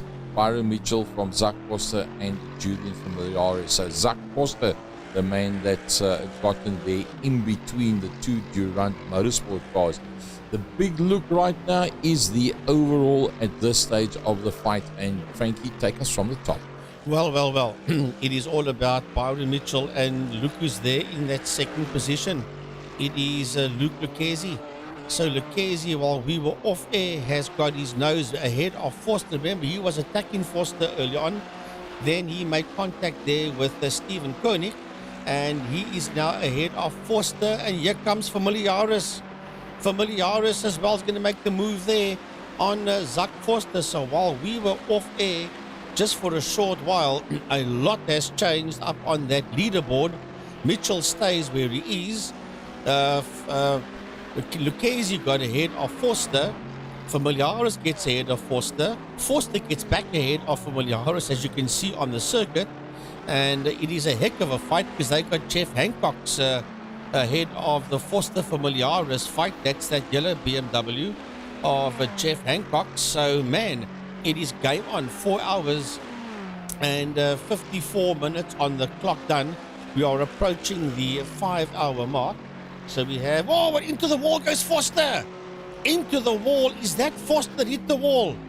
I think it was Zak Forster that just hammered the wall very hard there. Well. Yeah, he goes into that corner. And bang! Into the wall goes Zak Forster. Ricochets across the circuit and hits the wall on the opposite side. Well, you get game makers and you get game breakers, and unfortunately that has cost him big time. Raymond Duggan being involved in an incident as well. Is that also linked to what happened to Forster? Not impossible. No, he lost it all by himself. As he spun it around was Raymond Duggan. Ooh, and he gets hit there by that 000 Porsche. Well, the Jaco Forster. Let's have a look, see what happened there with Jaco Forster. That's Forster that hit Duggan in the Falcon corner. Oh, just nowhere to go. Just nowhere to go. There was nothing that he could do about that. So things are turning sunny side up. So, Frankie, you were busy going through the top runners. Let's go back to the top. It's Byron Mitchell. There is Byron Mitchell. Then it is Luke Lucchese. Can we pick them up in the same shot? No, we can't. There is Luke Lucchese. Then we've got Julian Familiaris is the next one that's going to come through. There's Luke Lucchese. Where is Julian? There comes Julian now. And then Zak Forster. Where is Zak Forster? Zak is in pit lane. The pits, and that's a turn up, which means Willem Botha is now finding himself 5th overall on circuit, but a long way back from Zak Forster. But Jaco Forster is in the pits as well, as is Raymond Duggan in the pits as well, which means where is Jaco Steyn? Jaco Steyn not that far behind them. Here they start working their way out. There's Raymond Duggan that works his way out. It's Herman Lazarus that's climbed back into the motor car. He works his way out. What's going to happen with Zak Forster? There he still stands. How long has he been in the pit lane? It's already on 62, 63 seconds. It's a long time. There must be a lot of work to do on that car. There is Jaco Forster. He's working his way out of the pits. Janeman Prius has come into the pits as well. Zak Forster is still standing. There Zak Forster gets away now. And that has turned everything completely upside down. The last thing that we expected was something like that. And Jacques Botha must be bitterly disappointed. Well, I told you there is a final twist in the tale, that there's one more chapter to be written. We still got an hour and 4 minutes to go in this one. And I still believe that this storybook has not been written yet. It's not complete yet, I should say. That there is still one more something that's going to happen before the checkered flag comes out. But Luke Lucchese finds himself in between the Durant Motorsport people, leading class, sitting 2nd overall. And he is in between. He has split the Durant Motorsport combination of Byron Mitchell and Julian Familiaris. Now, Familiaris has to get past Peter van der Spey and then he will be in there behind Lucchesi. So Familiaris is 6 seconds behind the man that is about to lap Peter van der Spey. From the iRSA 205 flat just about. Peter van der Spey, what was he doing on his last lap? 207.5, so 2 seconds in it. That's going to take him 3 laps, barring unforeseen circumstances. Doing from the iRSA will be on the back of Peter van der Spey. But Peter van der Spey, unlike Stephen Koenig, will give way, even if it slows him down a little bit, and let you through. He's a man that went through a patch where he was lying 3rd overall in the Sports and GT Masters and got involved in incidents, 6 races, one behind the other. So he's very aware of the disappointment of practicing hard, driving hard, seriously concentrating, working on the setup to try and get everything as perfect as you possibly can, and then somebody comes and takes it all away from you. And Peter van der Spey will definitely try his best not to get involved with that one. 4.6, 4.5, it's ticking away. Julian Familiar is getting towards the back of Peter van der Spey, but once he's got that, well, then you still got to try and catch Luke Lucchesi. Luke Lucchesi on a mission. What is the gap between Luke Lucchesi at this stage of the fight and the man that he wants to get to? It's only Willem Botha, and then Byron Mitchell is the next man in front of that, and that is what his mission is about, with 1 hour and 1 minute to go. Well, there goes Luke Lucchesi. Space Hubert is in the pits for Team Hubert Racing, and Hammer Lazarus is back in the pits again and making his way out. Space Hubert is also making his way out onto the circuit. So it's all happening out there. This is a replay of Jaco Steyn going into turn 1, and some track limits there on the grass right up against the wall, and then back onto the circuit once again. Stephen McCarthy in the 8.24.7. Oh, that curbstone. Well, that was one of the better recoveries. Other people we've seen climbing over that curbstone, hammer the wall on the left, and then bounce across to the right-hand side. I.e. Zach Foster. I.e. Zach Foster, 2 minutes and 11 seconds back. That's exactly what we saw. So Steve McCarthy doing a lovely recovery move there on that replay and keeping it all together. Peter van der Spey has actually done a pass on Swayze Hubert, and there's Peter going past, and Swayze that's in the pit lane. There he is, and that's how that passing maneuver went down. And then Swayze Hubert coming out of the pit lane and dropping in there just behind Peter van der Spey. How's that for some production? Well, that's some great stuff out there as we have a look at Hammer Lazarus, and he's way down the road. As a matter of fact, he's stuck in the middle of all those guys. You see the red in the battle box. Those are all the drivers that are out there on the lead lap. Willem Botha going slow? Willem Botha going extremely slow in the Gazoo Racing BMW. Run out of juice? I'm just thinking, is it fuel? That was the first thing in my mind. And that's second position in class. But he's going down the Conrad Straight. It's too far. If you don't have juice, you ain't going to make it from there. That is the Conrad Straight. That's the Fuso Bridge is going under. So it's definitely the Conrad Straight heading towards the end of the lap. Is he going to be able to make it into pit lane? Let's stick around with this. Oh my word. Gazoo Racing, Willem Botha and his teammate Robbie Teens are sitting second in class. They've got that left-right chicane. Then they must go under the Armorall Bridge. And only then, just before Murray's Bend, can he peel off into pit lane. There's the Armorall Bridge coming into view now. He'll be praying that BMW has got enough momentum just to get him into pit lane. He will coast into pit lane. He has made the pit lane entrance. But can he make now? He has to make his pit box. That's the whole thing. Well, he made the decision not to bounce back to the pits and take the towing time. Obviously thought it was going to work out better for him. So Willem Botha into the pits. Where is Jaco Foster? Here comes Jaco Foster. He's not that far. Is Willem still rolling and moving? I think he's going to make it. Yeah, he will make it. I think he's going to make it, but that's probably going to cost them second position. Where's Jaco Foster? Here comes Jaco Foster. That's towards the pit entrance. He's going to go past the pit entrance. And where is Willem? Willem is coming into line over there. Where's Jaco Forster? That's him on the left-hand side. There's Jaco Forster and Willem Botha in the pits, and that is going to be that Forster is going to come past. There he is, passes the man in the pits, and that for second place overall in the class. That is actually brilliant stuff. But Luke Lucchese is on another mission. He's got another fight. He's got a fight all of his own.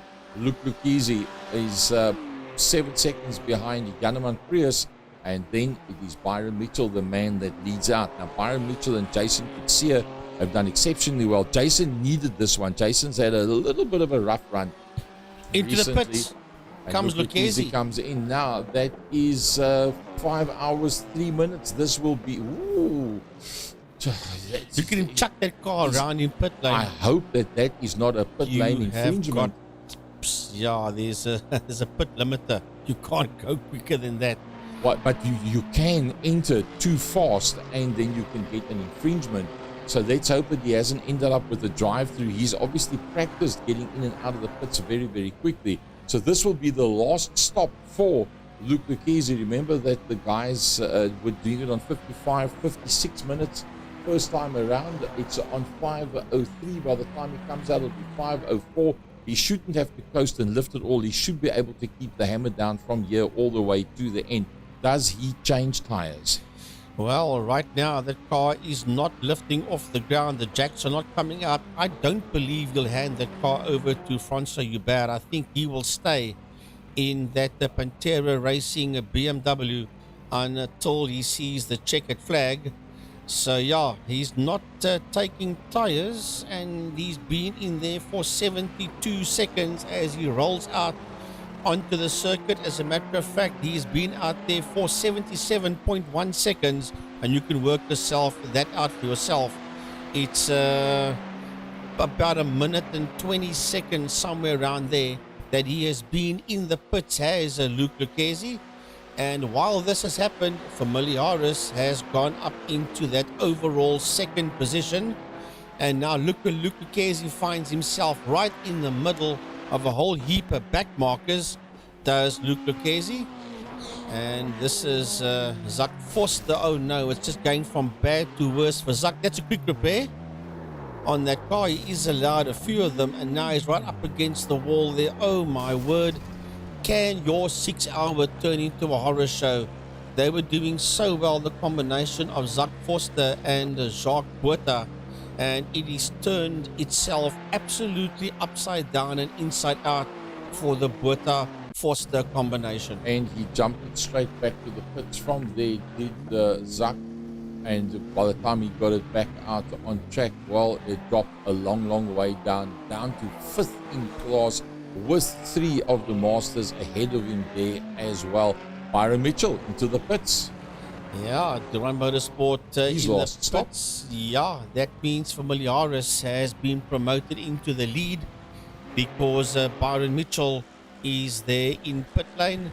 Luke Lucchese is still out there in that 3rd place. Julian did a 2:03.9. and Luke also 2:03.96. So he was 600ths of a second slower than Familiaris. On the last lap was Lucchese, and Mitchell did a 2:05, but he is now in that pit lane, and he's not handing over to Jason Kutsia. So Mitchell will probably run this Mercedes-Benz to the checkered flag.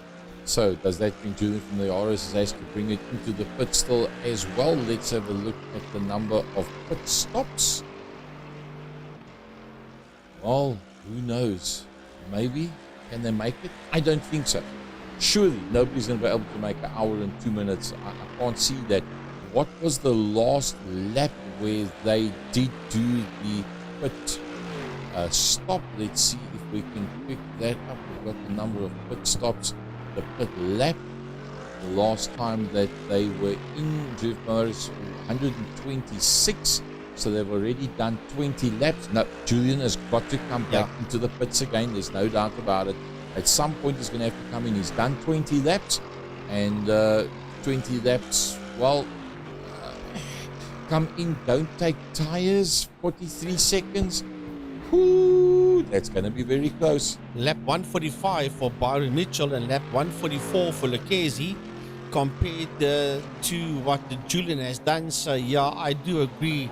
He's going to have to make another pit stop, as Mitchell and Lucchese are there in that second and third place overall on circuit, and now they're going to clear Stephen McCarthy and Jean van Rensburg before they can even think of getting close to Julian Familiaris. So look at that. Nobody's taken tyres before that last stint. Well, we'll see Julian Familiaris. I can't see that Julian can take a chance of put tyres on. 30 seconds is going to be too much. It's not going to work. If he's only 43.7, and look at the 42.3, 43.5, 41, 34. Maybe they will. Now, this is the other trick now. Julian Familiaris, with Durant Motorsport, you'll probably find that they will short load the fuel to make up the time to get back out in front. And that is where Durant Motorsport comes through very, very strongly, that they can put that piece of it together and not just fill it up to the brim and go back out again. Remember, Gaza, these guys have done triple stints on tires, so whatever Jules does now, he will not be able to put rubber on that Mercedes-Benz. It will be fuel only, but as you say, how much fuel will they put into that Mercedes-Benz? Because they will be working out everything now. Julian will be working out things in his head. Umpi Swart will be having a chat to him as well. Inside the other Durant Motorsport car, Byron Mitchell and Jason Kutsia will be having a chat to each other as Stephen McCarthy gets it wrong. That's a replay of McCarthy stepping that Ferrari out of shape there. And you can bet your bottom dollar that not only just will Familiaris and Swart be chatting to each other, Mitchell and Kutsia will be talking to each other, and Garth de Villiers will be talking to all four of his drivers. And if plan A don't work, there's a plan B. If that don't work, hopefully for them there's a plan C, because for the first time Luc Lucchese and today his teammate Francois Hubert are posing a serious threat there to the Durant Motorsport team. So some of the guys that was out the top three all of a sudden finds himself in the top three. Willem Botha in his class, and this man, Raymond Duggan. Raymond Duggan finds himself third in class, and that with Corne Britt. Now, does he have to go in for another pit stop? I almost think that car's got to go in for another pit stop. Let's have a look, see when was the last time that that car was in the pits.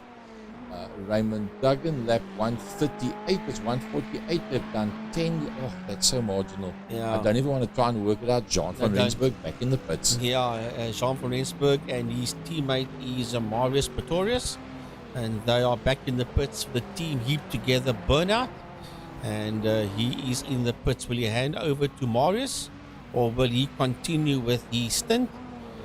And we'll have a look and see exactly if he continues or if Marius will take that Ferrari over from Van Rensburg. No, he won't. Van Rensburg will continue. Well, what an interesting battle we've seen out there today. I tell you what, for a 6 hour, I tell you, brilliant, no doubt about it. So, how's it going in the elite class? Julian Familiaris, Byron Mitchell, Durant Motorsport 9 and 10 are out there. So Jason Kutsia, Byron Mitchell, Julian Familiaris and Umpi Swart have done what they need to do in their group. But have they achieved it overall to date? Right now, yes, they have. How far is Luc Lucchese behind them right now? Luc Lucchese's got Stephen McCarthy and then Byron Mitchell in front of that. So it's not much. It's 6-7 seconds. Can he make that up with 49 to go? Well. It only seems to me as if the first three cars are on the lead lap, Gary. From Jaco Forster all the way down is a lap, is 1 lap or more down. It's only Familiaris, Mitchell and Lucchese with 5 hours and 12 minutes done that find themselves on the lead lap. And now Lucchese will make a move there on Koenig, and that is Lucchese, it's McCarthy, I apologize. He's made the move there on Stephen McCarthy. Oh, slightly bent wing there on McCarthy's car. That's on where we saw him do the left hander and just touch the wing lightly. You can see there the right hand side is bent. So Luke Lucchesi, can he catch up to Byron Mitchell? 6.4 seconds between the two of them. Let's see what the lap times. Byron Mitchell 204.219, 204.0, 2/10, not enough. Byron Mitchell is doing what he needs to do to hold that man Luke Lucchesi out. Yeah, 204.2 and a 204 dead there for Lucchesi. So the last lap, Luke was slightly quicker than what Mitchell was. And but Jules is doing a 203.4, so he's in a different league at this point in time. He's Familiaris. Let's just have a look at something else here, frankly, as Steve McCarthy's in the pits. The juniors and the seniors, well, we all started racing. And then the old guy said, no, these youngsters are good guys. Whoa, stop your Lucy. Let's go Sports and GT Master Series. We practice. And we say, hold on a second, let's have a race again with the youngsters, but we do it in different cars. Eventually they say, well, hold on a second, we're pretty close to what the youngsters are doing. So let's have a look at it and let's have a race with the youngsters and let's put everybody in the same cars. Now, have a look at that one. The top two, Durand Motorsport. Third, fourth, fifth, it's all masters out there right now. Yep. So 3 of the top 6 is masters, 3 is elite. Look at the next one behind that. Master. Yep. So if you look at the top 10, you've got 6 masters in the top 10 and 4 elites. The playing field is now very, very level. Yes, Durand Motorsport has got one up at this stage of the fight. They are holding on by the skin of their teeth, but the old hands are closing them down fast on overall pace and acumen and setup and consistency in a long distance race. Well, I'm actually glad in one way that Durand Motorsport is a dominant force because, as I said earlier on in the show, it makes them the number 1 target, which means that everybody else is going to up their game, both in elite and in masters, to go after them. So yes, great for them. They have got their own goals. They want to, I think we're doing 5 races in this series. They want to go out there and win all 5, and if they can, fantastic to them. But this is what makes a 6-hour interesting, because the other guys are saying, no, we are not going to let you make it 5 out of 5. We're going to go after you. And if anything, Durand Motorsport is a team that's making this 6-hour very interesting indeed. Look at what's coming past on the left-hand side, and I think that's going to be one of the Mercedes. There he goes, coming through on the Janeman Prius and making that one stick. That is Julian Familiaris that's just got that one right. And Jaco Steyn is in the pits. Yeah, Jaco Steyn for car number 4 is there in the pits. Is Jaco Steyn, sorry, car 88 is Jaco Steyn. And is he going to continue or hand over there to Atinagel? That we will see. This is a replay of Herman Lazarus, just not even turning in. The track turned left and he thought the track turned right. I'm sure that corner's been there for the last 5 hours, 15 minutes and 55 seconds. Julian Familiaris leads them out, but the pressure is on. There is no doubt that this is not just for race results, this is for pride of place in iRacing South Africa. So, Familiaris is the man in Durand Motorsport 10 that you see there on your screen. He's got a whole heap of back markers in front of him, so is Byron Mitchell. That the young man that sits there in second position, he's got Lazarus, Hancock and Sway Schubert that he must try and clear eventually. And here comes Luke Lucchesi, and there is 6 seconds between Mitchell and Lucchesi, 6.1 if you want to be technical, between Byron Mitchell and Luke Lucchesi, 6.1 seconds and 43 minutes left on the clock. It's not impossible to see Lucchesi move up into that second position overall.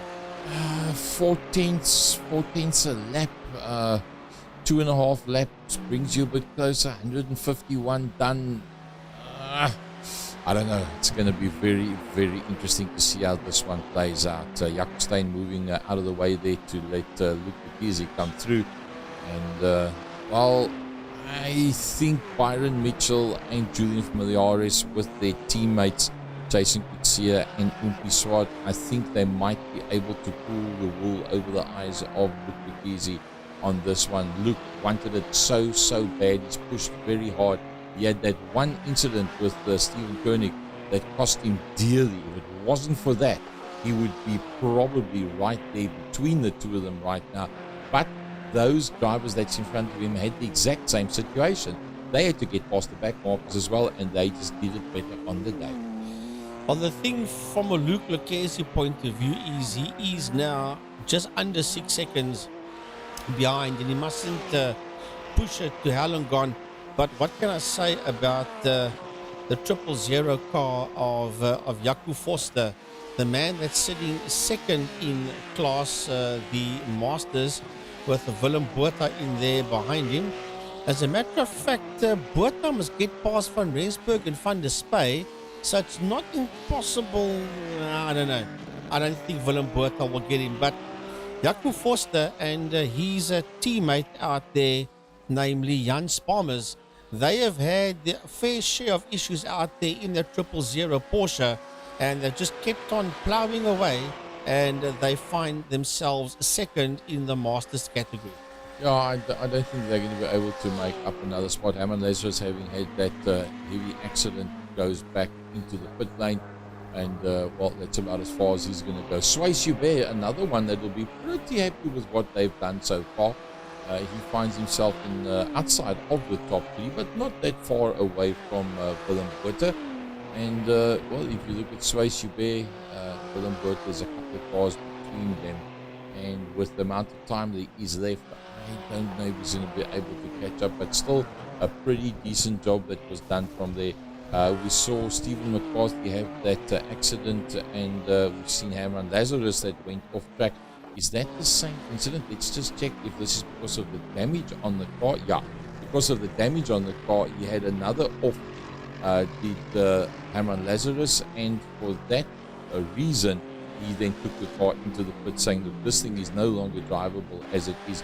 I'm going to have to back out of it. There's no ways further. So let's have a look, Frankie, once again at the individual classes as they are right now, starting off with Julian Familiaris. Yeah, Familiaris in the lead category is sitting out there in P1, and he is 47 seconds ahead of the man in second position, his teammate in Durant Motorsport 9, that is Byron Mitchell. Then third in that class, 2 laps behind Familiaris, is that Ferrari there of Raymond Duggan. Then fourth overall, 3 laps behind Familiaris, is Jaco Steyn in the Ferrari. Fifth overall in class and 4 laps behind Familiaris is that yellow BMW of Jeff Hancock's. Then 6th in that class in the Ferrari, and 4 laps behind Familiaris is Jean van Rensburg. Then 7th in that class and 5 laps behind Familiaris is Mario Kowos. Then 8th in that class is Janeman Prius, and he's 7 laps behind Familiaris. 9th in that class and 9 laps behind Familiaris is Zach Forster, and sadly a retirement there for Clinton Besaidenout and his teammate Jonty Weiss. Looks like Zach Forster's not running anymore either. Probably you're going to find that there was just too much damage on the car, and having used up the quick repairs, they couldn't get the car back out on time. So he's saying, oh well, let's just sit back and watch the second year studio production. A big thanks to Microfusion, business IT and service providers. I don't know how good they are at what they do. I'm sure they are very good, but they've definitely got an eye for picking out the right race to go and sponsor, that's for sure. So whoever from Microfusion came up with this one, well done.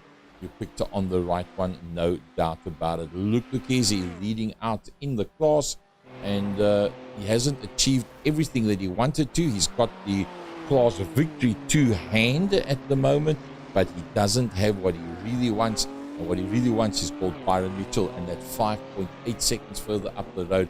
And unfortunately, not only is it a moving target, it's a very fast target that he's trying to get to. And if we look at the overall race, the times there, a 203.8 and a 203.8, Byron Mitchell responding to the pace of Luke Lucchese. and holding him at bay with now only 37.5 minutes left. Yeah, that is Luke Lequez you see on screen there, and that is Jaco Foster. That he's going to pick up a whole lot of back markers. He's got Raymond Duggan, Jaco Steyn, and Herman Lazarus that he will systematically catch and close down. Well, there is Willem Botha. Botha has to clear Van Rensburg and Van der Spey and then get there to Jaco Foster. And there's really 24 seconds between himself and Van Rensburg, the guy that he must catch.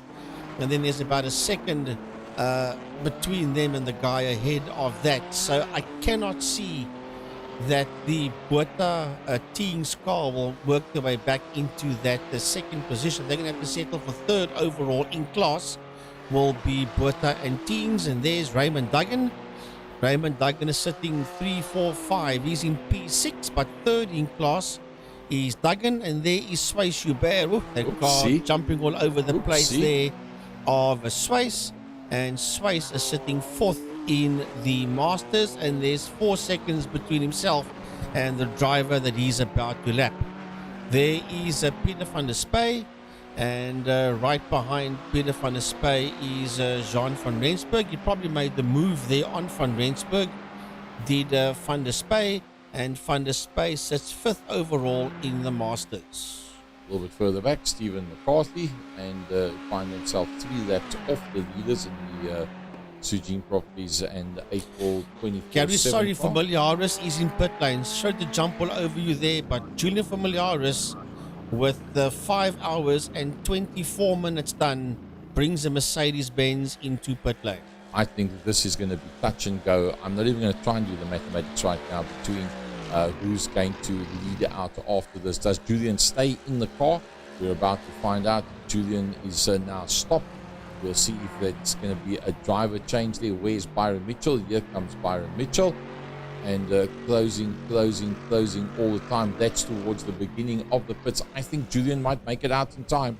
There's Julian Familiaris. Where is Byron Mitchell? You'll probably find him on the left-hand side of your screen in the not-too-distant future. There he goes. Byron Mitchell's going to go to the front. Julian Familiaris is coming out of the pits. Oh, my hat. He's got to come out there. He's got to come out there hot. Julian Familiaris makes it out ahead of Byron Mitchell now. Byron had the drive coming out of the corner, nothing much between the two of them. Julian Familiaris and Byron Mitchell, 1.56 seconds. They have recovered their position at the front end of the field. Now, the next one up will be Luke Lucchesi. There comes Luke Lucchesi, and he's not that far behind them either. Not far behind them at all. When you showed us those 2 Mercedes-Benz cars, you could pick up Luke Lucchesi was there in the distance. He just put a lap there on Jeff Hancock's, has Luke Lucchesi. So Lucchesi sitting out there in that third position, and there is 5 seconds between himself and Mitchell. So nobody's going to tell Luke Lucchesi that he can't split these guys. You're going to have to be a brave soul to tell him that he cannot do it. And in motorsport, nothing is impossible. Trust me, anything can happen anytime, anywhere, to anybody in this game. As I've said before, Gary, she's a lovely mistress, but she can be a cruel mistress as well. Make no mistake, in Formula One, they call it hammer time. This is easy time. We'll come back to you shortly.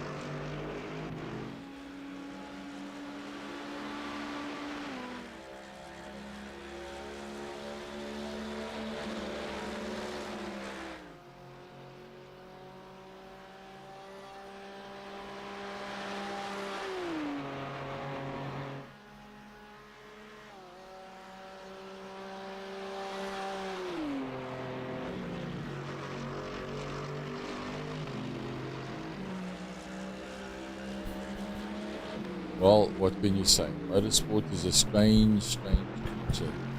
Anything's possible.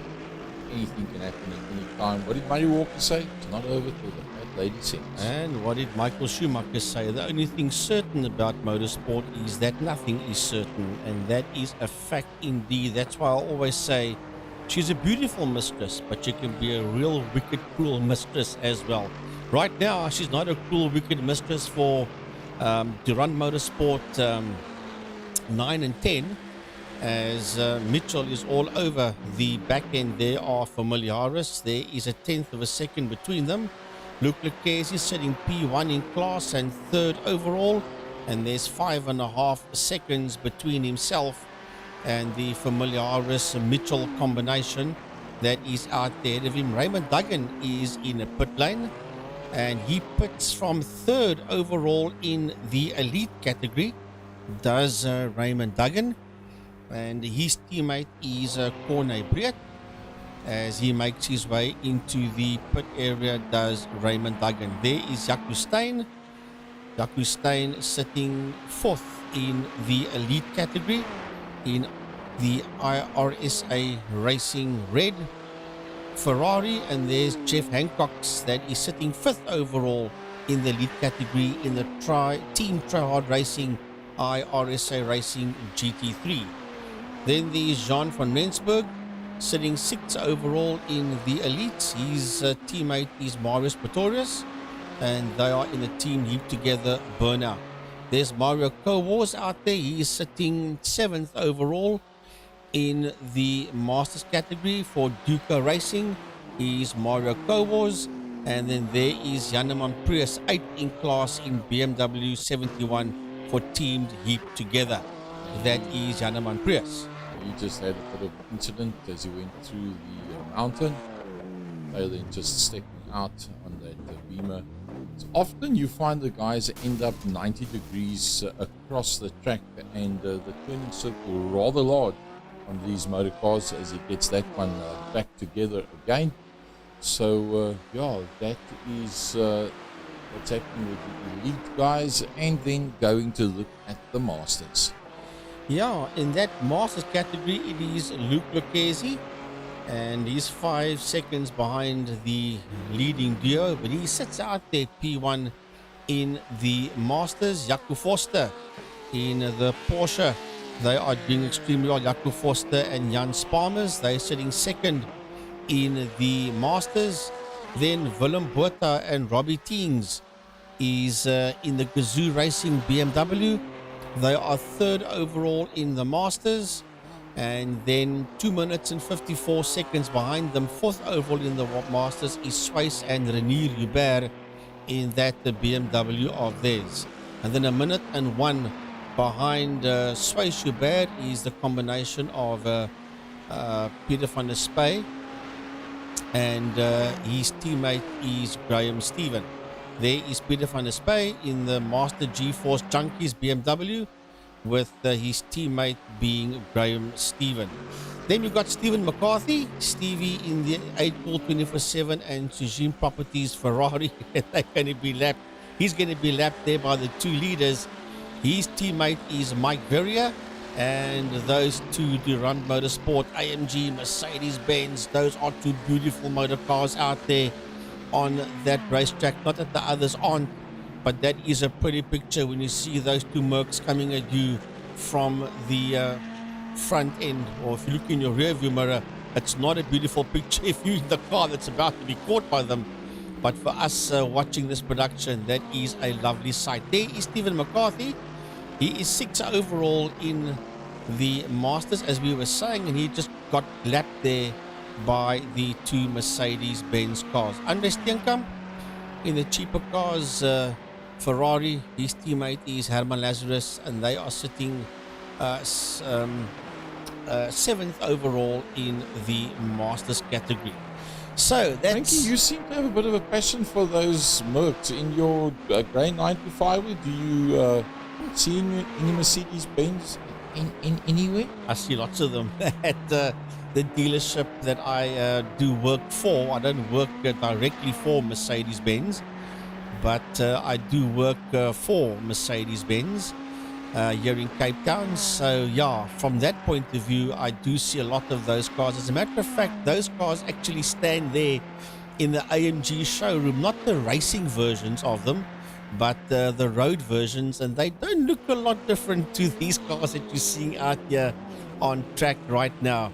And it's not biased. I mean, those cars do look lovely. If you have a look at the familiar iRSA Mitchell Mercs in flying formation.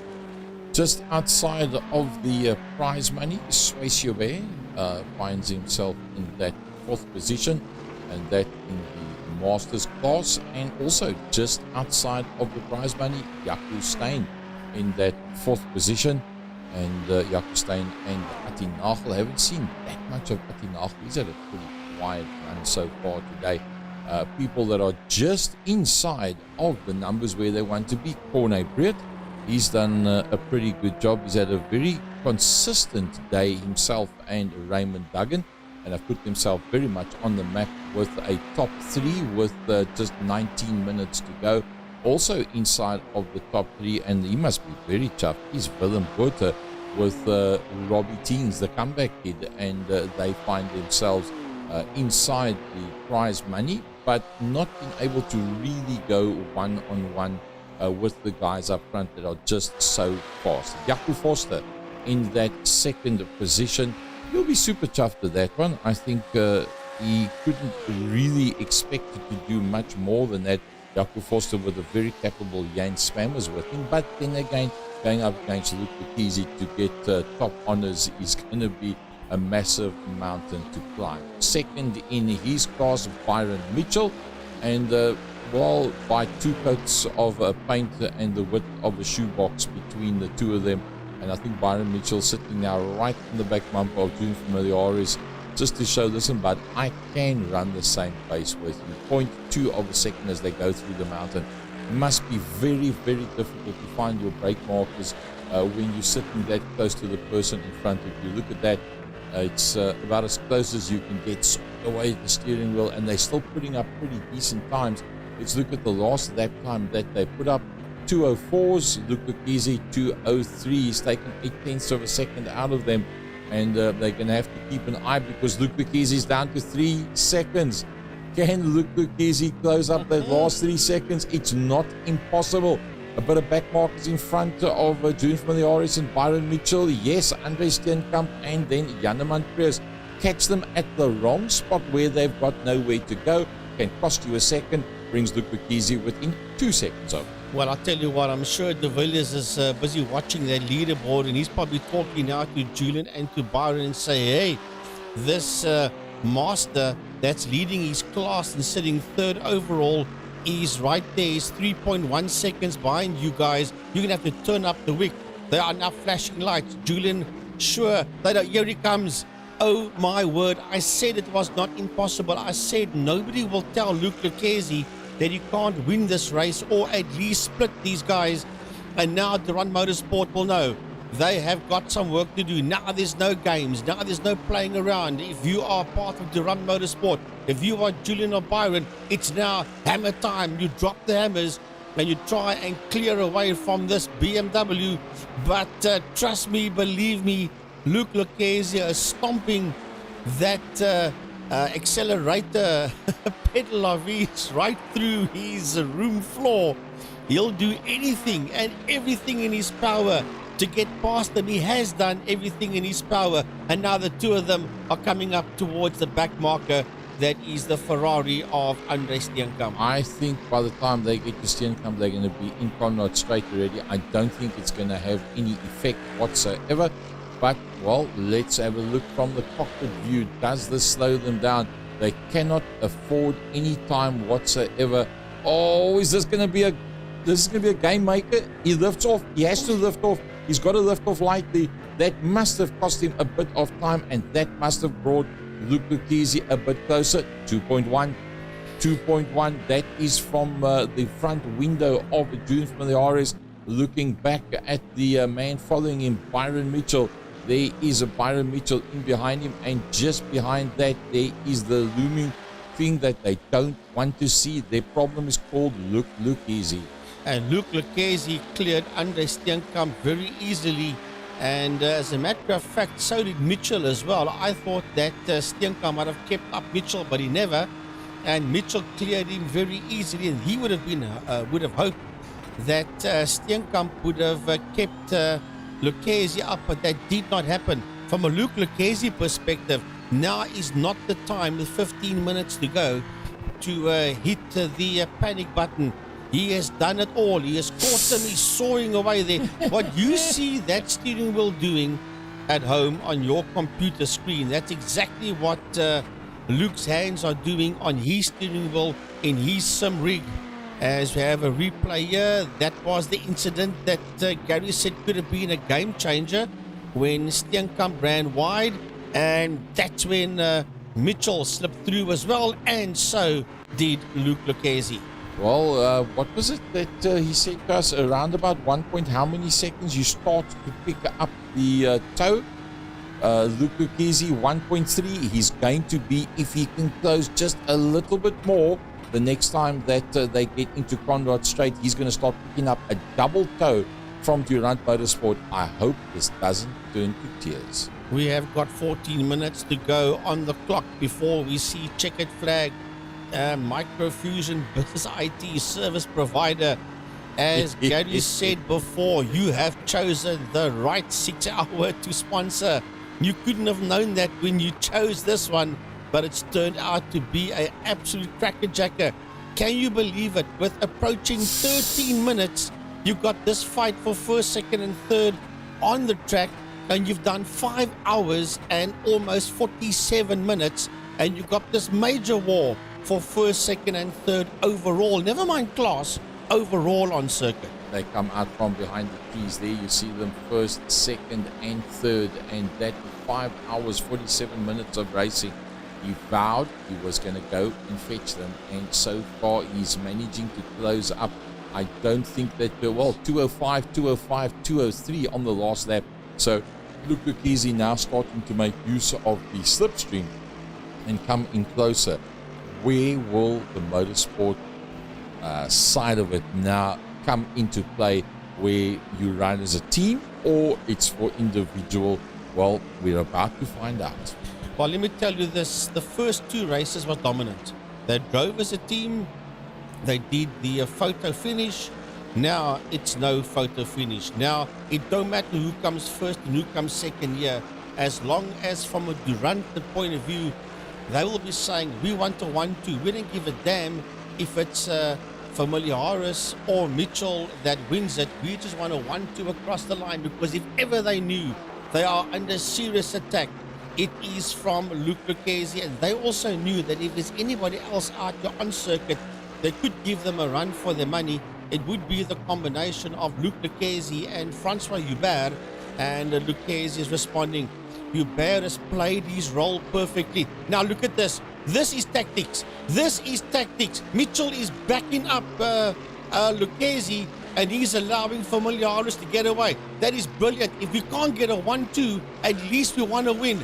That is some, and I'm only speculating, but all of a sudden, Familiaris pulled the pin and Mitchell just slowed down. That is not by default, in the sense that there's something wrong with that car. This, Gary, is team tactics. I'm almost certain he was told, back up Luke Lucchese. Well, they're in a part of the circuit where there's no ways that you can get around, and now they've got it out into the open. We will pick it up on the lap times. I don't know if you saw Microfusion, even they flashing their lights, Frankie, on screen. They're saying go, go, go from the Microfusion side of the world. Atinafel into the pits. Here we go. Luke Lucchese is now onto the back of Byron Mitchell. Can Byron hold him out? It's going to have the inside line, and then it's going to be the outside line. Who's the last of the late breakers? Nothing much in it. They give one another enough space. Luke Lucchese just nibbles the nose. He says, I'm not going to give up this one. I'm going with you.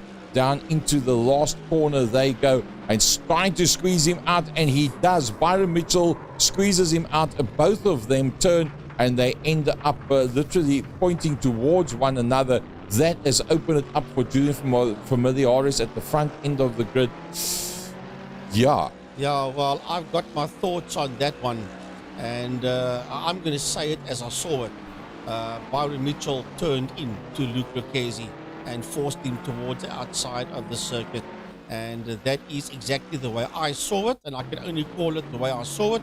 Let's have a look and see. Well, that's after the initial contact was made, then that situation happened.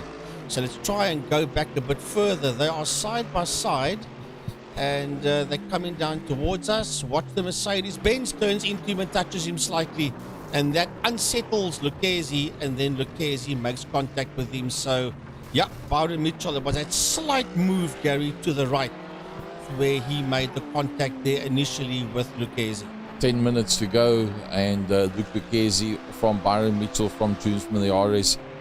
Janeman Prius a little bit further up the road. What happens if Luke Lucchese gets back to Byron Mitchell? I don't know if he can now, because there's 2.2 seconds. Well, there's 10 minutes, let's say 9 minutes left, and there's 2 seconds between them. So it's not physically impossible. There he comes. He can still. He's within striking distance of Byron Mitchell. And but yeah, what this has done is it's blown this one apart, because you're not going to catch Julia now. There's 10.2 seconds between Mitchell and Familiaris. So I think Julian and his teammate Umpi Swart has won this one. Just a pity though that Umpi's steering wheel broke on him, and that's put him out for 2/3 of this event. And Julian had to basically do this one virtually single-handed, but he's done a stunning job, has Familiaris, that's for sure. But I told you, anything is possible in motorsport. Desperate times, desperate measures out there, I suppose. But you are looking at three of the best drivers out there, both real-time and sim racers, sitting first, second, and third. Familiaris, Mitchell, and Luke Lucchese. I hope Byron Mitchell and Luke Lucchese doesn't get back to him, because I think they will end up going off the track again. So in the Masters class, Luke Lucchese from Jaco Foster. Jaco Foster's done a brilliant job, I must say. Jaco Foster and Jan Spammers presently in that second position with just 7.5 minutes to go. Third in class, still inside of the silverware, and the prize money is Willem Botha. Outside of that is that man Sway Hubert. Then in run with the top 5 in the class is Peter van der Spey. And then the next one through there is the 8x24/7 of Stephen McCarthy. And then Andre Steenkamp. It didn't work out so well for Andre Steenkamp in this one. He's been doing very well in the Masters, but the 6 hours has not worked for him. In the elite class, Jude from the iRSA that had a bit of a buffer in the likes of Byron Mitchell to keep the likes of Luke Lucchese away from him.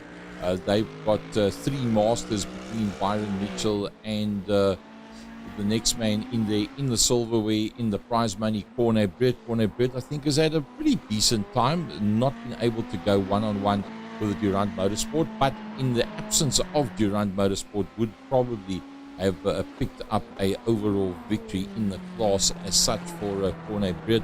Next one through there is then Atti Nagel. And Atti Nagel finds himself in a 4th overall, just outside of the silverware, not where he would like to be. Jean van Rensburg back into that 5th position, so not a bad one there for Jean van Rensburg with Jeff Hancock's. Then that man Stephen Duplessis, then Janeman Prius, and then the next one behind that would have been Zak Foster, but Zak not running anymore. So is the gap closing? Luke Lucchese to Byron Mitchell, 2.83. So 5 hours 54, 6 minutes to go. That's basically 3 laps. And then if you take a cranky where they are, it's going to be touch and go whether they will have to do an extra lap or not. So it's going to be interesting to see how that one's going to work its way out. At 2:04.376 by June from the iRSA, which is notably slower than that of Byron Mitchell. I think Byron Mitchell's trying to avoid chaos. He's got ahead of Luke Lucchese.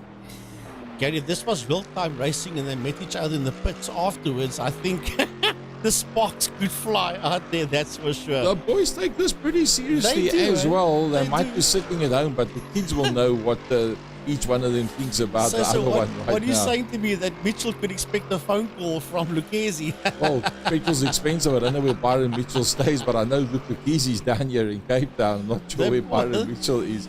But we laugh about it, but I tell you what, it's very, very competitive out there on circuit. And Luke will be doing everything in his power to try and close up. But I think Byron knows he'll probably get dusted if Luke can get to him. So he's got to do it all right from here on out. He's got to do it all right for 4.5 minutes to stay ahead of that man, Luke Lucchese. Second in class, Jaco Foster.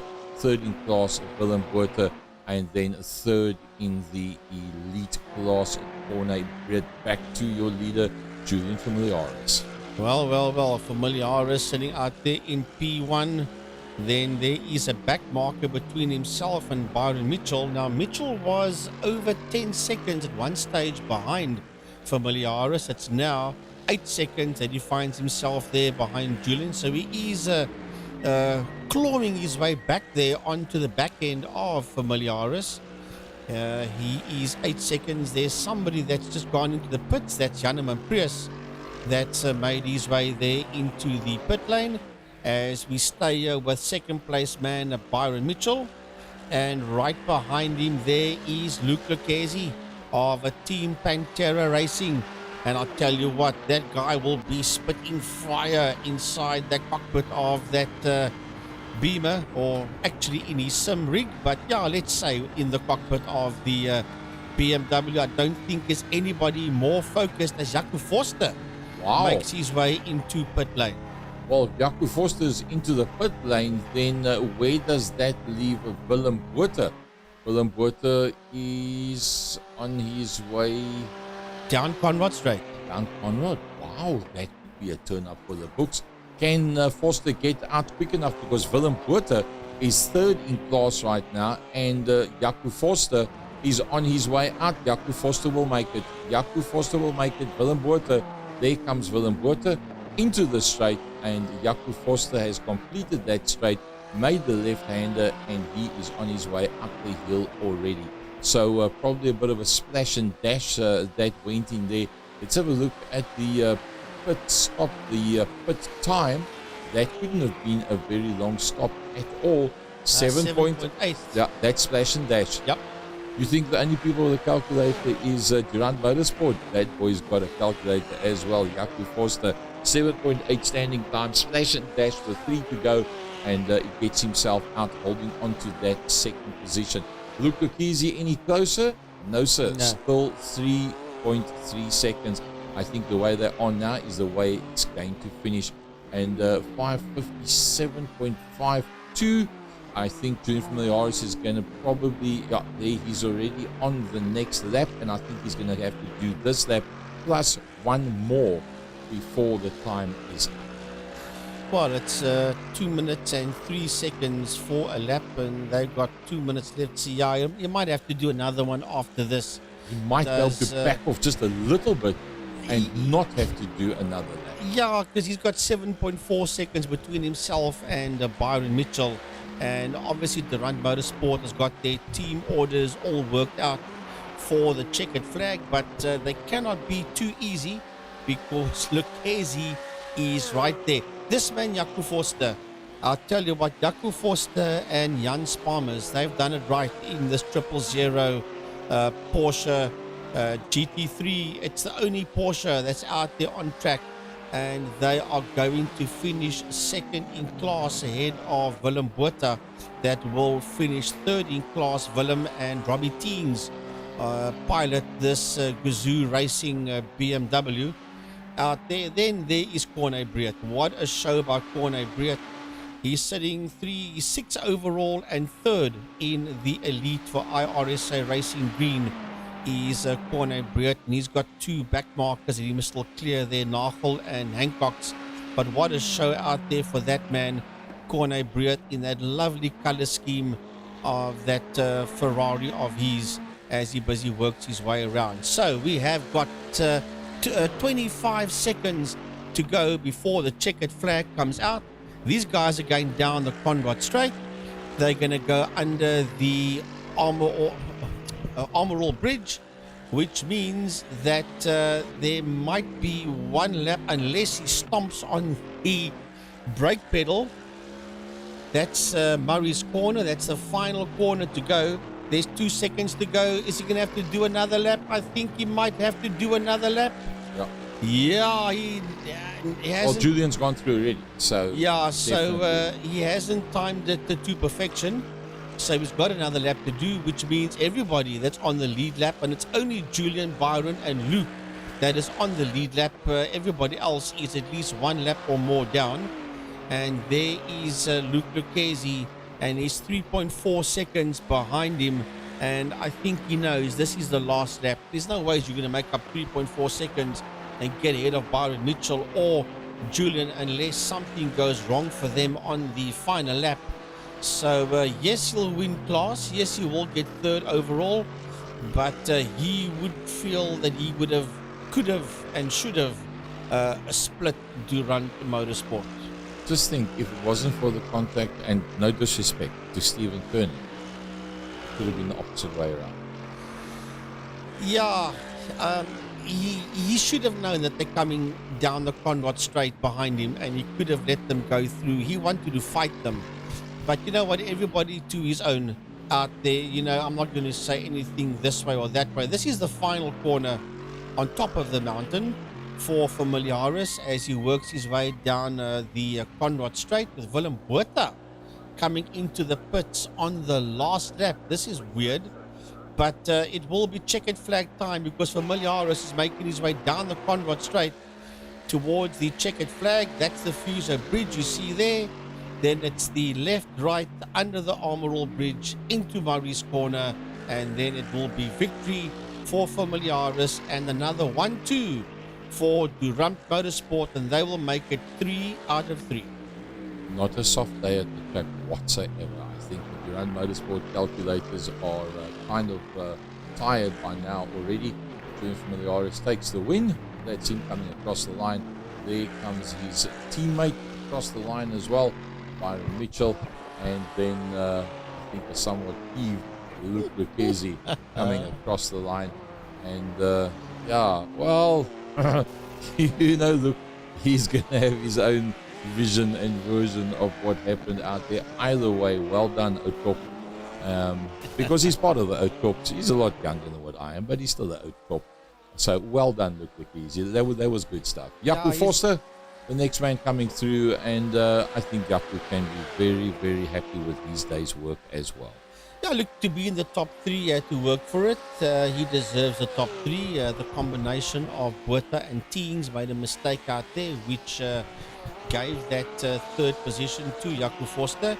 But Jaco Forster and Jan Sparmers have done what they had to do in the Lone Soul Porsche out there, and they will finish 4th overall and 2nd in the Masters. Well done there to Jaco and to Jan. Yeah, in the trophies and in the pound seats, so that was pretty good. Then Willem Botha coming through, and I think Willem coming down the Conrad Straight, I think he'll be happy with that 3rd overall. I mean, it's not like you've been beaten by mediocre guys, you've been beaten by some top class competition. Yeah, so, but they would have felt that they could have had that 2nd position, but yeah, as you say, on the podium for the Masters, and they will not be too unhappy with that. Through Murray's Bend he comes for the final time, and Willem Botha will finish 3rd overall in the Masters category. Also finding themselves in the pound seats and on the podium, Corne Brett, lovely day for him and Raymond Duggan. Yeah, they will finish 3rd overall in the Elite. And as a matter of fact, it's only just those first 3 cars that is on the lead lap. Everybody else is 1 lap down or more. So, Microfusion Business IT, thanks guys for sponsoring a fantastic 6-hour Enduro here at Bathurst, Mount Panorama. Well, just waiting for the computer to work out the results for us. And as soon as we can get that up on screen, there we go. There is the results for you. Whoa, what a day, what a race. So it's Durant Motorsport first and second, Durant Motorsport 10 ahead of Durant Motorsport 9, and then Team Pantera Racing finishing there in that third position. That is Luc Lucchesi and Francois Hubert, and that is your podium. First and second for the elites, Durant Motorsport, and then iRSA Racing Green is third, and then the Masters podium is Team Pantera Racing from Team Heap Together Links from Gazoo Racing, and that's the two podiums, one for the elites and one for the Masters, right here at, as you see there on the building written there, Mount Panorama. Yeah, that was brilliant stuff. Microfusion, thank you. Thank you so much. Business Information Technology Service Provider Company based in Port Elizabeth, South Africa, offering IT service, sales and support to businesses in the Greater Nelson Mandela Metropolitan area. Microfusion further offers contract support to national-based IT support companies and national businesses requiring services to their client base in the Port Elizabeth Metropolitan area. The services are exclusively committed to small and medium businesses where we believe they have been recognized for their competence and capacity to service everybody's IT needs. They're driven to provide quality technical services to public and private sector business clients alike. It's a privately held small business who pride themselves in their capability to respond quickly and effectively to their customers' requirements and their commitment that they can provide quality personnel as well. By successfully meeting our clients' requirements in the face of ever increasing technology and competition, we're proud to note that the overwhelming share of annual business comes from repeat customers, and that from the boys at Microfusion. Frankie, from the Second Gear Studios, wow, and wow. Well, if this is the way the remaining two races, if I'm right, is going to be for the 6 hours, then I sure as heck don't want to miss it. That's for sure. Because Durant Motorsport, well done, gentlemen, Garth, De Villiers, and your entire team. 3 out of 3. It has been there. Now go into the fourth one with an even bigger bullseye on their back. And you know what, Gary? They don't mind. They don't care. They're going to say to everybody else, bring it on. Let's do this. So I'm looking forward to the next 6 hour. The Microfusion boys flashing their lights for the last time, saying thanks for joining us. Thank you to the guys behind the scenes, Yaku, and everybody that makes it all possible. Mike, Sandro, all of these guys. A big thanks to all of you. From us in the Second Gear Studio, good night, everybody. And we really hope that you enjoyed it as much as what we did.